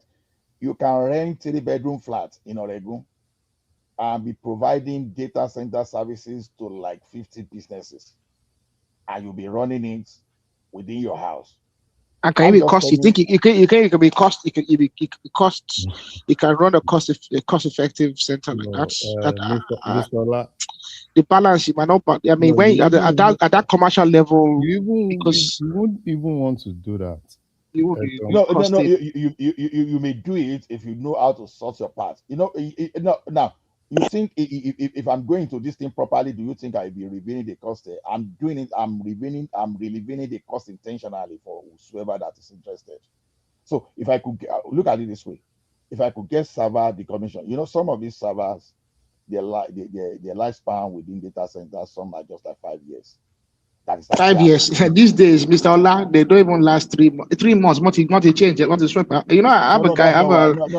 Hold on. In Nigeria, you buy server, you do all those things. Here, you lease. Now, you see some like cement data center here now. I think it's about 300,000 devices. You understand? In like that kind of data center, maybe you find a situation whereby they'll be replacing maybe some devices, maybe like annually, maybe they may be changing like so maybe 10,000 devices. I'm just giving an example. You understand? Now, all those servers are not necessarily bad. No, they're not bad. You have turned this show to an engineering conference. This is your marketing. Mr. Ola fẹ́ kí Simba kówó jáde ní kí Simba kówó jáde àti Mr. Remi kówó jáde kálọ̀ build data center Nigeria. When I told people that I built 20 terabytes of storage here, the same principle I used to build. Let's change it. Let's change BT anti-hijack it. Don't mind them. Engineer. This Ola is too smart. Anytime he hears that, we have to be paying one man for advert that you have been doing. BT, before I go, let me just quickly give you Ogun State. You are against my business. BT. What? Yeah, he can lose the grip. He's losing. No, Yayu is not. Yayu lose the grip. He's not losing any grip. OBJ boo now. No, leave OBJ. OBJ. No, now you know OBJ's game now. Yabo is coming. No. You know what is happening in Ogun State? You know Yabo has been going around lately. I saw her with the Oba now. No, Yabo is going nowhere. They just want. It's a dirty game. It's a dirty game. So basically, is Yabo not in APC? No, which APC? All these which party? Under which party did she want to go under APC now? You know those Yeah, but no, those ones are going nowhere. Now, the thing is this, it's more of faction, right? And this last Congress they did, Tonsheni Jetai, 3 days ago, Yaya has been able to cement himself. And that's why you see a lot of them crying. The deputy governor, all of them are crying. But I'm saying that why, historically, even if you're from that side, you must be able to at least secure your Egba side. They should not be coming out in droves from the No, Egba. no, no, no, no, no. Some people Egba already. Yeah, the thing is this. The primary is the major thing. And in terms of that primary, Yaya has it. I can't talk about any other thing because the people coming from Egba, now, who are they? You are talking about Sharafa Tunji Shola. Tunde Lemo. Those are people. Those people are not politicians now. So they can't get the tickets. Larry, don't forget there's no delegates anymore. No more delegates. APC know how to do consensus now. When you hear consensus, what did they do in Osun? What did they do? They'll just pick one person, call all of them. Baba will just call all of them and say, all of you go and step down. This is the person. That's APC consensus now. And besides that, in Ogun State currently, so most of those people coming out, Sunde Lemo and the likes of them, right? They are just, everybody wants to come out. But the bottom line is who is going to get the ticket. And for you to get the ticket, now, currently, in Ogun East, the governor wants to get the ticket and he's going to get the ticket. So obviously, what is going to happen is probably Bengadana is going to leave to Accord Party and contest against the governor. That party now. Hmm? It's too strong now. Dakpo cannot defeat Benga in that realm. No, but Dakpo will defeat Benga for primary. No, Bengadana will not leave for Accord Party. No. But if he plays card right, he might get a ministerial position. No, I don't even. Ministerial position is not sure for Ogun State. It's not sure for him. Yes. So he had enough. I don't see Benga Daniel losing the primary for Senate. No, he will lose primary. He will lose already to Dakpo. That's it. I don't see. No. Benga Daniel will lose primary. The party popular to governor. No. Even the last Congress, all Benga Daniel boys are out now. Baba, they follow party. Okay. What is happening currently? The party structure is the key thing. The party structure in the state, the governor is holding the party structure. That is why you are seeing alignment between Yayi and the governor. That's why every poster you see now is Tinubu for president, governor for Senator Ogun East, Yayi for governor. But who is the major contender for Yayi for that Ogun State government? I mean APC primaries. Nobody. All of them are just coming out. Every other person coming out. In Ogun West. There's one particular guy. What I'm saying is that Larry, here's my point. By now, we say half and half. I was thinking that Yayi will have calm down. Why are they coming out? But if you had done that, why are they still coming out?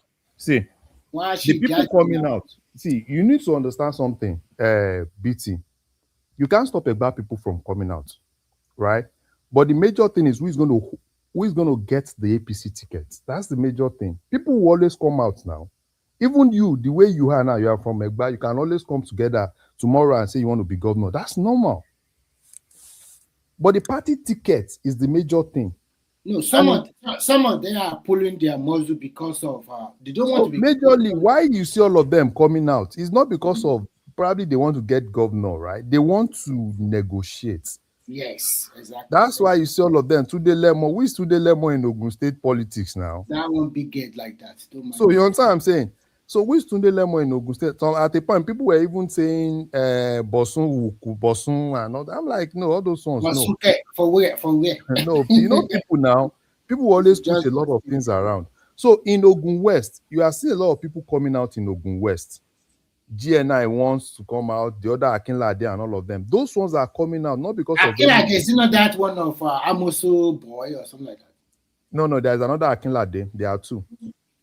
So all of those ones are coming out because all of them want to negotiate for the senatorial tickets. That's why all of them are saying they want to be governor. Because when you say you want to be governor, so when they bring you to the table to come and negotiate, you say, okay, give me senatorial tickets. because all of them, they don't want to maintain that they are House of Rep tickets. That's why you see all those ones. And the thing is this, Yayi currently, I don't know about tomorrow, but from now till July, if they want to do anything, I think Yayi still has everything. Because, okay, take for instance in Egba, who are the key people in APC in Egba? But the Mustafa is Egba is key when you talk about APC in Egba. But the Mustafa, but the Mustafa. Do you know Bode Mustafa? The former former speaker. Mustafa. No. That But the Mustafa was in House of Rep in 1999. Those were the first he is the OC of Egba. And at every point, so but the Mustafa was during Amosun's period. I think Bode Mustafa was the campaign DG. I'm rooting for my own Molebis. Why not? Mo ti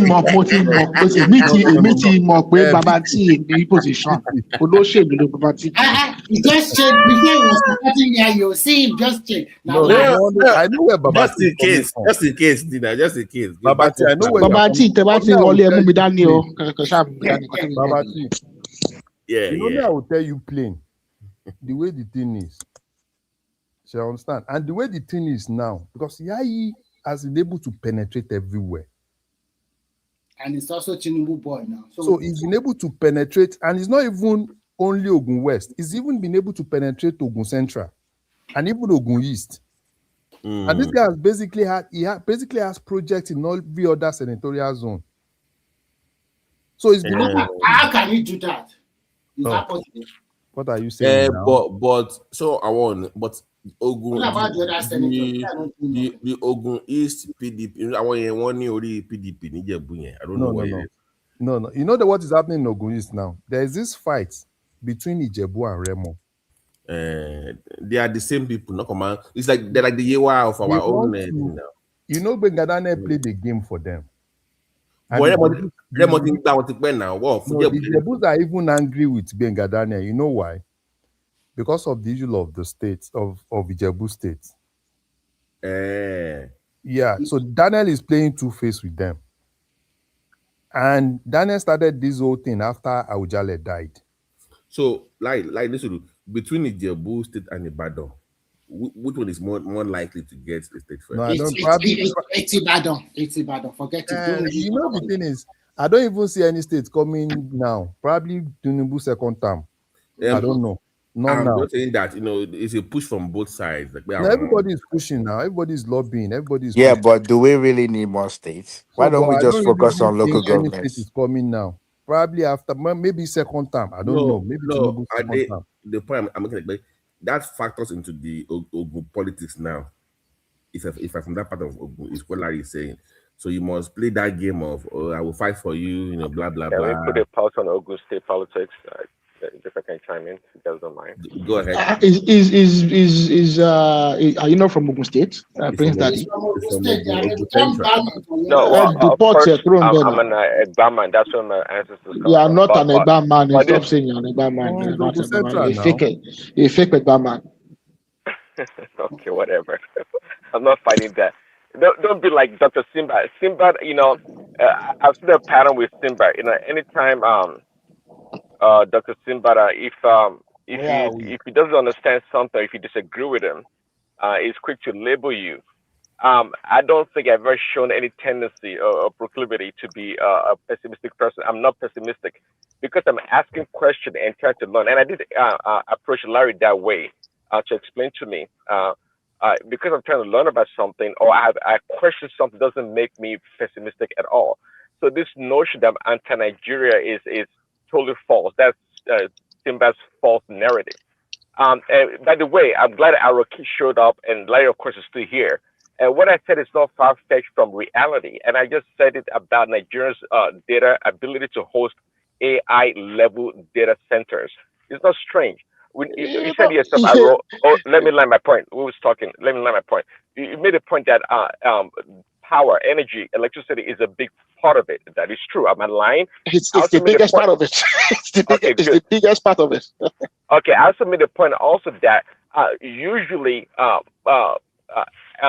people companies like Meta or Facebook and the other ones, Perplexity, that want to build data center, they tend to seek colder regions of the world like Greenland, and those It's just because of the power. It's just because of the power. Again, it's down to the power.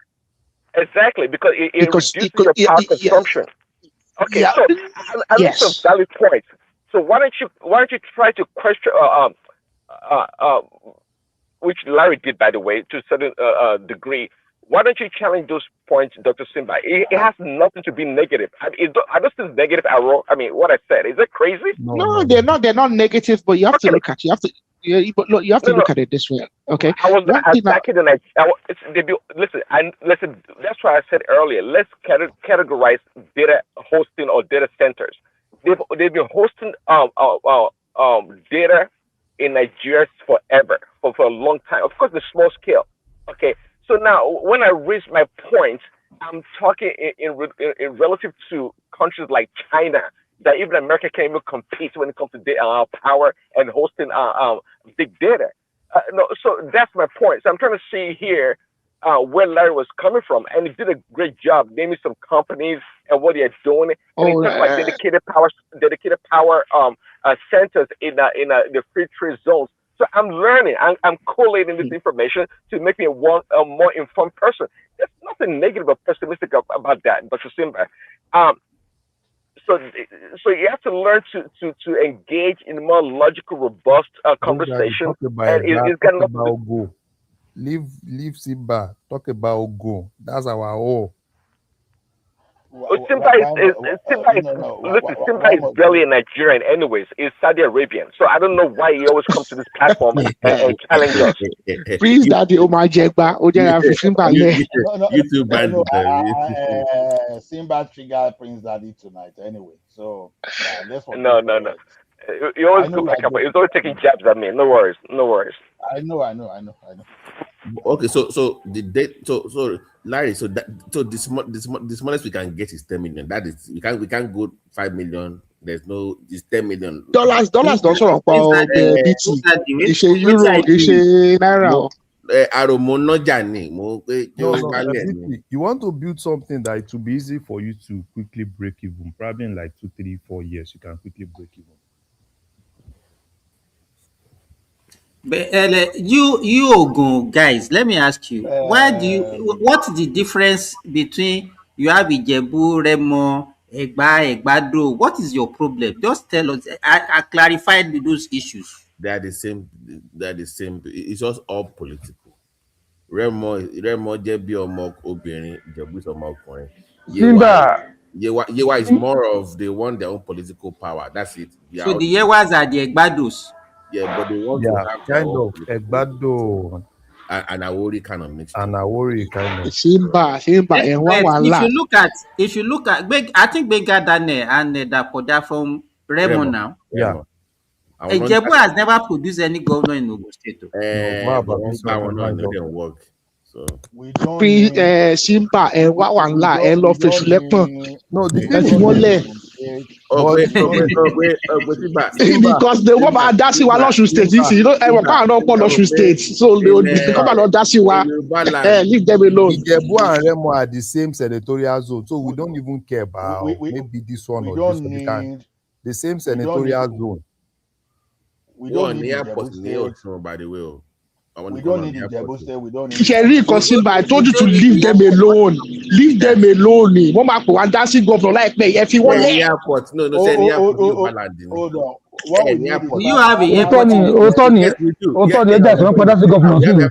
Yes, we do. We have airport in Ogun State, by the way. We do. That go airport. Leave them alone.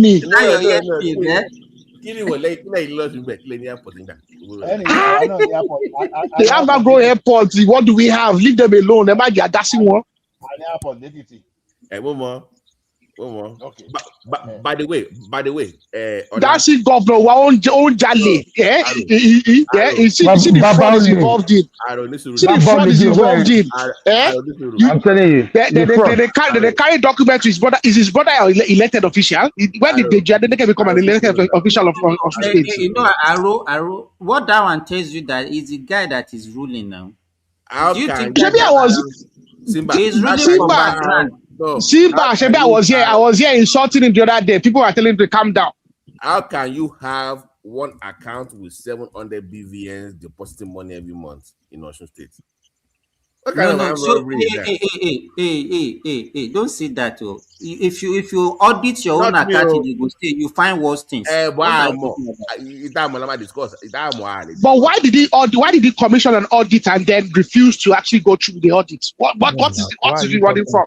You know what happened? See, Aro. Why are they taking the document? Why are they taking government documents to his brother in Lagos State? Is his brother elected? If they so brilliant. Okay, you said why didn't he implement? You are talking like you don't know politicians. You know what happened? Immediately they discover that thing. They say money day. And now just change and pull it to their side now. That's how. And now they change the account and pull it to their side. I know that's what I said now. That's what I know. So, but why are they taking documents to Deji? Why is the Janeleke reading government? Why is the Janeleke look? That's not Uncle Deji's share. No, I don't know. Jackie, Larry explain. Kí ló sọ pé ṣẹlẹ̀ gbogbo Larry? I didn't understand that part. No, now Aro was saying, why is it that they didn't do anything on that audit report? And I'm just basically saying it's easy now for politicians. Fine, they've identified those things. The next thing they will do is to divert that account. And no, that's Larry, sorry. Here's my problem.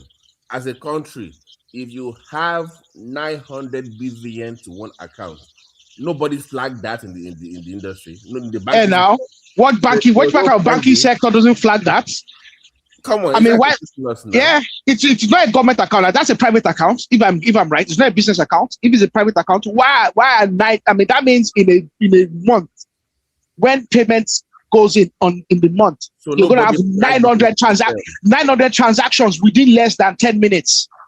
Because that is what it means. If they pay all the salaries at the given time. No. Are you sure? Hello. Are you sure that it's not BBN? No, it's not BBN. No, one for the governor of the state. It's one. You have one BBN. One BBN. They now has about how many 700 accounts into it. So it's not 700 BBN. No, 700 salary. Going into one bank account. If you are getting that much deposit, no. Aro, you don't understand.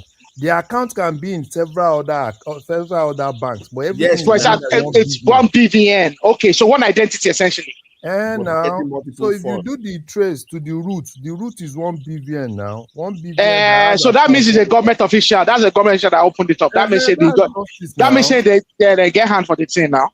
Now them now. 20, you know what? Do you know how much they are saving a year? 12 billion. So let me be honest with you guys. Tinubu should hold on to that LG money. Tinubu said no. He has not released it now. Could you release it now? BT, why do you think Tinubu will release? You know why Tinubu doesn't want to release? If you are releasing, invariably they go use that for a collection now. Election to get in here. Let us not deceive ourselves. Do you know, Larry? Do you know that he's paying salary to those local government workers? Out of his own, because Simba, if he doesn't give them money, how is he going to win? I'll show you in a civil servant state. Who's going to vote for him? He has to placate them now. He has to placate them now. He's not borrowing money. He's paying them to the revenue the government is giving them. They're getting a lot from government. That's why we're comfortable to pay them. So he's there, but just placating them now. Because if he doesn't pay them, those one will punish him at the post now. He cannot do that. If he's doing that, how will he? Okay, so by the time they not pay him, we just had the money to the state money. It's a local government money now. The only way he can reclaim that money is by saying he's borrowing it. No. So the thing is this, right? So for Adeleke, though I like him more. How can you like him? About what do you like about him? He's just flattering you now. I like him, but he's going to lose. Right? He's going to lose, and they will shout, they will cry. You understand what I'm saying? They will cry. Because I don't want Adeleke to cry, but I know he will cry. He will cry. And Adeleke himself knows that jail is waiting. Is their useless brother, so he can go and do jail. At the end of the day, Larry, wait. She one day I want to be doing. I want yesterday, boy. So by bad doing any. No bad. No bad gone. No. In fact, Akala Osheto. You know they used to call Akala this ATM. Bujano. He don't do pass Akala. Simba, you are not talking now. Keep quiet. Kiri, when they talk anything? No, auntie man, no. Ṣé mo go ṣẹlẹ̀ ní pé mi mo ọ̀la ọmọ sanwó yẹn láyé Tinubu ọmọ sanwó yẹn gbàgbé sọ fún ẹ. Mi mo go ṣẹlẹ̀ ní pé ó máa lose election. But ó wá depend lórí bó bá yẹ go dirty sí. She understand? No matter determine boya ya ma go dirty. But he started going dirty now. He did almost every week. He's doing state broadcast and say and accusing each other of all sorts of nonsense. So I don't know. Go dirty fún Tinubu gogon. But he's already using style. The president should tell his brother. He's always doing that thing on. The president should tell his brother to calm down. The president should tell his brother and his people to. Larry. Larry. So tó sọ pé o tó bu Awólọ́wọ̀ ni. Ó jẹ́ máa wá sí Yorùbá lẹ́yìn Awólọ́wọ̀. Ta ló ń bá wí? Ṣé rí nǹkan tó ṣẹlẹ̀ l'Ẹdó ló máa ṣẹlẹ̀ l'Ọ̀ṣun. What happened in Edo will happen in Osun. Because APC need Osun to make a statement towards 2027. So every election now. Fair, Mr. Olatem. If you want him, you can take him. We don't want him. No. He has gone past that level. He has misused that opportunity. That opportunity came, but it was not really strategic with it, and he lost it.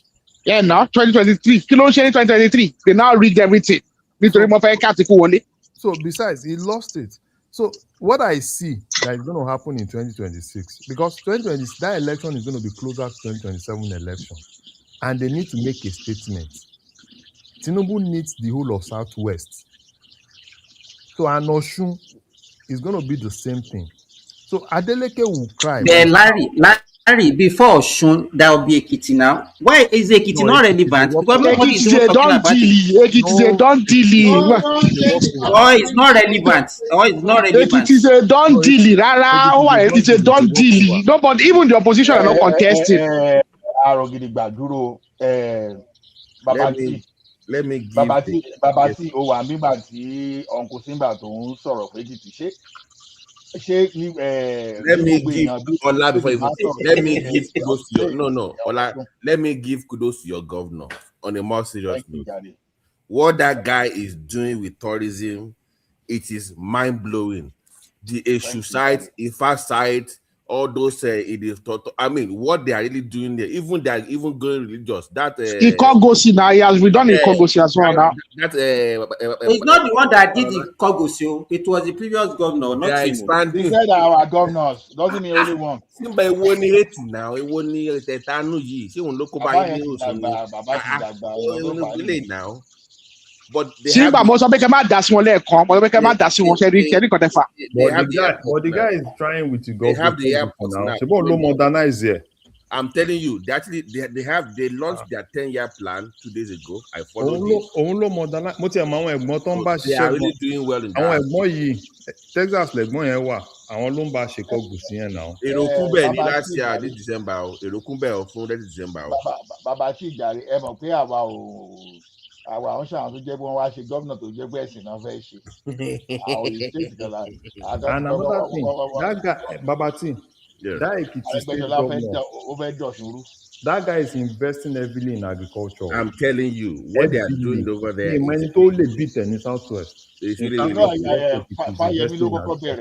Fáyẹmí lọ́kọ́ bẹ̀rẹ̀ tó ti sign. One link Morani, one link more at the Agro Airport. They have the tourism. No, that plan. guy is investing. I mean, they have the unit. Company àwọn Odufuye. So Simba, drag wa ní Southwest o. Ọ̀já làwọn fẹ́ máa wé móríṣẹ́ kan. No, àwọn ò ní nǹkan. Larry, that will take it back. What do you rather ní nǹkan? We have a lot in we have a lot in Osun State. You have àwa ni bàbá gbogbo yín. You are the source. Bàbá wọn wo. Simba Sheripeti kókó sí wa lápò. I told you to leave them alone. Ẹ̀là tẹ máa ń sọ kẹ́ ẹ̀là bàbá àwọn wo. Àní gbogbo àwọn. No, bàbá àwọn petition writer. Simba, ó mọ̀ pé ilé Ifá is actually in Ekiti. Ilé Èṣù is in Ekiti. Yeah. Ogun is in Ekiti as well. Yeah.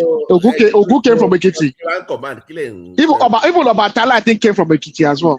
Now, if you find one command Gbegiri Atereju Adamala. Let me tell you something, Remi. Nǹkan tí bàbá tí sọ yẹn. Wọ́n bẹ nígbà tí bọ̀bọ̀ kan tó gbé yàtọ̀ tó wá. Ola, your voice is slow. I don't know why. Is my voice low or is Simba? Yeah, low Bluetooth now. Small mic now. Simba, wale gbọ́dọ̀ ìwọ nìkan ló gbọ́. Continue Ọlájà. So, no, I let me continue to speak, Jari. Baba ain't gonna every start interrupting. Now, when you look at it, you might also pay Ekiti, only Ekiti pay AK, you pay we are all Ife. Of course, if any, of course. So pay Ekiti, pay appellation the last one, pay area tower, but when you look at our pay, we are part of Ife. So even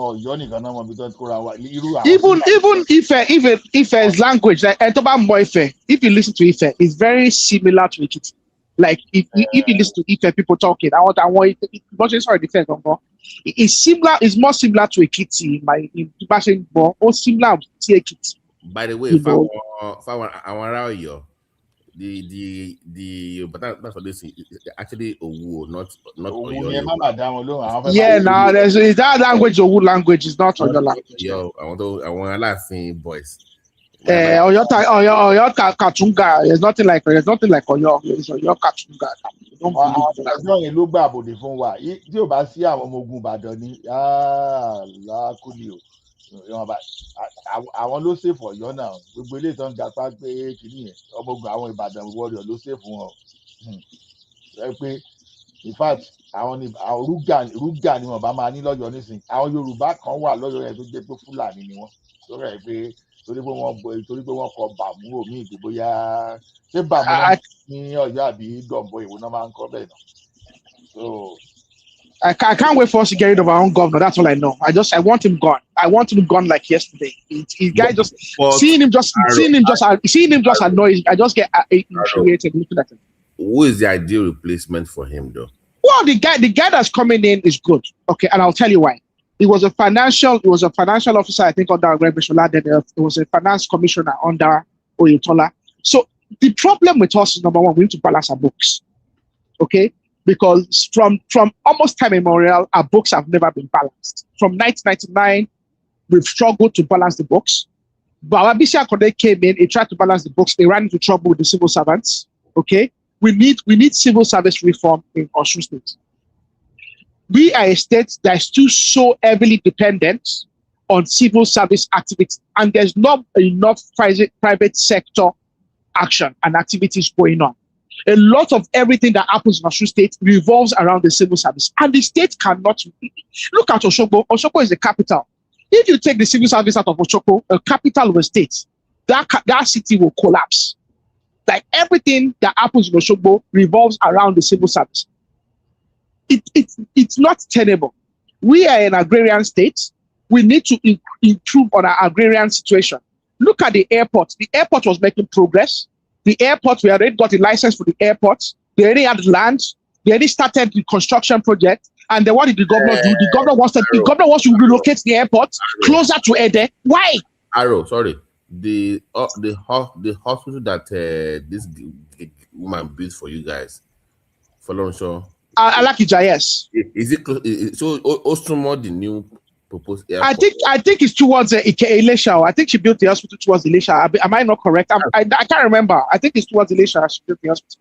It should be Osumo airport. Osumo, it's a major hub now. In fact, I don't even know. The hospital is in Oshogbo. Oh, is it Oshogbo? Okay. I don't know why I thought it was Elisha. So how far is it from the proposed airport? It's not far. No, it's far. It's far. Oshogbo, What are you saying? Give me Oshogbo there 1 hour. Okay, it's true. You are right. Yeah. Oshogbo said there was 1 hour. Now. The old one, how far is it from that? The way it was. It's not far from the new one. Is not far from the new one and the old one are not far from each other. That is precisely the old one was. They're able the same. They're able give or take the same local government area. The problem is this: he wants to move it. My brother tell her make the move and go there. He wants to move it exactly. He wants to move it closer to their university. That's the problem. They want to move it closer to their family home and their university. It's all selfish. They want to move the airport so that the airport. So it's even possible that they will now connect the airport to their own private, to their private. I don't know why they want to move the airport. It makes no sense. There's no logical, logistical, or technical reason to want to move the airport and then delay the whole project. No other reason that they want to put it in Ede and they want to move it close to their university and their own private assets. And I have a question about the hospital. Can I ask you a question? So, what's the hospital about? Is it specialized or teaching? Hold on. It's a world class. It's a world class hospital. Everything. Yeah, but what is it? You know, with Ade, you must always put the bar very high because it's gonna bring it down very soon. No, come on, man. I'm not doing that. Take it high. It's a very honestly, it's a world class design. It's a top-notch hospital. The reason why I'm asking is this: does the Shogbo people have the? Do they have the money to be able to attend that type of hospital? It's not for them, actually. Funny enough. Oriola. Oriola, where are you from, Oriola? Are you from one village? What village are you from? It will bring everything down for you now. Wait, Oriola, where are you from? Where are you from? Where? No, where are you from? No, I'm not where are you from? Where are you from? From America. No, anybody village in Nigeria. Sure. Where you think you can tackle me? I'm a bad boy now. What you talking about? Bad boy. My mother is a bad now. We run Nigeria now. What bloody Nigeria run? Abule legba now. Let us hear what you want to say. Let us hear what you want to say. Continue. No, Oriola, you know what? Yes. As of today, right? I don't know if there's any hospital in Southwest that can beat Afe Babalola University Teaching Hospital as of today, right? So even if they put it in Ekiti, people will always still go there. It depends on what they have. At least I know Afe Babalola today, major operations, if you want to do major operation in Southwest, people go to that space to do major operations. So Larry, one thing he doesn't understand is that, do you know the number of people that goes out of Nigeria for care that spend in dollars? Okay, I hear you, but the only reason why I asked that question is we want to make sure that, because I saw the hospital is a very world-class type of hospital, but I want it to stay like that. And if it comes that people start like they can't pay the amount they're charging them, then it becomes a problem. They can't maintain the hospital. So that's the reason why I'm asking that question. If you are talking about that, I totally agree with you. No, let me give you the context. The hospital was actually donated to the state, to the university, Osun State University. No, let me give you what I'm going to say. There are two of them. There's also one in Ogun State, in Okimoson. But they're going to be managed by this UK. They signed that deal was it a couple of weeks ago. So they're going to bring their expertise into the country that will help them manage it. They also have one in Abuja too that they are managing in Nigeria. The King's something, Queen something in the UK. They are the ones that will manage those hospitals. So to make Ade happy, they're going to be foreigners, not Nigerians. I hope that. No. I did No, not. That doesn't make me happy. hold on. Even at anything, the fact that you say you are an exam man, anything you say is right. Adelaja. ọmọ oko ni wọ́n lẹ́gbàá náà kí ló ní bẹ́ẹ̀. Don't go there o. Don't go there o. Ẹ má lọ bẹ̀ yẹn o. Larry torí pé ó sọ pé gbà lò ní ṣèbáyé gbogbo tó bá gbó rubbish tó bá sọ ọmọ ọdún ló ń gbé kùkù mọ́ bá bá ìyá ẹ̀ làzà àti ṣe so. Ade is always right on the platform. He's always right. Just to clarify, wait, Ade dance side talking. People on that Ade dance side talking. No, that one, you know, you man say extremists, you man say man cook up many things you man like. That's the issue I have. You man like you give my go. But anyways, that hospital, I like the design. I like in Cotton Shimbe. No. The one that if they are giving it to government. If she's giving it belongs to the state university, so it belongs to the state college. And that's what I'm saying now. It's still the government now. So invariably it's just like zero. But wait, what was Deji looking at? Since they have so much money and they claim to be so wealthy and they are making so much money of the Genco, of the Disco and the Genco that they are running, why can't Deji donate? Why can't Deji donate a hospital to Osun State since they love the state so much? Expect with that hospital, with what you have with the palace care, you have tourism. Remember, you have agriculture. You have those hospitals where people will fly in for surgery. But till build what has Ade done? What has Ade done? All the projects he's commissioning are projects that were started by Rubashana or Utola. He has done nothing. Absolutely nothing. The guy is clueless. If Dr. Deji is so brilliant, as we know he is, Dr. Deji is brilliant. Why is he not the governor? Why will he be the governor? He's a businessman now. So why did he put his illiterate younger brother and foist it on us? He's not illiterate. Leave him. He's the governor. They shouldn't have created Osun State. Osun State, they are not that. No. Melo Lekiti, I can go up and down Lekiti less than 1 hour. Don't say that. But we are talking about ripe. You were not ripe for state. Ekiti, I can go up and down Ekiti in 1 hour. I don't listen. When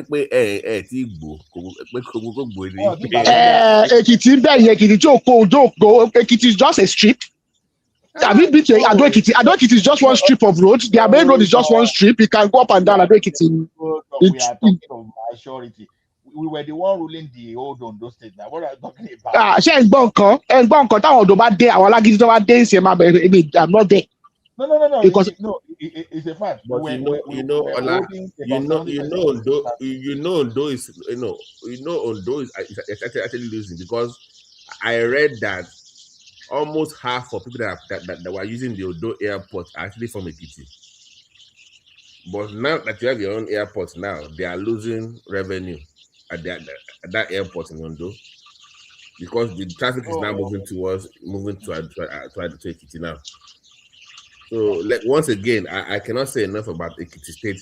They really surprised me. See that Ondo airport is only going to lose more and more as the coastal road comes up to speed. Yeah. Because why would I go and because when you look at the airport system and the okay, let's say I want to go to the airport, I want to catch a flight. That is good to give or take a 2.5 3 hour process. I'll arrive at the airport. I'll go through the check-in. I'll probably sit around for 30 minutes, then catch a flight. The flight will be 1 hour.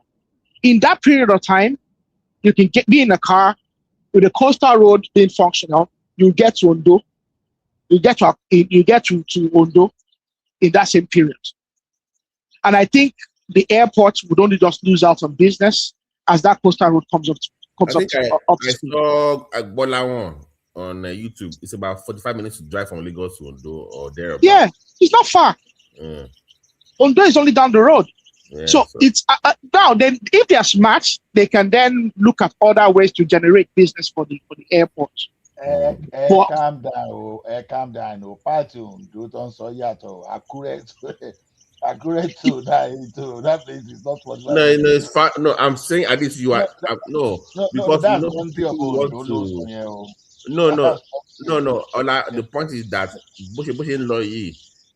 their development will start from the coastline inwards. If you open up that axis now, people will start building from that area inwards now. They won't go inwards and come back out now.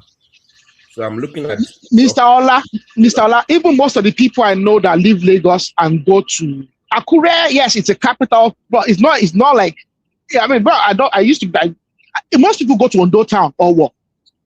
No, talk about Akure is better planned than Abeokuta, so talk about that. I know, I'm not talking about the planning, I'm just talking about the volume of traffic that goes to Akure. It's not that high, it's Ondo town, like we're on Loju. Is anything happening in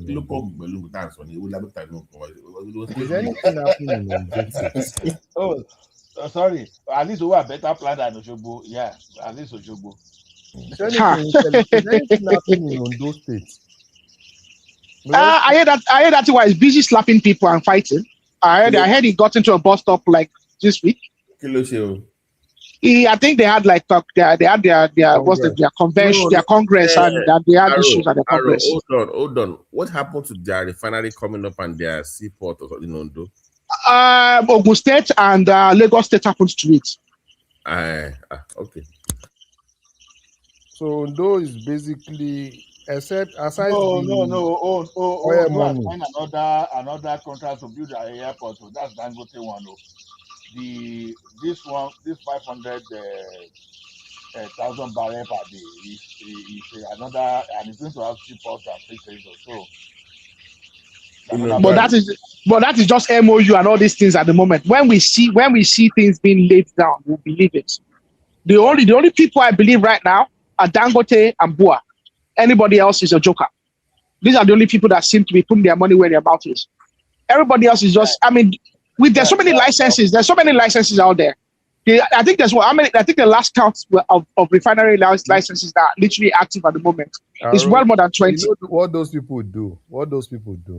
You collect license. You say, "Oh, I want to do this thing in Ondo," and you start asking for proceed. Come and put money. Any billionaire that wants to do that, use your own money, build it first, and put it in the exchange. Let's buy. Nobody can do that. So I'm waiting for Dangote to list it. So he's making mouth that he's going to list it. I won't buy. He said in like 5 months he's going to list. I'm waiting. It doesn't make mouth too. When Dangote say it doesn't make mouth. I know. No, I know. Where I go buy. He needs money now. He needs money. He needs because like I said, when I heard his CEO the other day gave a press conference, they're a merchant. The way I describe it, they're a merchant refinery.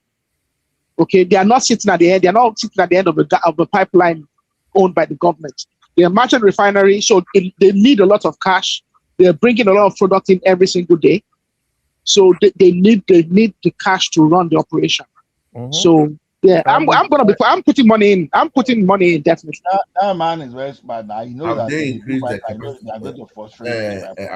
Have they increased the capacity of that place? They already increasing to 1.2. I think 1.2, 1.23 or something like that. No, they have not increased it to 1.2. They have not increased it, but they are working on it. They've already started the process. But they increased from 450 to 600 like a couple of months. Yeah, they are 630. They are 630 at the moment. So they're going to 1 million, you say? 1.2 or thereabouts, yeah. He wants to expand the refinery. 1.4 million barrels every day. Yes, sir. That's the capacity he wants. So at the moment, I think when Ojulari was speaking, I think they're at 630 at the moment, and I think they are utilizing around 550, 600 is what they're utilizing, but their capacity is 630. But he wants to bring the capacity to 1.2 or 1.3 or thereabouts, something around that figure anyway. That would be the biggest in the world then. That would be the big, no, yeah, by far the biggest in the world. I mean, you know many refineries have shut down in Europe because of Dangote. Like more than four or five don't shut down for Europe. Like people are being like refinery workers are being laid off in this part of the world, like literally. BT. Yeah. You know Dangote, how Dangote operates now. He operates more based on economic of scale. Yeah. And you know that boy is coming. So Dangote needs to increase capacity to be able to still be the key guy in the market. Keep him on his toes before he even starts. Yeah, you know that's how Dangote does his things now. Because he knows that if he's still at 650 and if Boa comes, then it's going to be more of competition. Yeah. But if Dangote is able to... Is Boa not 250 or so? No. They're going to start with 250. Of course, they will expand to now to 500. So Dangote that's why he's the race now, right? He wants to at least be at that top so that any other person that wants to come will still be under. That's his own business model now. So when I saw that he said he wanted to increase capacity, I knew that that's normal. But you see, the only problem I have with Dangote at the Larry, all this our game. About the even killing here on Gambari ni 20. I said Gambari. Fulani ni 2031 something in reverse. How are you going to do it? See. All our gains so far in this country. Mr. Ola, you are so suspicious of them that the thing is in their own interest as well. No. Everything, all these gains are in their own interest as well. You have to look at it from that perspective. The thing is this: why it will be difficult to reverse a lot of things. It will be difficult to reverse a lot of things. That's why you see, tinubu is focusing more on ease of doing business. When you have ease of doing business, people will come in. At the end of the day, the economy will grow on itself. Even to get to a point that government itself will not even have, just be doing normal regulatory thing. They won't be able to change anything. Take, for instance, now, foreign exchange. Do you know that as of today, the way they are going... That's exactly where I'm going to. It doesn't take them anything to bastardize that monetary. No, wait now. The thing is this. Because Tinubu has been able to do it in such a way that whatever you are doing, the exchange will decide itself. Because if we get to a point where the exchange decides itself, there's nothing government can do. Because you don't even have a say, just leave it, let it just be. Because if you can do that, when the exchange decides itself, normal demand and supply, decides things. The only thing government can do is to probably, maybe they come, they said, they want to subsidize some things for themselves. You understand what I'm saying? It's not going to still affect the parallel market. The parallel market will still exist. So once they do most of all this, and in terms of business, because, now, say for instance, now we are talking about people coming in, expansion and all those things, right? And most of the things will still be, all of them are going to free trade zone. You are not getting it, Larry. You are not getting my point. Now, the floating policy of this regime. These people might come tomorrow and they will use people that are very good in speaking grammar. They will go on media campaign. See. And they will tell you how subsidizing dollars will make the economy better. Okay.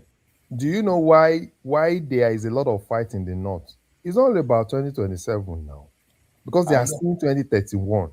2031 is what they are fighting about now. All this Ribadu refining issue is 2031. That's why they are doing everything to demystify Ribadu. Because they see Ribadu as... I don't want Ribadu. Now, so they trust people like that. You trust them. That thing worked on you now. Clearly, that's what they want now. They don't want to support Ribadu. El-Rufai, for example, is mad because he thought it was supposed to be the so-called the next one after BT. Apparently, that fight is not the fight. It didn't start. That fight started apparently like 1999. Apparently, it was OBJ. Apparently, it was under OBJ that fight started between both of them. So it's been ongoing for a while. I think the fight started. No. Apparently, the fight started in 1999. No, apparently, you know why I said that? Apparently, they started betraying each other since 1999. Did you listen to the interview this guy did? Or Shutoku did Yeah, I've not listened to Oshitokun's one, but I listened to another one that this guy when did. Oshitokun said, they said that was the first time I was hearing that Tinubu. Yeah, there's a committee. No, that Tinubu kind of like did a poll. It's a poll, yeah. Ribadu and El-Rufai, yeah.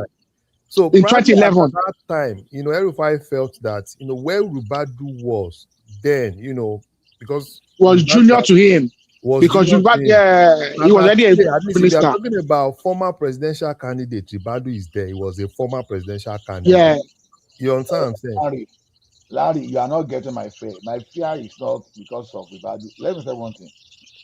We've tested Shagari from that axis. It messed us up. Mm-hmm. We've tested Yaradua. Yaradua, although people will say, okay, just because of his death that he was unable to do.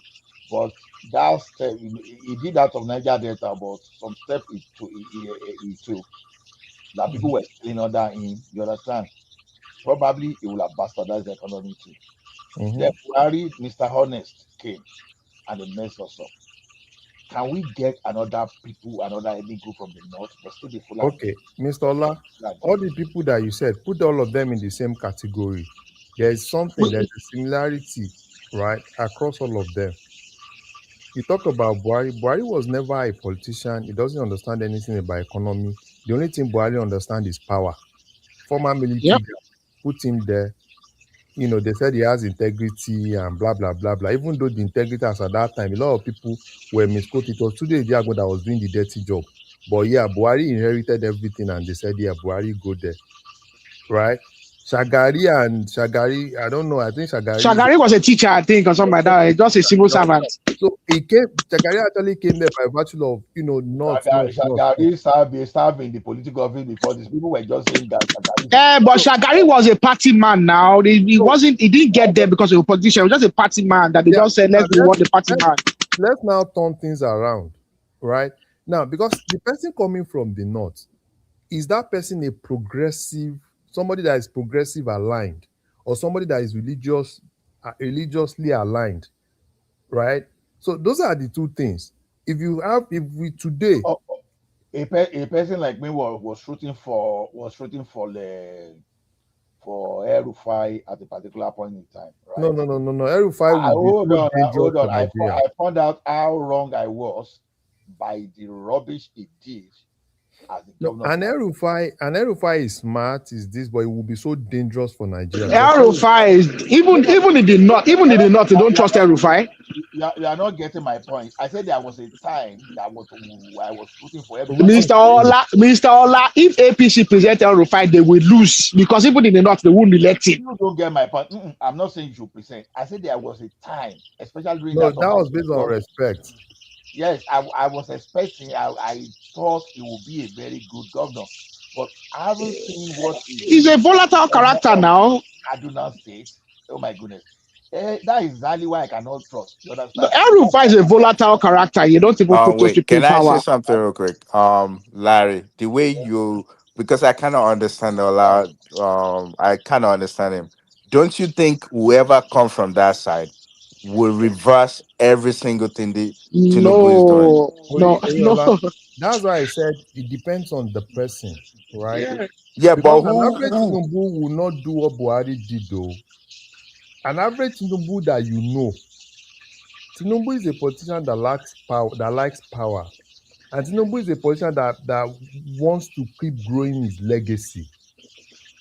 So look at 2031 in the context of Tinubu, a second-term president, right? A Tinubu okay, look at what is happening in Lagos.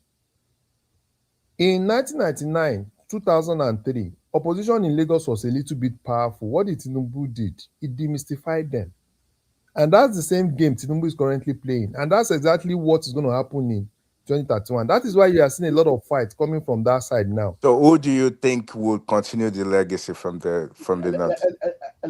Let me tell you what I'm saying. You understand? You seem not to get me. No. Well, can you answer my question? I mean, anybody can answer it, but who do you think can come from the north? So, Oriola, as of today, yes, No is the front runner.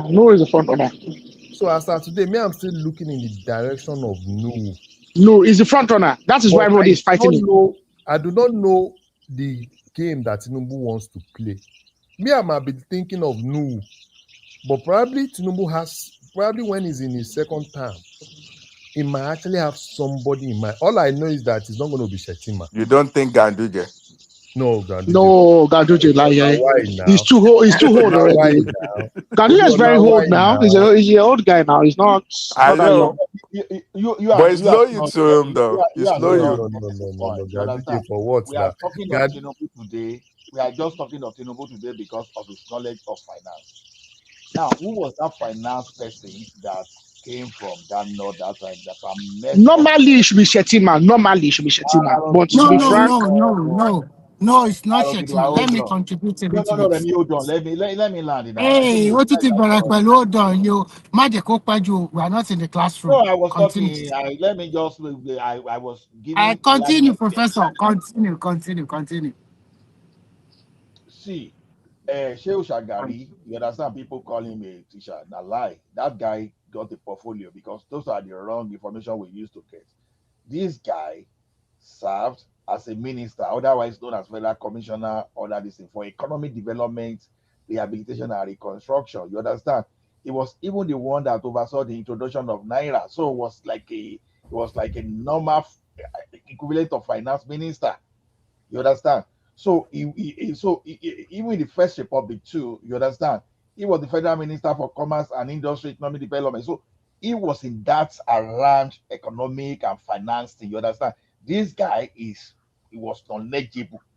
He was not an ordinary person. So saying Shagari that he shall not lie. Those are one of those lies that people fly around. Ola, he was even the minister for works under Obasanjo. Yeah, but nobody suggested that he wasn't intelligent, but he was indifferent. That's what we are saying. This guy was knowledgeable, and yet he got to that economy. He messed us up because of this way they fraternize with them, and now we did them. Maybe we shop up. That's the mentality. That is why Ola. Now we did them. Maybe we shop and I take killers. So that is why Nuru Ribadu is the best answer. Okay? Why do you think an average northerner does not want Nuru Ribadu? Let's start from there. We are also speculating. No. This is look at but Mr. Ola, don't get it wrong. I'm asking you a question. Why do if you ask an average northerner today, right? They will tell you they do not want Nuru Ribadu, and I'm asking you. Many northerner didn't want Buhari initially too. No. Buhari has his own organic. With his 9 million and 12 million votes, they didn't want Buhari. Buhari has his own organic. They want Buhari. Consider 9 million votes, and they don't want Buhari. So the thing is this: don't confuse elites and the common people. Common people. Forget about Buhari as a military guy. They didn't want him. No, Buhari as a military guy is different because as a military guy, there are a lot of all of them military chiefs. Now, as of today, if you ask an average northerner, right, why is it exactly that they don't like Ribadu? So there are 3 things that these northern people. Who are those average northerners? The elite or the common people? Let me say something. There are 2 or 3 things that they use in cajoling them in the north. Number 1 of them is religion. Right? That is why Sanusi will always be popular in the north. Because if you are talking about Tijaniya in the north, wait now, let me finish so that you understand where I'm coming from. From the context of religion, right? So in terms of the north, Tijaniya in the north today, Sanusi is their Khalifa, right? So it is easier for you to use that. Another thing is to use the emirs. Now, they see Ribadu as this person that does not really go in line. Ribadu is more of pro-South.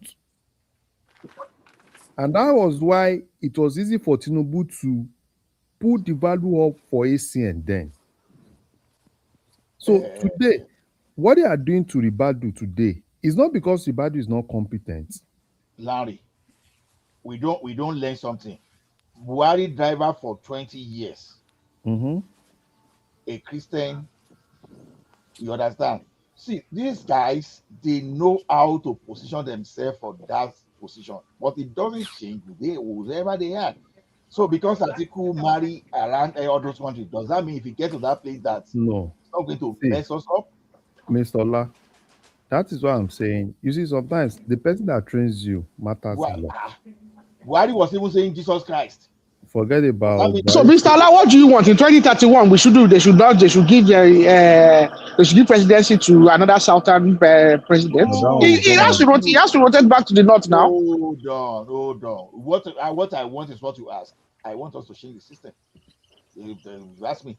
I don't. So, you want them. You want to shift the goalpost. You want to shift the goalpost Hold on now. We are having conversation. Now, I want a situation whereby, you understand? Okay, UPN was doing its own, even despite the fact that Shagari was destroying the country.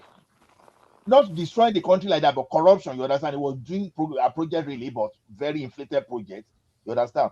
But whatever they are doing at the center, we have an impact on us, but it shouldn't be able to cripple. Yeah, but what's the purpose of the governance? What's the purpose of the governance? Mr. Ola, you know what I see before 2027? Yeah.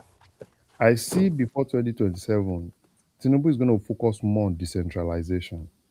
Before 2031, you mean to say? Before 2031, yeah. Exactly, yeah. Tinubu is going to focus more on decentralization. That's but even the Northerners see that. That is why they don't want him to come back in 2027. So now, do you know what I want them to do? See all this regional development, this thing they do, all those southwest regional development. If they can make it to a regional structure, so share money between those regional structure. Don't share money by states. Share money between. But that's what they're doing now with the regional development. You know what? Do you know another game? You are going to amend the constitution to achieve that. Aro, you know the person the Northerner will always want to quickly get out of that place in 2027 if he comes back is Akpabio. Of course. Because they will do everything to get Akpabio out. Because I think they might try. I think Tinubu might let Akpabio. I think the Oshomole is probably going to be the one in 2027. No, they won't be able to. Oshomole, I think Oshomole will be the Senate president in 2027. You know, if it's Oshomole, then the North will not have nothing. Akpabio can still bend for them, but Oshomole, he won't bend though. But Oshomole, you see, Oshomole is going to be the Senate president, and I think so. Okay, let's assume, let's assume that the Southeast they perform very well. What will happen to them? No, they can't. Okay. So who are Southeast going to put forward? The most senior Southeast senator is Ojuzo Kalu. Ojuzo Kalu has one leg in jail. Don't let us lie to each other. He has one leg in jail already. So why are we cannot give Tinubu that kind of vote like before now? He's he only escaped from under technicality from Supreme Court now. He was already jailed now. He escapes using technicalities. 2031, a lot of things will scatter in the South. You know where the problem will come from the South in 2031? It's going to come from VP. Before it goes to the South side, don't trouble yourself. So before 2031, all right, Wike might leave the Tinubu. Wike would have issues with it. You understand what I'm saying? Because 2031, there's going to be issue in Tinubu's second term. Because Wike has interest in probably being VP. Then he has to cross carpet to APC if he really wants it. That is so simple. So leave what I see. That is why Wike still wants to hold on PDP. He still wants to hold on PDP. He might use that to negotiate. And that's what I see. For Vice, there's still going to be a lot of, because between South and Southeast, the same thing. This guy, Minister of Works, also wants to be VP. Umai, then plenty of Fabio. Yeah, but let me ask you a question. Okay, so with Wike, Do you see PDP going anywhere? Because I don't see them becoming any president No, no, anymore. no. You know what will happen? What will happen? If Wike can win, a lot of people need tickets, right? They need tickets in 2027. So PDP will be stronger in some states, but not at the federal level. But immediately Tinubu enters, you see PDP pick up. Yeah. Immediately Tinubu enters, PDP will pick up because everything will be at 2031. As at that time, because whatever agreement Wike and Tinubu has, that agreement is not going to go beyond 2031. Yep. So you see PDP taking over from APC in 2031? Because I mean, I don't see that. PDP are gonna come back as a strong opposition. Yeah, because but there will be an they alternative. won't win. No. We have to look at it. People need to find a place. People need to find a home. There will be rancor in APC because of the competition for the position, and people have to find a home, and the only logical home will be PDP. Arrow, PDP, what they are waiting for is the court judgment. Yeah. If Wike's camp wins, a lot of people will rally towards Wike because they also need tickets. Yeah. Because APC tickets, a lot of people know they can't have APC tickets, and people would rather want to go for a party that already has structure than going for, if today now, if you don't have APC ticket, they give you PDP ticket, they give you a court party ticket, they give you Labour Party. Which one will you take? You want to go for PDP now? Adeleke today is suffering in Osun because that platform, I don't know, Accord, that platform. Everywhere in the Southwest now, because if you don't get, so what I see is that judgment, if they have that judgment, all you just see, Wike will just, because the only agreement Wike told them is leave presidency, focus on other ones. Other ones, yeah.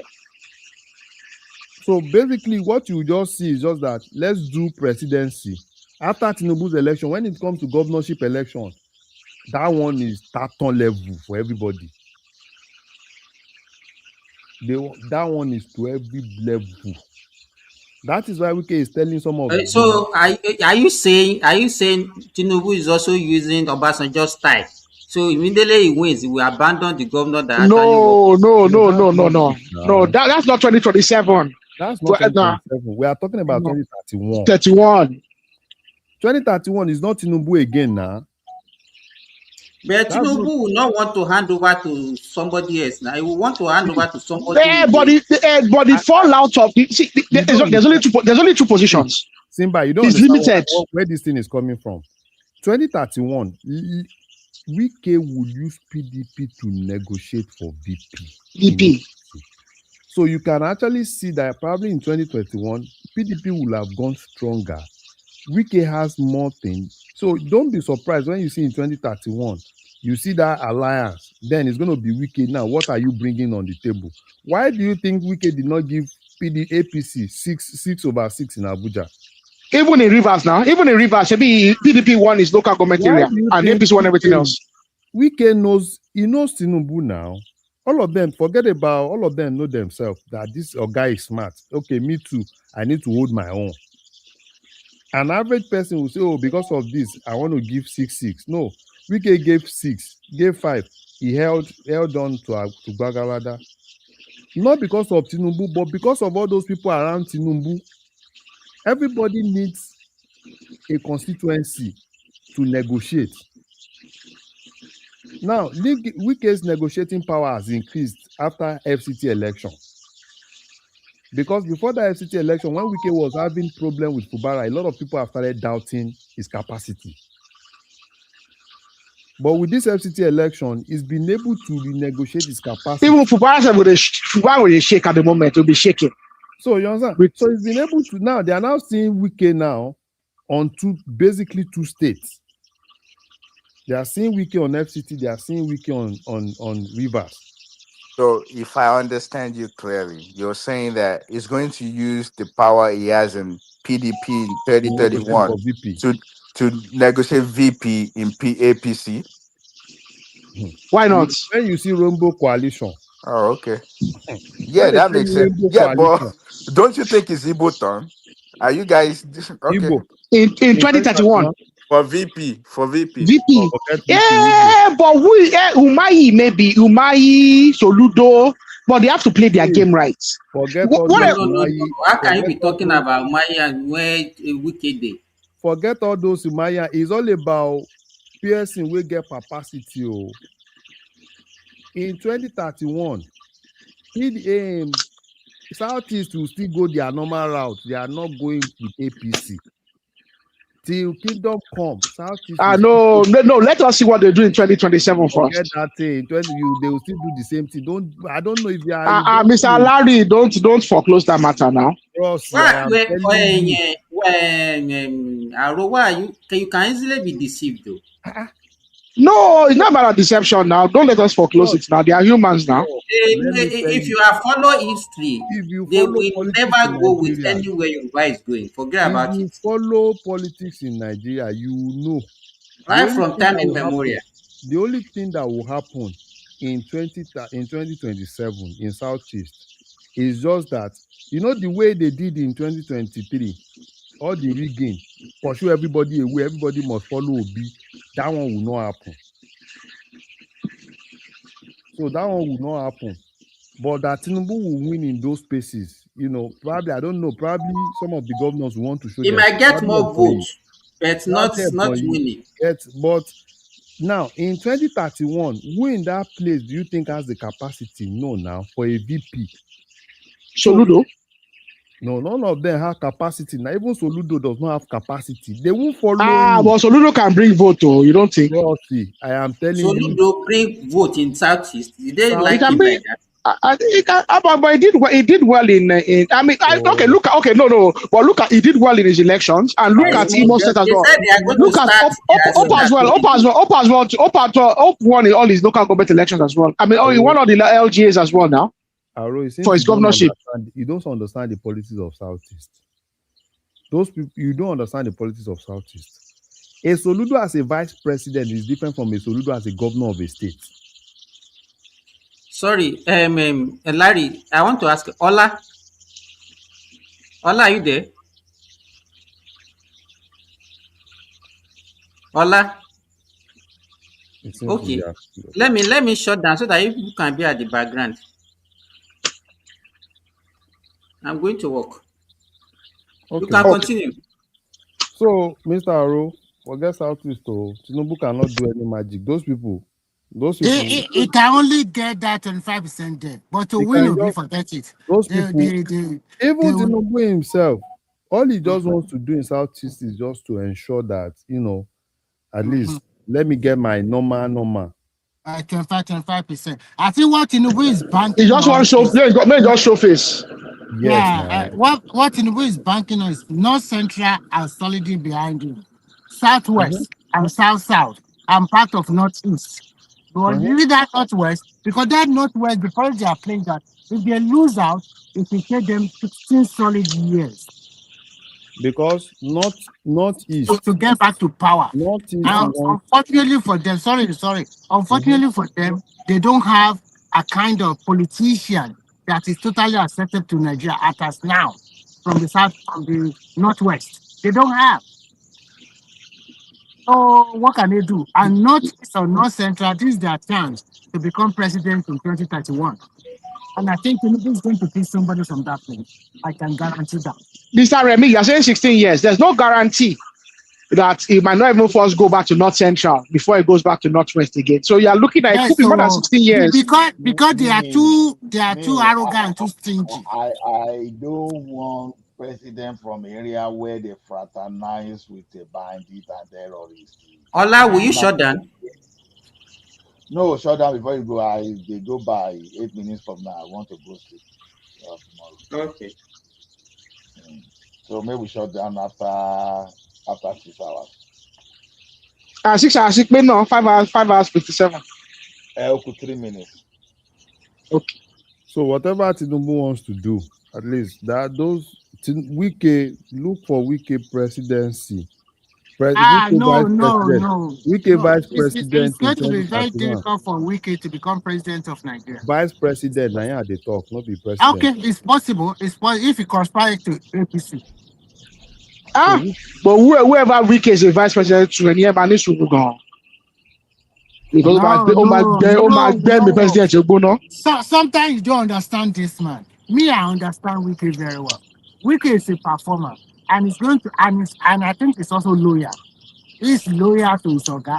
If it's a VP, that is the highest. You know the thing is, Wike and it's not like Atiku. They are different. You know why Wike and Tinubu gel? Because Tinubu also, if Tinubu has an agreement with you, agreement is agreement. Agreement, yes. Yeah, that's the kind of Wike person. And Wike is okay. Look at what they did to Fubara. Now, agreement is agreement. They still brought Fugara back. What did Tinubu tell him? Agreement is agreement. Agreement is agreement. So that's why every day Wike is talking about agreement. Agreement is agreement. But I want to ask a question.